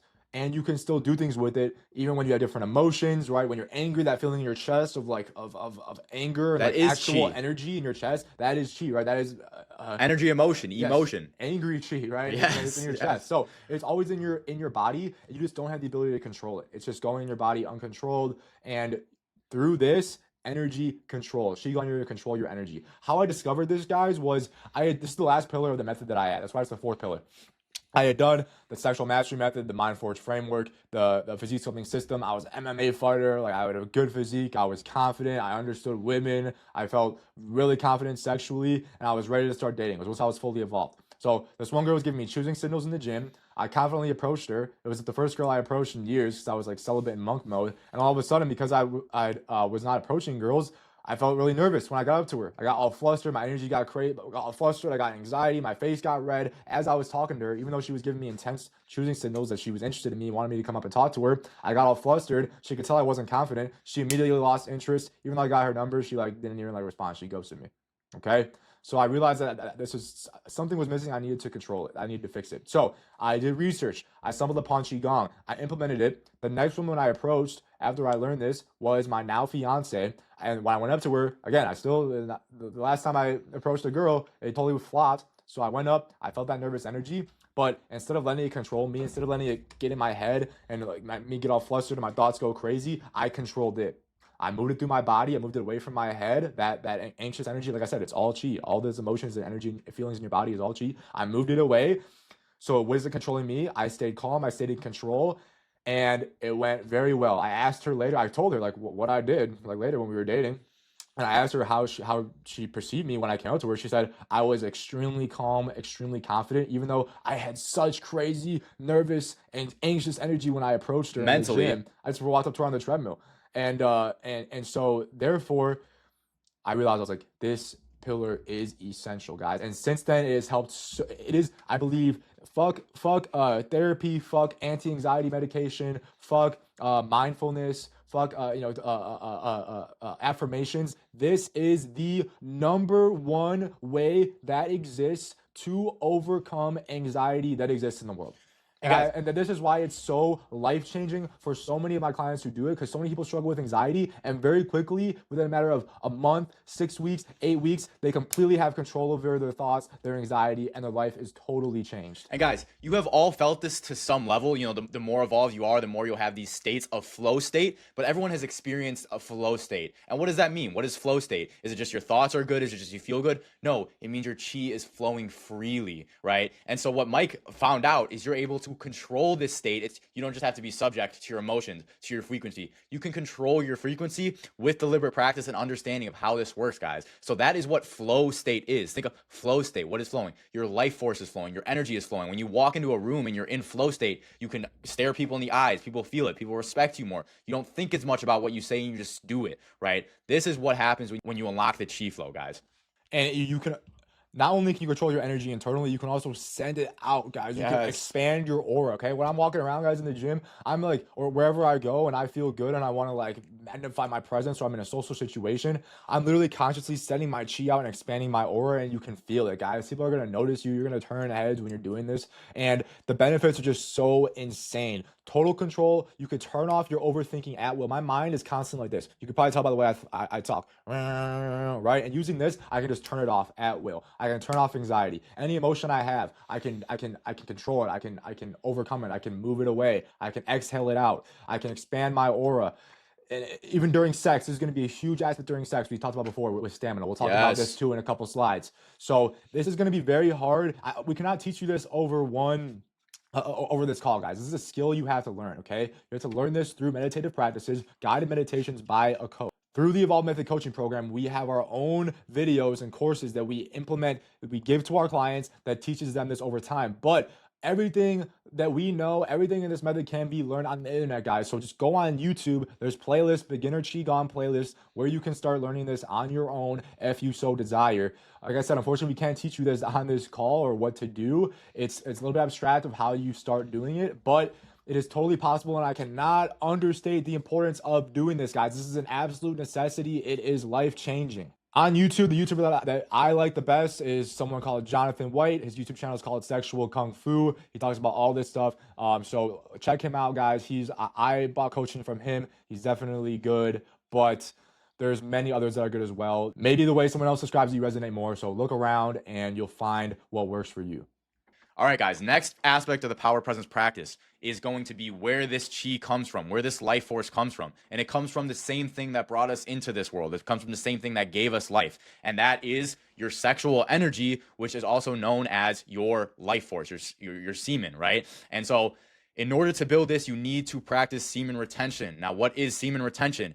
Semen retention means not ejaculating for a certain period of time. It means having conscious control of when you ejaculate instead of being controlled by your sexual desires. Now, you guys have probably looked up on the internet, or maybe you haven't. You just understood the general consensus that masturbation is good for you. Masturbation is good for your prostate. Masturbation is good for you if you want to have low dopamine, low testosterone, low drive, right? The thing that really got me to change, guys, I said in the beginning of my story, the thing that really turned me around is when I stopped masturbating is when I actually felt like alive again. I felt like I had more energy, and I realized the things that you see on the internet aren't necessarily conducive to your growth, right? So I started doing this. I instantly had more energy. And then I put that energy into more things that push me forward. And now this isn't just me and Mike who do this, right? This is also famous athletes, right? Mike Tyson, Nikola Tesla, Muhammad Ali, almost all MMA fighters all know how important this is, and they all practice it, guys. If you look online about this, guys, you're going to see this prostate study thing where people are saying you need to ejaculate 21 times a month for prostate health, otherwise you'll get prostate cancer. Total bullshit study, guys. They're promoting that because they want sex sells. They want you to be lusting. They want you to be masturbating. They want you to be sex obsessed. You do not need to ejaculate. In fact, ejaculating 21 times a month is going to fuck up your energy, guys. And your dopamine. How do you feel after you bust? You feel low motivation. You don't want to do anything. You want to just take a nap. You want to just eat some food, right? If you had some motivation, now the motivation's gone. You're no longer horny or sexual, right? Attracted to your woman. Yeah. So, and after you ejaculate, guys, studies have shown hormonally it takes 3 weeks for all your neurotransmitters to go back to baseline. 3 fucking weeks, okay? Even though you'll feel better, your prolactin will start dropping immediately after. It takes 3 weeks to be fully reset and be fully normal after you bust. And so what those neurotransmitters are is your prolactin spikes, right, guys? And this was what the problem Mike had, is prolactin was in a constant state of spiking, and prolactin is completely inversely related with dopamine. So as prolactin goes up, dopamine goes like this. And remember what dopamine is responsible for confidence, motivation, drive to get shit done. Think about it just biologically, guys. What is your biological purpose? It's to reproduce. Correct. Okay? That's what your body thinks that's your body's goal. So your body is going to push you towards reproduction, and your body doesn't know when you're having sex, or it doesn't know when you're successful with women. All it knows is when you ejaculate. And when you ejaculate, it thinks that you have successfully reproduced. So now you've accomplished your main goal. You can chill, right? You can relax because your main goal is accomplished. However, most of you guys, if you're watching this, you're not in a relationship, when you're ejaculating, you're doing it into a tissue in your hand, watching another guy have sex. So you're not accomplishing your goal, and you're not where you want to be in life. But now your body thinks that you've accomplished your ultimate goal. So it's not going to push you towards actually doing the things that you need to do to get to the point where you can have a relationship and actually accomplish that goal. Okay? So when you refrain from ejaculation, your body's going to think, okay, I'm not accomplishing my goal. I need to push myself more towards doing this, right? I need to increase my energy. I need to increase my confidence. I need to increase my drive, all in the hopes of attracting a mate so you can accomplish your goal. Do not tell your body that your goal is accomplished before it actually is. Semen retention is an absolutely essential practice, guys. Essential. The benefits are insane. You're going to get more energy. You're going to get mental clarity, way increased confidence, way increased aura and attraction from women, way better sex. Like I said, way increased aura, even better luck, guys. I know that sounds crazy, but anyone go on the semen retention subreddits on Reddit, anyone who does semen retention, we can't explain it. You just get more lucky when you are retaining your seed. And so, guys, if this makes you uncomfortable, or in your mind you're denying it, say, no, I don't need to do this, what I say is try it, right? If you can't try it, that's how you know you have a problem, right? And then another thing is, some people do try it. They say, oh, I went a week, or I went, a couple days, and I didn't feel good. All the people who say that, their habits surrounding their life are all draining their energy. It's all video games, probably weed all the time, probably still watching softcore porn on social media, right? And so with this increased energy you're going to have more energy to put it into things. If what you're putting it into is not conducive with your goals, you're going to feel anxious, because you should feel anxious, right? masturbation, porn, and ejaculation, it numbs you guys, right? So that's why if your habits are all bad, you may feel good when you do that because it numbs you from the fact that you're actually not doing the same things you should be doing. And when you guys are retaining this energy, you're gonna be like, oh, but I need to. I'm frustrated. I'm so horny. I need to. I can't focus. No, you can, guys. When you feel that supercharge of libido and like you're so horny and you have all this energy, you just want to get it out and you want to like like take it out on a girl and like have sex, like crazy sex. Do a set of push-ups. See how many you can do. Yep. Right. See how much energy and how powerful you feel with that energy. Channel that energy away from your dick and shooting it out and into your goals. Go hit the gym like crazy. See how many push-ups you can do when you have that energy versus after you bust. Right after you bust, and then go do a set of Giving it push-ups. to a napkin instead of push-ups, guys. Right. That's what you're doing. And then another thing is when you have this increased energy, this increased libido, though that energy, if you're not trained on this and you're not aware, it'll go right here and it will turn into lustful thinking, right? That in the beginning of the journey, that's what's going to happen. But it's once you start practicing, it's very easy to redirect to observe those fantasies and redirect them into something else. So when you fantasize, because you will when you start this journey, when you fantasize, be aware of it and just understand that you need to redirect your thoughts into something else, because if you fantasize enough, it'll go to your balls, which will make it so you need to ejaculate because that energy is all pent up inside you. Like Joe said earlier, guys, you probably might be hearing this and be very uncomfortable. Like, oh, no, it's bullshit. That's bullshit what they're saying, right? It's bullshit. And the reason you're saying that is because you're probably addicted to ejaculation. It's something that gives you a lot of pleasure and dopamine in your life, and your brain views dopamine as survival. Okay, so your brain is literally trying to protect you to keep its dopamine. No, don't listen to them. Keep jerking off, right? You say, oh no, it's not a problem for me. It's healthy for me. Try it once, right? We're raving about it, telling you it's so necessary. We're probably where you want to be in life. If you cannot try what we're telling you is so necessary and just one time, try it. Timeline wise, guys, go 1 week first. You're going to notice a huge increase in benefits. After 7 days without ejaculation, studies have shown your testosterone is going to spike 150%. Okay. After 2 weeks, it's going to be even better. After 3 weeks, your brain chemistry is going to fully reset and you're going to feel amazing. Now, this is going to be you're not edging. Okay. Right. Not lusting constantly. You're pure. You're channeling that energy into your goals. Okay. So if you cannot try that, if you can't go more than a day, you have to do it. You have an addiction. Right. Okay. Your addiction to doing it constantly is more than these two guys who are evolved and successful and maybe where you want to be if you're watching this video, telling you that this is a necessary step. And if you can't take that necessary step to try it, you have a problem, and you need to realize that and look at yourself and objectively analyze why you can't even try it. And here's the thing, guys. Almost all of us growing up, we all have an addiction because we don't think it's wrong, right? So when me and Mike started this journey, we both had addiction. So it might be true that you can't go a day or two and then it'll be hard. But as long as you're aware that this is benefiting you and you keep trying. In this start, I went 4 days and I was super motivated, and then sometimes I go 3, and then maybe 2, and then maybe I get a week, and then maybe I get 14 days. And now me and Mike are both at the point where we have no desire to masturbate, right? That is just giving our energy away. So our brain has reprogrammed ourselves over years of doing this. So don't beat yourself in the beginning if you can't go 14 days. If you can, good on you. You're going to feel the benefits. But in the beginning of this journey, right, once you do go 7 days, and I want you guys to notice when you do relapse how you feel. Because when you do start this, if you're ejaculating every day, you don't really notice. You don't really notice how you're constantly in a lower state. That's your normal state. But if you go 7 days or even more than that and you ejaculate, you're going to notice a difference 100%, and you're going to realize how important it is. Your baseline is going to be higher, and now instead of being constantly here, so when you bust, you say, oh, I feel normal. It doesn't do anything to me. It's because you're constantly low. Okay. Once you're up here and then you bust, you're gonna bring down. Now, just one ejaculation once every few weeks, it's not gonna be that bad. The ancient Chinese who created Qigong, they also preach this system because it's so essential. Okay, and they said you don't have to do constant, unlimited ejaculation where you never ejaculate, guys. Okay, like right now I'm on a 19-day streak. Okay, so I haven't gone 2 years without ejaculating, guys. But the key is the way that the ancient Chinese taught was depending on your age, there's a certain amount of times you can do it frequency wise before it drains your energy. If you're doing it more than once a week, it's draining your energy. 100%. If you go 3 weeks, a month, 4, 5, 6 weeks, 2 months, and then you bust, you're gonna be fine. You're not really gonna notice that many negative benefits. Maybe you'll be a little bit tired like right after Right you do after. so, Yep. but the next day or like later, you're still gonna feel like you're pretty high. Right. If you go on a binge and you go bust, you do it, but you go multiple times, you're gonna go all the way back down to zero. Yep. Okay. So the way a lot of people who do this practice do it is they do it in cycles. Sometimes maybe with their girl, how their girl is a period once a month, they time their ejaculation with that so that they're at the low point at the same time of their girl. Right, or they're trying to have a baby. They do it once when the girl's ovulating, and then they feel good energy. And we're gonna explain, guys. You can still have sex. In fact, you can have way more sex, way more better, and way more quantity sex while you're doing semen retention. And we're gonna get into that into the next slide.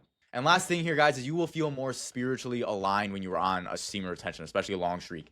Every single religion talks about sexual purity, right? Talks about not being controlled by lust and how destructive it is. And the more Eastern religions talk about these actual practices, but even Christianity, Islam, they all talk about sexual restriction and how masturbation is basically a sin, guys. And it's because when you are on a longer streak, when you're abstaining from this, you have more clarity, more spiritual clarity. How me and Mike talked about in the mental fortitude framework. You want to follow your soul's desires, not your body's. It will be much easier to do this when you're on a long streak. Right after you masturbate, you have a desire to go eat food, right? You might even have a desire in the next couple hours to do it again, right? And so realize this. Observe, guys. Observe after you masturbate, after you ejaculate, how your energy feels, right? And the reason every single religion preaches this is not because you to follow just the rules of that religion's God, right? It's for your own benefit.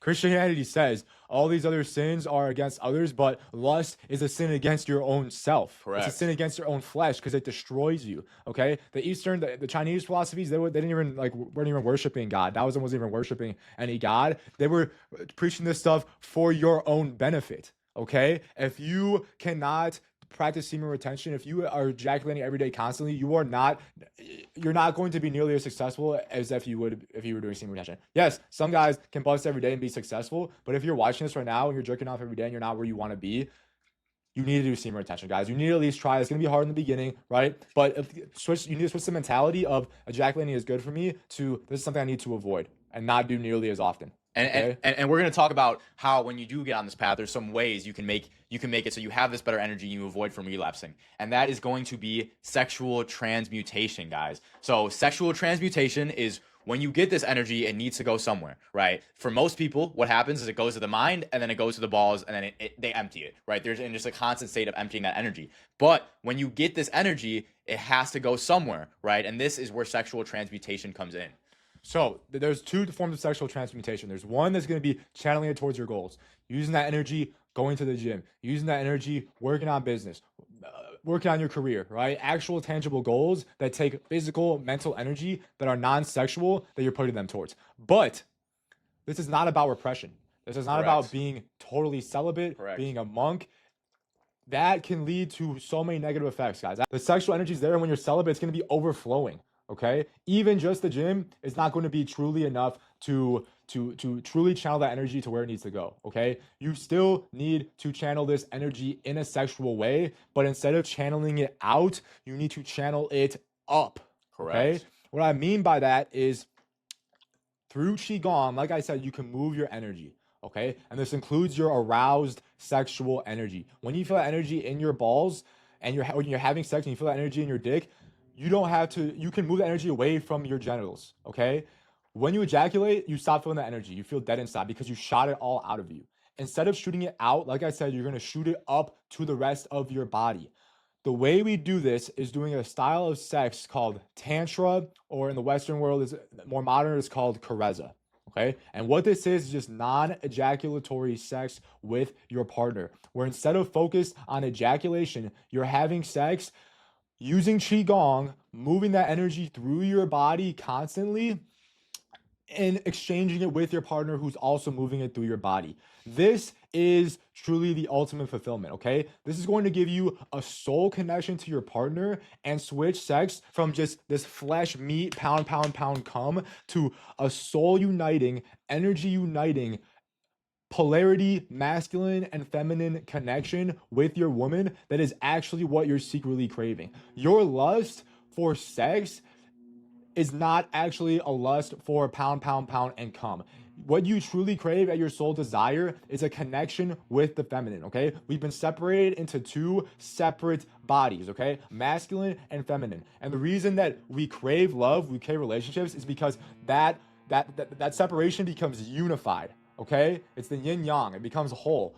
Each part by itself is not complete, and we're craving that completeness that we get with the other person. Okay, that's why casual sex, masturbation, it's not going to fulfill you. It's going to leave you empty because you're not getting that soul connection. It's just flesh, pound, pound, pound, come. Your soul is still separated. It is through sex, this tantric style and caressa sex, that you're going to have that true fulfillment that you want, guys. So many gurus, so many smart self-improvement people. This one guy I followed just recently has been in self-improvement. He has like a harem of women in Thailand, guys. His name's Tony Hughes. He's like a biohacking, bodybuilding, crazy self-improvement guy. He just posted a couple weeks ago saying that he discovered the purpose and the true happiness of life. And he said the purpose of life is tantric sex. And the reason that is because we have that longing for love and connection that can only be truly fulfilled when we get in this state of tantric and caressa energy union with a woman as a man, okay? I cannot understate this enough, guys. That is why there's so many dead bedrooms nowadays in modern marriages.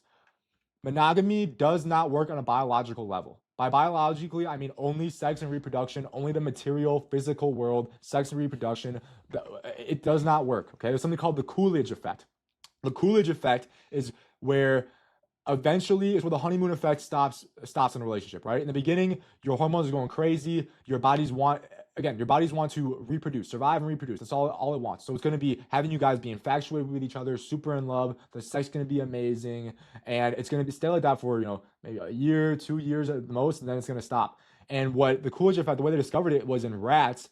They had a male and a female rat. They would constantly be having sex in the beginning. Eventually, after sex, the male rat would be totally bored of the female rat, okay? Except for when another, immediately after sex with that female rat, they could introduce another. All of a sudden, boom, he wants to have sex again. So what our bodies want us to do, because it's better for overall reproduction and the survival of the species, is to have genetic diversity. That's why as men, we want to spread our seed, okay? That's why we desire multiple women, because it's better for genetic diversity and long-term reproductive health of our species if we have sex with multiple partners. So we're pair bonded. We have these hormones and these emotions, the honeymoon period, with our partner for a short amount of time, hoping that we get them pregnant. And after we get them pregnant and raise the kid beyond like infancy, we move on to someone else. The problem is that doesn't work nowadays in our modern society. Okay, what works is structured family units and monogamy. The thing is, though, if you're having normal ejaculatory porn, pound, pound, pound, cum sex, you're gonna get bored of your partner. You're gonna left empty after sex. That's why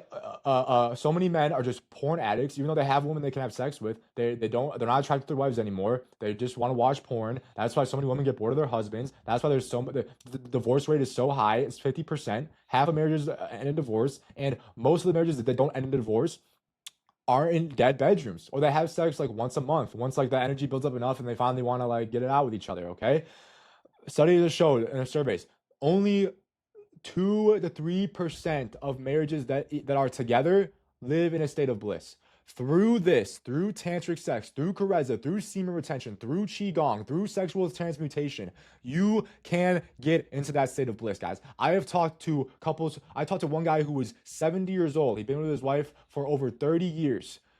When he was younger, he was a player. He had sex with tons of hot girls. What he told me was in the past 10 years that he discovered this truth, and he started having tantric, caressa, non-ejaculatory sex with his 60-year-old, now 70-year-old wife. He said it is by far the most fulfilling sex that he's had in his life, way more than the countless partners he had when he was young with hot young women, way more than the honeymoon period with his wife, than the 30 years with his wife.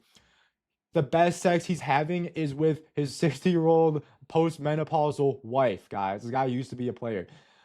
Go on the caressa, right there, that's the name of it, subreddit on Reddit. It's a tiny little subreddit because this information is so unknown, guys. You will see tons of couples who are in dead bedrooms and now say that they live in a state of constant honeymoon and literally heaven on earth, guys. I cannot tell you enough, guys. This is the secret knowledge to all ancient religions. It's this style of sex, guys. Even Christianity, it's encoded into the message that this is what you need to do. This is how you get back to the Garden of Eden, guys.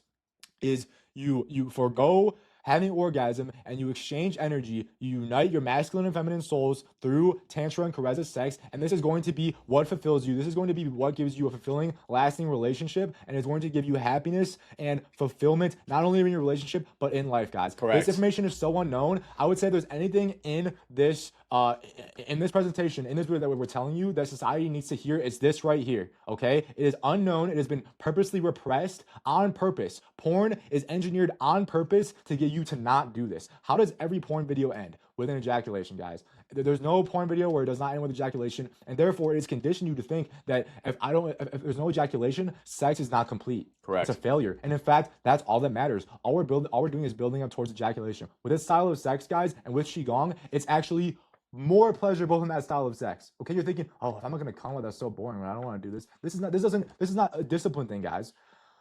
When I learned this, guys, you can have hours and hours of sex where through Qigong, through moving that energy up your body constantly in waves, you have mini, micro, valley energy orgasms constantly as much as you want, guys. Yes, it's not as intense as the one physically Burst of intense release of energy. a 2-second release when you actually bust, but it feels so much more pleasurable and charges you up, and it gets to the point where when I'd be doing this, guys, and I would accidentally bust, I wouldn't even be able to enjoy busting because I'd be pissed while I was literally ejaculating. I literally would not enjoy it. I wouldn't be like, oh, this is the best part. I would be pissed when I'd be doing it because that meant the experience was over and I could not continue being in this state that you see in this picture of ultimate fulfillment, and not only fulfillment, but pleasure. Physical, mental, emotional, spiritual, sexual, ultimate fulfillment and pleasure. And you guys, like Mike said, we seek to this union, right? And while you're having sex, while you're having great sex, right, you feel good, you feel connected.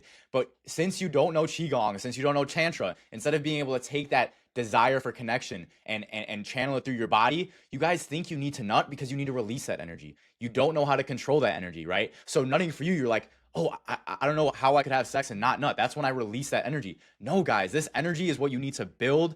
You need to consciously learn how to build, and this will increase not only your sex life and your energy during your sex, but outside of it too. Instead of going to sleep after sex, instead of feeling lazy while the woman feels energized, you walk away feeling like a god, guys. Literally. Yes, guys. It's going to charge you up. Instead of shooting that energy out, you're shooting it up, moving it through your body using Qigong, like we said. And this is when you end sex without ejaculation, and then you're moving through life more charged up. All the energy that was in your balls that had to go somewhere, now you moved it through your whole entire body, and your body is going to be literally radiating and tingling with this aura and energy, guys. When you walk around, people are going to be looking at you like, what the fuck is going on with that guy? Women are going to be literally drawn to you like moss to a flame, guys. It's insane. And you can literally go from sex, charged up with energy, and then go on your computer and do a crazy work session right away, even better than you would be before you 100%. Sex, guys. So guys, this whole system that we're telling you, it is not meant to take away your pleasure, all right? If you're constantly having even really good like ejaculatory sex with your girl, you're suffering.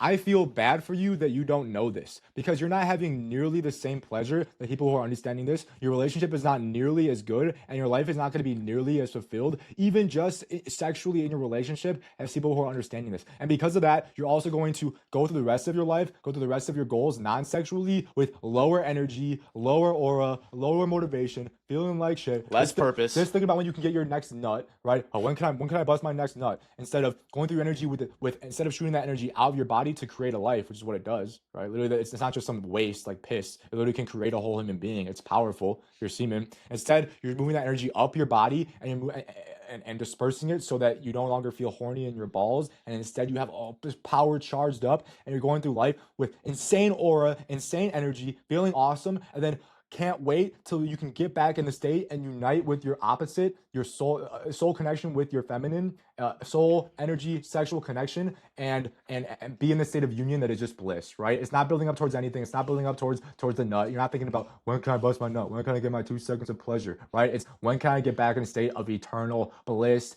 and constant energy, love, connection, and pleasure. If you just dismiss this, but what I'm telling you guys, I feel bad for you. You're getting way less pleasure, way less fulfillment, and you're gonna have way less happiness than you could be if you're taking to heart what I'm telling you right now. I cannot stress enough, like I said, guys, I know I keep saying it, how important this is, guys. This is absolutely life-changing. This message needs to get out there. This is one of the reasons we're making this video. This is bigger than our business. This is bigger than the evolved method. This right here is the most important thing, that it will absolutely change society and the world that people understood, but it is purposely suppressed. Right now you're hearing about it. We've given you the tools. We've given you the seed that you can achieve this, guys. So please, please, please take what we're saying to heart and internalize this, okay? Work towards this. This is another, like I said, all the pillars are interconnected. In order to have this ton of sex, guys, it's slower, energetic sex. You can be vigorous too. You can be animalistic too. Just don't bust. And you need to learn the sexual mastery method, because you need to be able to have the stamina to do this, and you need to not ejaculate. And you need to have the size, because if you're having kind of like slower, more like spiritual, like energetic sex, instead of just like, you need to have more size so that you can actually still have sensation, physical Correct. pleasure, connect with your woman. In addition, you need to be close to the cervix. That's actually the energetic connection between the penis and the cervix inside the vagina. So it all matters, guys. Every pillar is interconnected. Every pillar matters. This is a way of life where you're the best version of yourself. Physique sculpting system. You're totally mentally disciplined and confident. Mind force framework. Total sexual confidence on a physical level. Sexual mastery method. And you're moving your energy. You're retaining your energy with semen retention. Moving it through your body with Qigong, and channeling it into amazing, mind-blowing, fulfilling, ultimate union sex that can last for hours and hours and hours with your opposite, with your feminine counterpart, instead of just, when can I get my next 3-second nut, and then feel like shit, and then get my next 3-second nut, guys. One thing I want to make a quick point on is just specifically talking about the negative effects of watching porn. A lot of guys, including myself, guys, I've been to the point where I was probably, watching porn a shit ton. I was probably addicted to porn.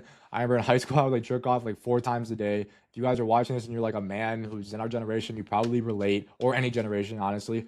But what you don't realize is actually what you're doing. You never actually objectively taken a look at what you're doing and how it's negatively affecting you. Porn is subconsciously eroding your soul and your self-worth. Take a third-person view and think about what you're actually doing, guys. Yes. You're sitting down in a dark room, locking the door so no one sees you, because you're ashamed about what you're doing, really. You don't want anyone to know what you're doing. And you're pleasuring yourself, touching your penis, watching a man who's probably sexually and physically superior than you having sex with the girl that you wish you could be having sex with. There's a porn term for what that is, guys. For sitting on the side, jerking off, getting pleasure from watching a guy who's probably got a bigger dick than you fucking the girl that you wish you could fuck. It's called being a cuck. Okay. Now I know that you don't think that. You don't think that you're mentally a cuck when you're watching it, right? I don't think I was a cuck when I was watching porn. That's not the mentality you're meaning to have. But if you take an objective view about what you're doing, that's actually what you're doing, guys. And it's teaching you that you're on the sidelines. You're not the winner. You're not the one getting the girls. You're the one getting off and touching yourself to the other guy getting the girls, guys. And literally, what I want you to do sometime is, literally, if you want to see what it actually looks like, I did this one time. Take a video of yourself jerking off to porn and see how it looks like, guys. Disgusting. You're literally gonna be sitting there, guys, like this. Watching the girl that you want getting fucked by another man. Guys. Okay? Think about how pathetic that is, really, guys. Okay? And now, I'm not doing this to like shame you for watching porn, guys. Like I said, porn, I watched a shit ton of porn. Me too. Okay? And what this is going to do, it is going to subconsciously make you radiate a weak, shameful energy. And women can tell. Okay? This is way worse than even jerking off and busting and not doing semen retention without porn. Watching porn, doing this is going to so erode your soul and your energy, guys. When I would approach girls, when I was doing this, guys, back when I was in college, like, I would get this look sometimes because my energy was so fucking shit, guys. We go back here. Look at this. Look at this. Me walking up to a girl like this, guys. Jerking off to porn all the time. Just so look at the eye, look at guys. a fucking cuck. Girls can tell, guys. Girls literally can smell and see if a guy it jerks off, and you guys can tell too. If you look at a guy, droopy eyes, probably just doesn't look clean, you probably think that guy probably jerks off a lot, right? Women could tell like crazy, guys. When I was personal training at Crunch, I had a lot of female clients, and I would ask them about this, and they'd tell me like, oh yeah, for sure, we can tell exactly what a guy's like energy, and we could tell that he's like watching porn and doing like shameful shit in his free time. Like, they literally point out guys, and I'd be like him, and me, like, I'm just a guy, I'm not like focused on like guys that are like, who's watching porn, and they point him out, and I look at the guy and be like, damn, I actually see that, guys. Yep. You radiate this. And what I would notice is that when I was doing semen retention, when I was on my shit, doing Qigong, women were looking at me, women were interested in me. And then one time, I'd break my streak, I'd bust a nut, Like women were doing strange shit to get my attention when I would get a long streak, guys. Literally like strange, weird things. I have so many stories of this. Anyone who's on Semen Retention has stories of this. And then when I would jerk off to porn, or do a porn binge, I go out, like the same girl who was like trying to get my attention in the gym wouldn't even notice me. Straight up, guys. This is subconscious for them. They just are attracted to energy. And when you watch porn, you radiate gross, creepy energy. You're in your room, hiding away, doing this, guys. And it's you don't want anyone to know. And the things you do in your free time, you carry that shame 100%. in your actions out in public. And think, guys, think of anyone you look up to. Think of anyone successful who you aspire to be like. Do you imagine them every night locking their door, pulling up Pornhub, and jerking off? No. You imagine them having sexual control, right? The people you imagine doing that, you see, you like, it's like this guy, but probably not as well of a trim beard and not as in shape, right? That's what you imagine, right? And so when you stop watching porn, you subconsciously stop seeing women as just a physical means to your pleasure. And women will feel this, right? And so this doesn't mean you're not attracted to them, but this means instead of when you see them fantasizing about them and maybe even fantasizing about them getting fucked by another dude, instead you absorb their beautiful, radiant internal energy, guys, right? You're not in your head anymore. You're able to like almost like breathe it in, guys, and you radiate this energy. Like Mike said, once you go on a long enough streak, I remember being on a long enough streak and just every time I looked in my direction, there was a woman looking at me, right? And if I'm not on a long streak, I may be looking for a woman and then just nothing. It's insane, guys. And if you have never tried this, then you need to, instead of, there's probably internally me, oh, this is not true, this is not true. Some of you might be like, oh, I'm gonna try this. The ones of you who are saying it's not true, like, listen to us, guys. Try it out, right? Are you where you want to be right now? Right? Are you where you want to be? Are you successful, guys? Do you think about someone successful, like Joe said? Like think about like go to football, Tom Brady. When you imagine him, do you imagine him like this, huddled over, like jerking off, watching like dudes like fuck girls he wishes he could fuck? No. No, you don't, guys. It's a pathetic thing. You don't think of sexual people doing that because it's pathetic, okay? So if you're addicted to it right now, it's not even your fault. Your brain is trying to protect your dopamine source, so it's gonna tell you, no, don't listen to them. Don't listen to them. Keep jerking off the porn. Keep doing this, guys. Women can absolutely tell. If you're looking at them and you're just lusting, tits, ass, which is what you're doing, if you're constantly watching porn, they're gonna sense that creepy energy, and they're gonna view you like this, guys. And here's the thing, guys. When you start SR, the biggest thing is you will need to control your mental lust. And if you're watching porn, then it won't be able to happen. Yeah. And the big thing here, guys, is this gets a lot of guys. This got me in the beginning because I was able to cut out porn, but what I still had is my Instagram, right? The softcore porn, right? And those visions would go to my mind, and then I would lose all that clarity, all that flow, and then I ejaculate. So if you're on Instagram, right, when you see this softcore porn, go to not interested, scroll past it fast. Don't let yourself drift and unconsciously absorb that shit. It is going to destroy your dopamine too. It spikes dopamine to the same level as cocaine, and it's going to totally destroy, like Joe said, your dopamine, your motivation, your drive, your confidence on a chemical brain level. Yes. Way worse than just like jerking off without it. And it's an absolute key of this whole system we've been talking about with Semen Retention, Qigong, sexual transmutation, Tantra, Kareza. You cannot be watching porn and successfully do this system. And you might not feel it if you're watching it all the time. Like Semen Retention, that's your baseline, is watching porn. If you go a long enough time without it, you will feel your brain almost buzzing and and just the flow of cheap dopamine coming in. And you also be like, while you're doing it, you might be a little disgusted with yourself, right? So be aware. How do you feel after? Terrible. How fast do you close that page close that after? window, right? How fast do you close that page that after? Incognito page, right? Right, because you get a moment of clarity. You're not lusting. Your dopamine fucking drops, right? And you're like, holy shit, what I'm doing? Like, what is this shit? It's gross, right?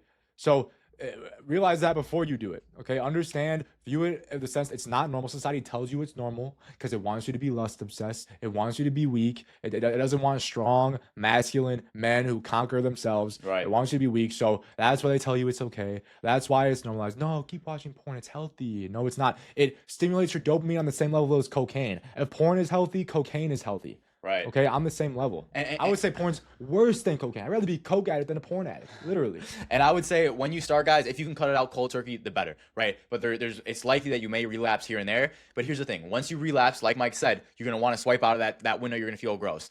Let yourself feel gross, right? Let yourself feel how it makes you feel and what it truly is. That's post-nut clarity right there. That's seeing how your lustful desires overrid your logic and your actual desire for a higher attainment. And you can see that clearly, right? So if you relapse a couple times, it's okay, but each time you'll get closer and closer. If you're aware of the effects, you'll get closer and closer to being able to go pure with this.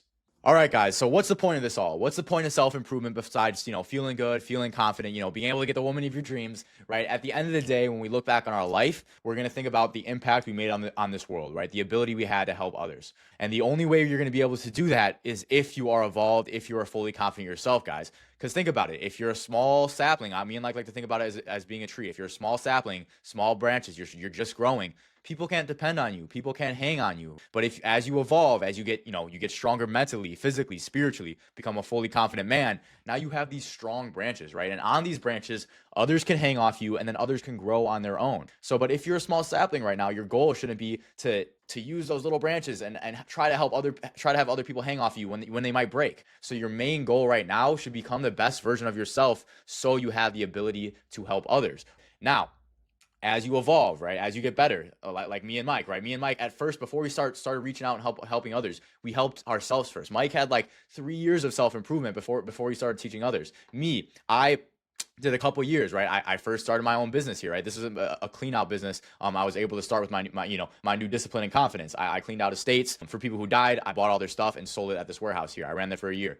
It was profitable, but I didn't feel like my talents were being used in a place where it was specific to me, right? It was very conducive to my growth. But at the point where I realized, hey, I'm just doing this, for the money now when I can use these talents to help others. I switched directions, joined Mike, and started doing this. And now I feel way more fulfilled, way happier, right? I feel aligned and everything falls in place, right? And this is true quality of life, guys. So for now, you guys are going to have the time, like me and Mike, where you're grinding, doing the things you're doing. But during that path, you're going to find things you enjoy. You're going to get better at the things you're going to enjoy. You're going to find the ability, hey, I have more energy for others to lean on me now, right? And in that time, you want to emphasize those things. You want to do those things. Use this newfound energy and put it into those things. And guys, purpose doesn't have to be something crazy, right? Like, for us, like we are talented at coaching and motivating others, teaching others this method, and we enjoy it, and it helps others. So it satisfies all three of those aspects that you need to feel purposeful. But for you, say you like cooking and you love making sushi rolls,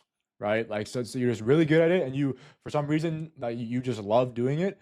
And you create a business or create a sushi restaurant and you help others by giving them an awesome part of their day where they can come in and enjoy your food or replenish from their day, talk to their loved ones, and you enjoy making those sushi rolls and you're really, really good at it.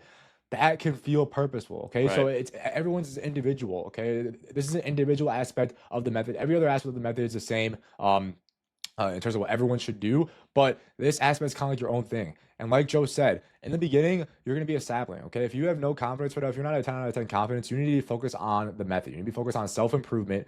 Like Joe said, when I started, I was doing years of self-improvement as I was building my confidence from like a 0 or 1 out of 10 up to a 10. And when I was at a 5, I still wasn't ready. I was growing, but I still wasn't ready to start coaching others, start teaching, helping others. I had to put all my energy into improving myself. Now that I'm fully improved, I'm just doing the method every day still, but it's easy for me. And like, I feel I don't need to put that much mental energy into it. So I can put all that mental energy into helping dozens and dozens of other guys, go through the same transformation, right? And help them through their journeys and while they're saplings. So that's my purpose. But like I said, your purpose is going to be individual. And what if you don't know what that is right now, you don't know what your talent is that you enjoy doing that can help others, you'll find that along your journey, guys. As 100%. You're along this journey, I promise you, if you're doing everything in this method, you will find what is your calling that you can do and that you want to do, that you are good at, that you enjoy doing, that can help others, and that gives you a reason to get up every day. 100%. And keep in mind, guys, that the most selfless thing you could do if you are a sapling is to grow so other people can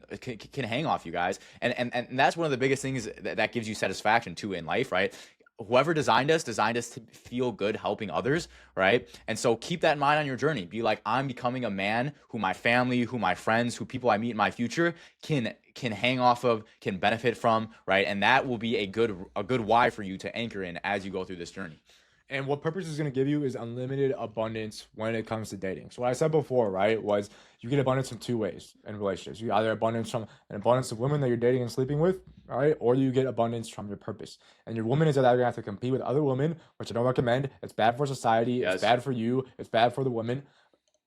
Or she's going to compete with you against your purpose, which is what she should be competing with you against. Okay, you should be a man on a mission that is so focused every day on your purpose that she needs to compete for when you take time away from your purpose and give to her. And that way, like we said earlier, when you do take that time away and give to her, she's gonna feel grateful for your Yes. time. Like, it's Yes. valuable, that your time means something, because you could be spending that time doing your purpose, and instead you're choosing to give it to her. If you have no purpose and you're just like floating through life, not on the method, just like going through, like seeking pleasure, hanging around her because she's gonna help you, bust a nut, because that's what your main goal is. It's she's gonna not really value your time, because it's like, well, he's not doing anything else with his life. So it's being on purpose is gonna be essential for a healthy relationship in the long term. And guys, just be patient. Like we said, for now, while you're still a sapling, when you're not a 10 out of 10 confidence, just do the method. If you don't know your specific purpose right now, you should get up every day, and your mission should be doing the method every day, so you can get to that 10 out of 10. Once you're at that 10 out of 10, you'll find your calling. You'll find what your purpose is meant to be. And you will also, guys, you will also find your woman at that time. Me and Mike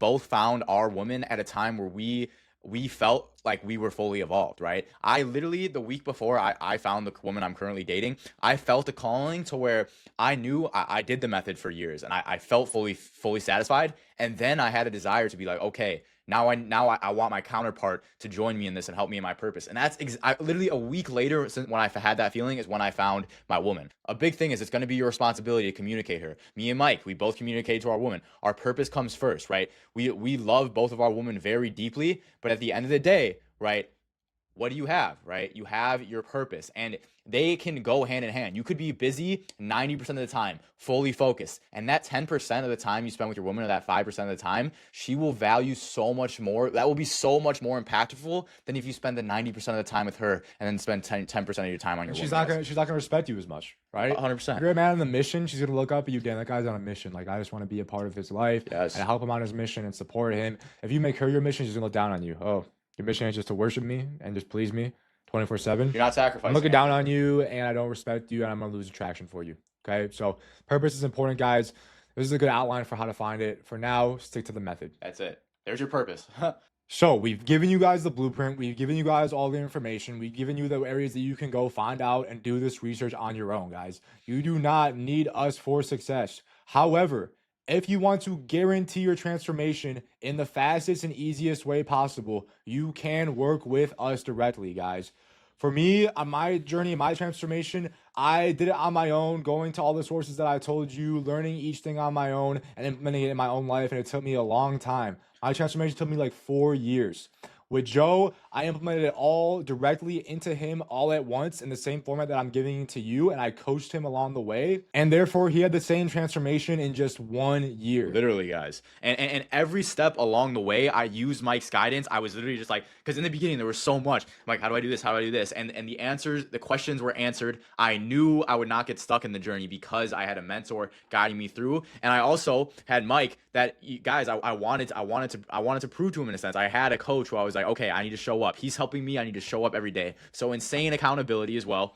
The reason that working with us is going to guarantee your success is for these reasons, guys. One, we're going to give you a customized plan routine that fits in exactly to your specific schedule in a way that implements the evolved method directly in the way that you need, okay? No matter how often you work, what your schedule is, what fits in throughout the day, you're going to have no questions about what you're doing at one time, okay? All you have to do is do it. In addition, it's going to be accountability. We're going to have access, seeing exactly what you're doing, going over your workouts, seeing your nutrition, making sure you're keeping up with your habits, seeing when you don't keep up with your habits, okay? Communicating with you throughout the week, holding you accountable when you miss something, okay? And it's not going to our style is not, drill sergeant, you're fucking up, is your teammate or your coach along the journey with you, because your success is also our success. Correct. We want your success just as much as you do. In addition, guys, we're going to be talking at least once a week, guys, face to face, mentoring you, guiding you, teaching you the new information, going over the previous week. And what you're going to get with working with us is having to do zero of your own research, zero guesswork of how to do these things, what to do, when, how to progress it, when to progress it, what you're doing when you're progressing it, when to move on to the next step, guys. These things take coaching. Like we said, sexual mastery method, Qigong, these things take coaching. That's why we couldn't just tell you them in this video, although we did give you the areas where you can go find them on your own. Through our program, you're going to have guides, routines, courses that we're implementing to you over time, at the right rate to where it's going to give you the information directly. Like I said, you will not have to do any of your own research or guesswork at all. We're going to get you exactly on the evolved method in the way that works best for you specifically. And so you're making the optimal amount of progress and getting to the evolved method end goal life as soon as possible. And guys, this is our purpose in life. Nothing brings us more satisfaction than seeing you guys succeed, seeing you guys have a transformation, and then being able to help others as well. So if you guys want to work with us, we have links to our Calendlies in the description of this video. One for me, one for Joe. If you guys have been hearing us talk throughout this whole video, whoever you vibe with more, book a call with one of us. We want to hear your story and get you started on the method. Boom. All right, we hope you guys got some value from this video and you're inspired to change. We put our heart and soul into this video. Whether you work with us or whether you don't, you have everything you need to have a full transformation. We're fucking rooting for you guys. As you're on your journey, as you're experiencing the confidence changes, the transformation, the insane results you're going to get from this method, share it to others, guys. Don't be selfish. Spread the love, spread the message. People need to know about this. Guys need to know what is possible for them to change, that is possible for any average guy to reach 10 out of 10 confidence, fulfillment, and happiness in this world, guys. Spread this message and good luck on your journeys.